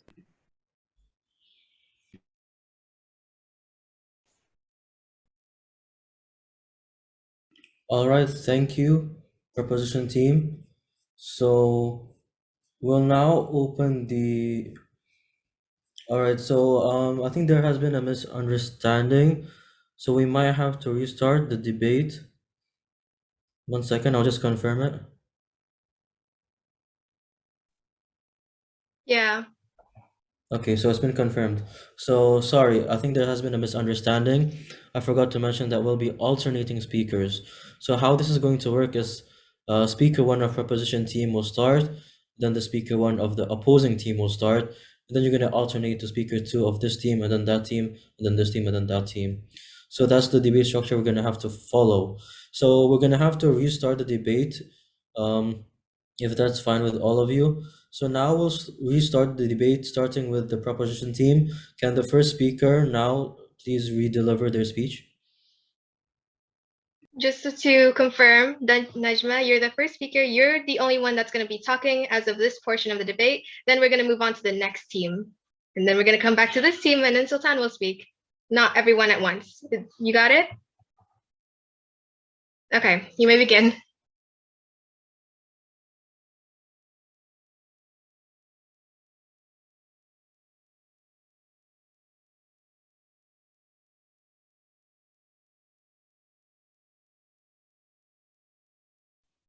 Hi, I'm Najma. I'm from the proposition team, and my teammates are Sultan and Lauren. And today we're going to talk about why Indonesian youth should follow Indonesian figures rather than foreign figures. And some of the points that we're going to talk about today is the examples of foreign figures. Kartini Soekarno-Hatta. Kartini is the woman who helped women to be able to go to school. And so basically like women rights. And Soekarno-Hatta is the first president, leader of Indonesia in 1945. And the opponent might say that foreign figures are bad because of the destructions of custom belief and traditions, and it also increases the rates of violence, but actually all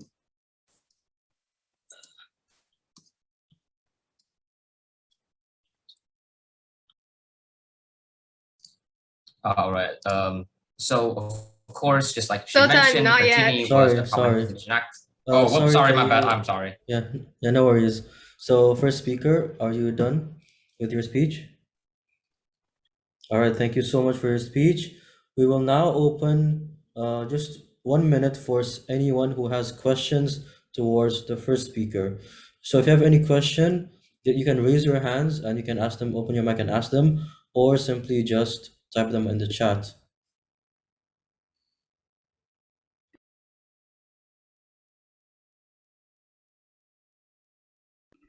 All right, seeing that there are no questions for the first speaker, we will now move on to the first speaker of the opposition team, which is Inaya. Yes. All right, you may start whenever you're ready. Good afternoon, fellow debaters and fellow adjudicators. I am Anaya, and I am the first speaker of the opposition team. So the motion today is, it is more beneficial for Indonesian youth to look up to Indonesian figures instead of foreign ones. First, let's define the motion, since the preposition team did not. So the youth is a period between the childhood and adult age, and the definition for beneficial is resulting in good and favorable or advantages. And foreign is a form or characteristic of a country or language other than their own. So my first point is that it is very beneficial to look up to foreign role models instead of Indonesian figures, because it helps us look at our own issues and solve them. So why are presidents from other countries more successful? You know, we can definitely improve Indonesia. There's a lot of issues. So we can use, you know, we can look at other presidents from other countries and why they're so successful and apply that to our own. Also, for a rebuttal, the proposition team may say that we might have similar experiences, therefore, you know, we can relate to each other because we have similar past and mistakes, but Indonesia is constantly growing with other countries as well. And this is the process of globalization. So it's not just Indonesia as its own, you know, like we're constantly developing and growing with other countries as well. So yeah, and another point is that looking at foreign role models allows us to have new ideas and perspectives. If you just, you know, focus on Indonesian role models, you know, you're gonna be uneducated on how other people around the world live and what their situations are like. And yes, so, okay, that is it. Thank you. All right, thank you. The floor is now open for anyone who wants to ask the first speaker of the opposition team any questions. If you have a question, you're free to raise your hand and you can unmute or just ask them on the chat.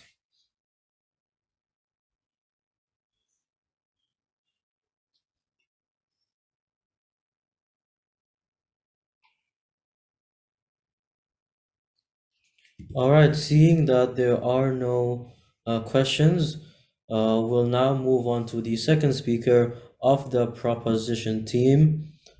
If I'm not mistaken, it was Sultan. Yep, it's me. All right, you may start whenever you're ready. Right. Hello, everyone. I'm Sultan, and I'm the second speaker for the proposition team. And so, yes, what the first speaker of the debating team, she said, it was actually very accurate and very nicely done.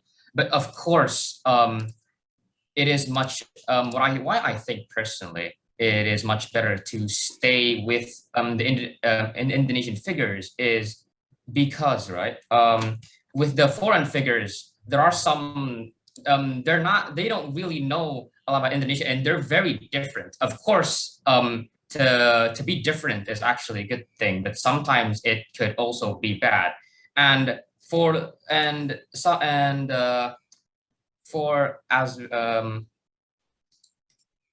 all right, and what we're speaking of right now is I'm gonna more of course focus on the role models from the old age instead of from the new ones, because of course the role models from the new ones are too much westernized, and so I'm gonna focus on the old ones. And we'll start with Kartini, and who is a activist who advocated for women's right in female education, and she's a hero to most people because of the progress, and the indigenous local women who at the time had low social status would not have as many rights as they would have right now. And yeah, that's basically it. All right, thank you, Sultan. So now we'll have the floor open for anyone to ask the second speaker of the proposition team any questions. So if you have any questions, feel free to raise your hand or type it in the chat. Remember, opposition team, this is your prime time to ask them questions.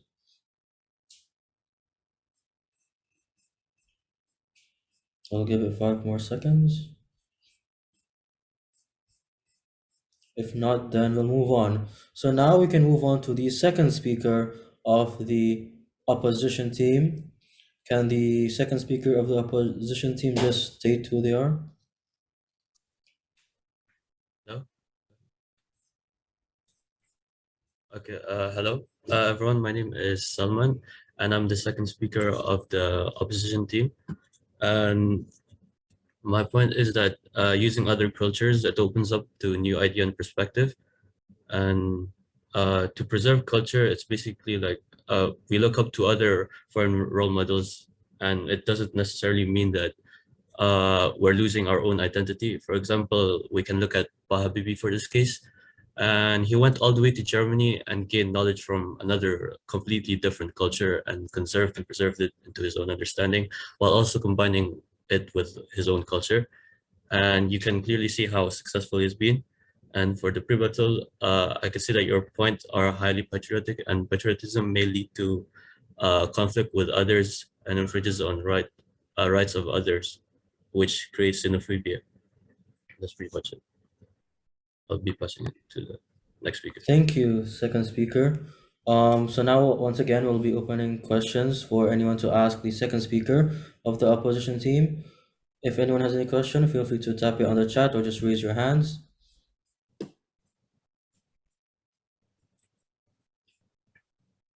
Seeing that there are no questions, I'll pass it, before we move on to the third speaker, I'll pass it on to the MC as we have a small activity session again. All right, guys, so that was the second speaker. Just before we move on to the final speakers, we have another Slido for y'all just to see if anyone's guesses on who will win have changed. Again, the link is on the screen and the QR code as well. You can vote for the same team or change your mind. It's flexible. And Zahira, who do you think will win? Are you still backing your team? I'm still backing my team. Nothing's changed, but I do want to point out a bunch of speakers that I thought really executed their speech really neatly. And even though it was everyone's first time and some people's first time, and there was a few kerfuffles along the way, you're all fine. You did great. Thank you. And Naya, I really liked your speech and how compelling it is and how clearly structured and informative it was. I think out of everyone, I don't want to take away my biasness, but out of everyone, that was probably the more clearer ends of the speakers. Hassan, what do you think? I think another speaker, I can think of another speaker that did something really well. I think Sultan was really good at, fluently providing us his points and stuff. And, I also really liked Inaya because she defined the actual motion. She defined a few words from the motion, and that helped, the audience, for them to perceive the motion better and understand it better. Looking at the poll, I see that opposition is what people are thinking are going to win. Mm-hmm. Opposition's winning for now. No, they're not winning the debate. They're winning the poll. They're winning for now, though. No. That's not the point of this poll. The poll doesn't decide to win. We still have our last speakers. Opposition is winning the poll, not the debate. But they're winning. Wait a second. No. We're not doing that. I think we can move on. Yeah, yes. Just so Hassan stops talking. Thank you. I'll see you guys when we win, when the opposition team win. I'll see you guys.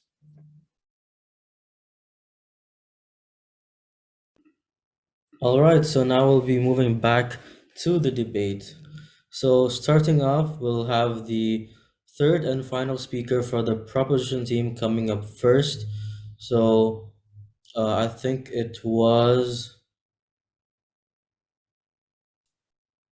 I forgot who it was. Just unmute your mic so we can know who you are. It's Laurentius. Oh yes, Laurentius. So whenever you're ready, just start. Hello everyone, my name is Laurentius and I'm the third and final speaker for the preposition team.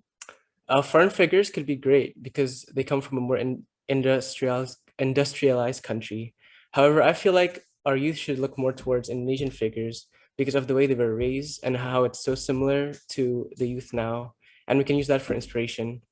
The opposing team talked about how other presidents are more successful. And I believe that is true. However, other countries such as America are hundreds of years old, while Indonesia is not even 100. So I feel like they have more history and also bringing new ideas and perspectives could be a good thing. However, it could also destroy traditions and culture that the Indonesian people did not like. An example of this is Ahok, where he tried to change Indonesia for the better. He tried to decrease the amount of corruption in the country. However, he went to jail for it because of an edited video. Pa Sukarno and Bu Kartini and Pa Hatta are very prominent figures till this day for the Indonesian people. And it's almost been 100 years, a century since they've been born.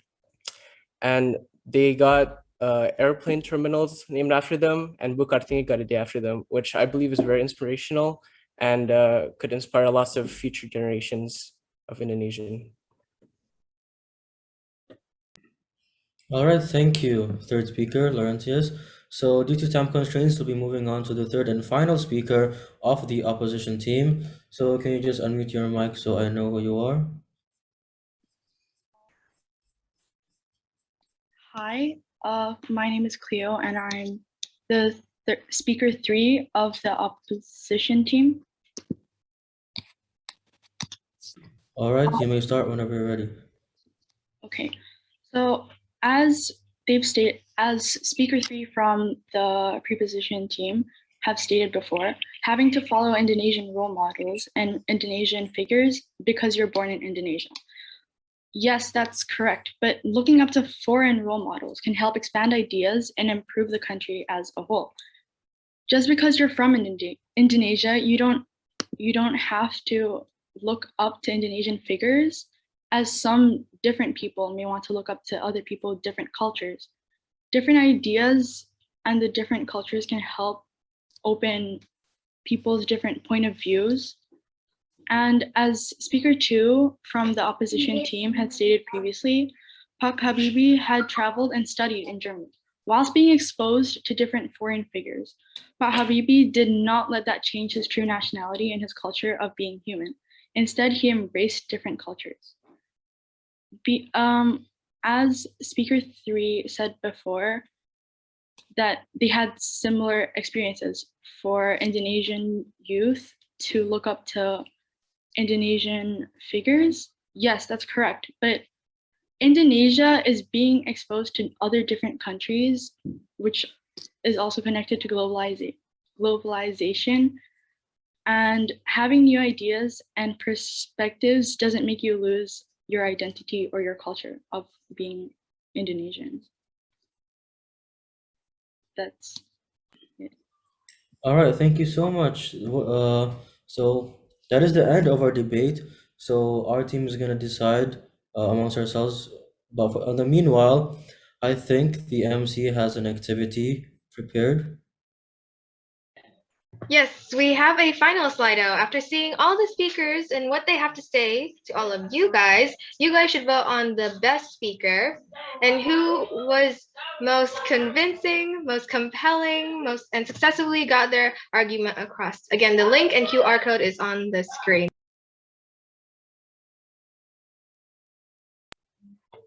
Do you have any particular speaker you have in mind, Hassan? I have, I talked about Inaya before, but I have like another person in mind. I really like Cleo's, Cleo's was she good. did a lot of rebuttals. She did a lot of rebuttals and she did it well, What do you think? Who do you have in mind? I'm sticking with Inaya. I thought hers was really good. And I don't really have much to add to what I said before, but yeah. Cleo, I do agree with you. Cleo's was very good and she ended the debate really concisely and ended on the point she wanted to get across, which was really effective. And I think the adjudicators will agree with me.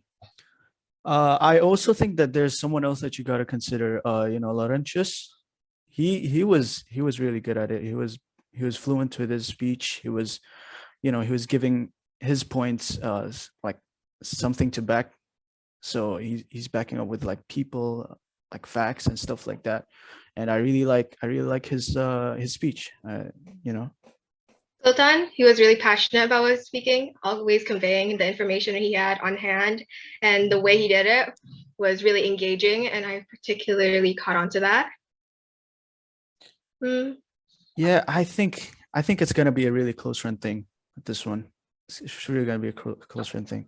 I mean, the poll kept voting on Inaya. Inaya, you're winning so far. What do you have to say to that?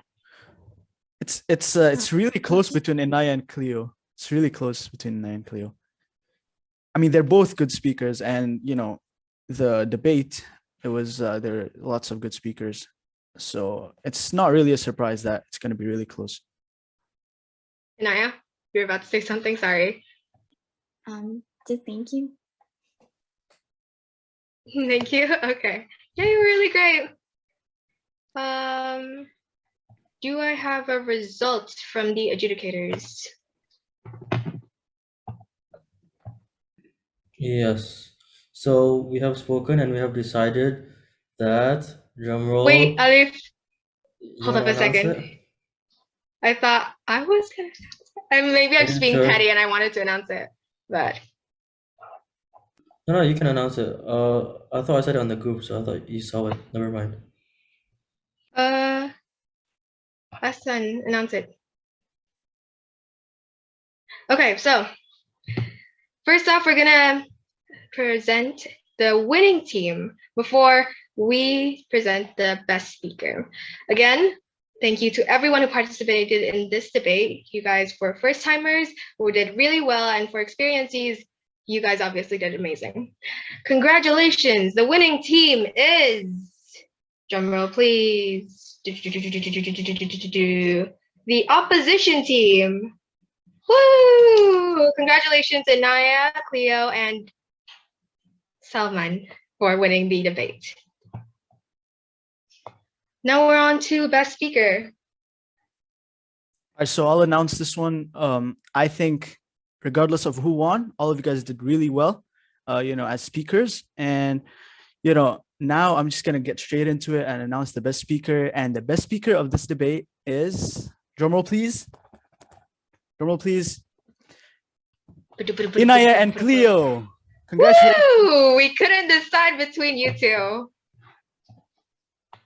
Well, congratulations, you two. And the winning team, you guys have won prizes. Anything you want to say while you're on the stage? Thank you. Thank you. And that here concludes our debate and our event. Moving on. Nasa? Muted. Before everyone goes, we just got a few things to ask from you guys. First off, we'd like to do a photo session with all the attendees today. So you can please keep your cameras on so the team can take a couple pictures for this event. I think Please, one of our keep your cameras teammates are on. going to count down. Yeah. So we'll be counting on you.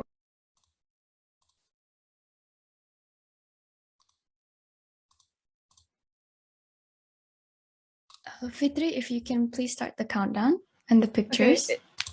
Can we Is just everyone unmute ready? Please, everyone Yeah. turn on the camera. There's like 2 slides. Should I take screenshots of both? Yeah, take screenshot of Yes, mine. please. Okay. Just give everyone some time to turn on their cameras.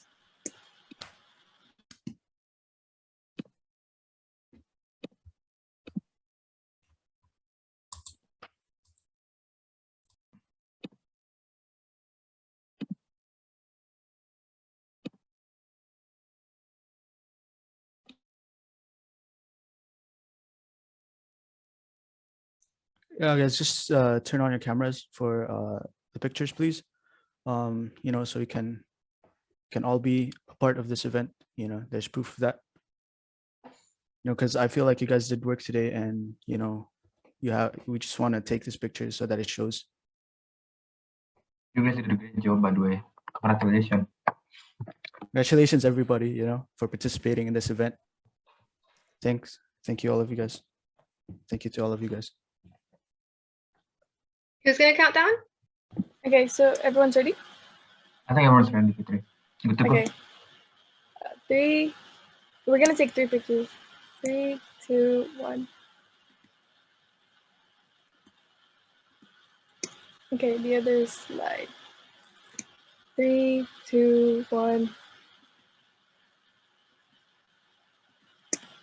Udah. Can we have one more, please? Barumi wants to join in. Okay. 3, 2, 1. Dah. All right, thank you guys. Now, final thing before we close off this event, we are going to ask you guys for your feedback, regarding of what went well, improvements, and suggestions you have for us. Right now, Izan's about to send the links to the Jamboard in the chat. So just be sure to click on those and fill them in. And you can put your feedback, your thoughts of this event and everything else so that you guys help us improve for the next event. For those of you who don't know how to use it, just click the sticky note on the side. And yes, you could put on any comments you want to put on.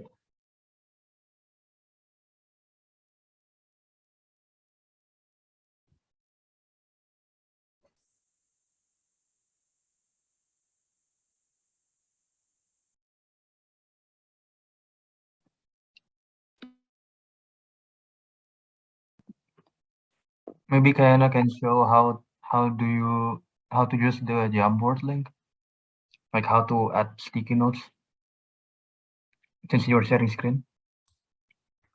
Yeah, sure. You guys can click on this on the side, type in whatever, click save, and then it should appear here, and then you guys can post it wherever. No need to be shy, okay? It's just feedback. You know, just say anything about this event, or maybe about speakers, or about the committee team. Yeah, just say anything, you know. This was super fun. Everyone did great. Oh, thank you guys. Yeah, guys, since everybody's giving their feedback right now, I just want to like ask Zahira, is there any part of this event that was, that was the highlight for you? For me, it was, in my opinion, it was when the debating workshop happened, when it's really cool to see everybody discuss and everything. Do you have any like highlights of this event, Zahira? I think I really enjoyed being a part of this community and how everyone from different schools all across Qatar and more got to come together and talk about an inclusive experience such as public speaking. And I hope you guys all enjoyed what you did. Since everyone's giving their feedback, I'm just gonna move on and close while you're doing that. All right, guys, that's the wrap for the AnakQatar Public Speaking Workshop today. I hope you guys had a blast, and on behalf of the AQ team who worked on setting up this event, we truly appreciate all of you who attended and participated during this workshop. I hope you guys learned a great deal of knowledge through the previously done activities prepared by our team, and we also apologize if there are any shortcomings during this event. Again, this event could not have happened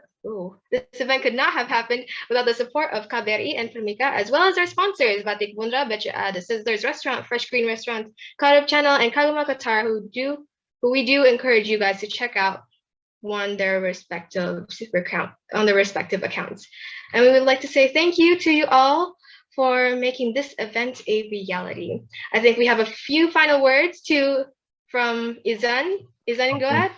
So first, on behalf of the committee team, I would like to say thank you to all the participants who have joined. Shout out to KBRI Doha, Permika, and then the sponsors, which are BCA, Sizzlers Fresh Green, Qatar Channel, Kagama Qatar, and Batik Bundra. Make sure to check them out, yeah, guys.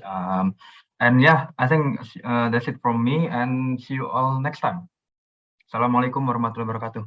Have a nice day, everyone. Take care and stay safe. Bye, guys.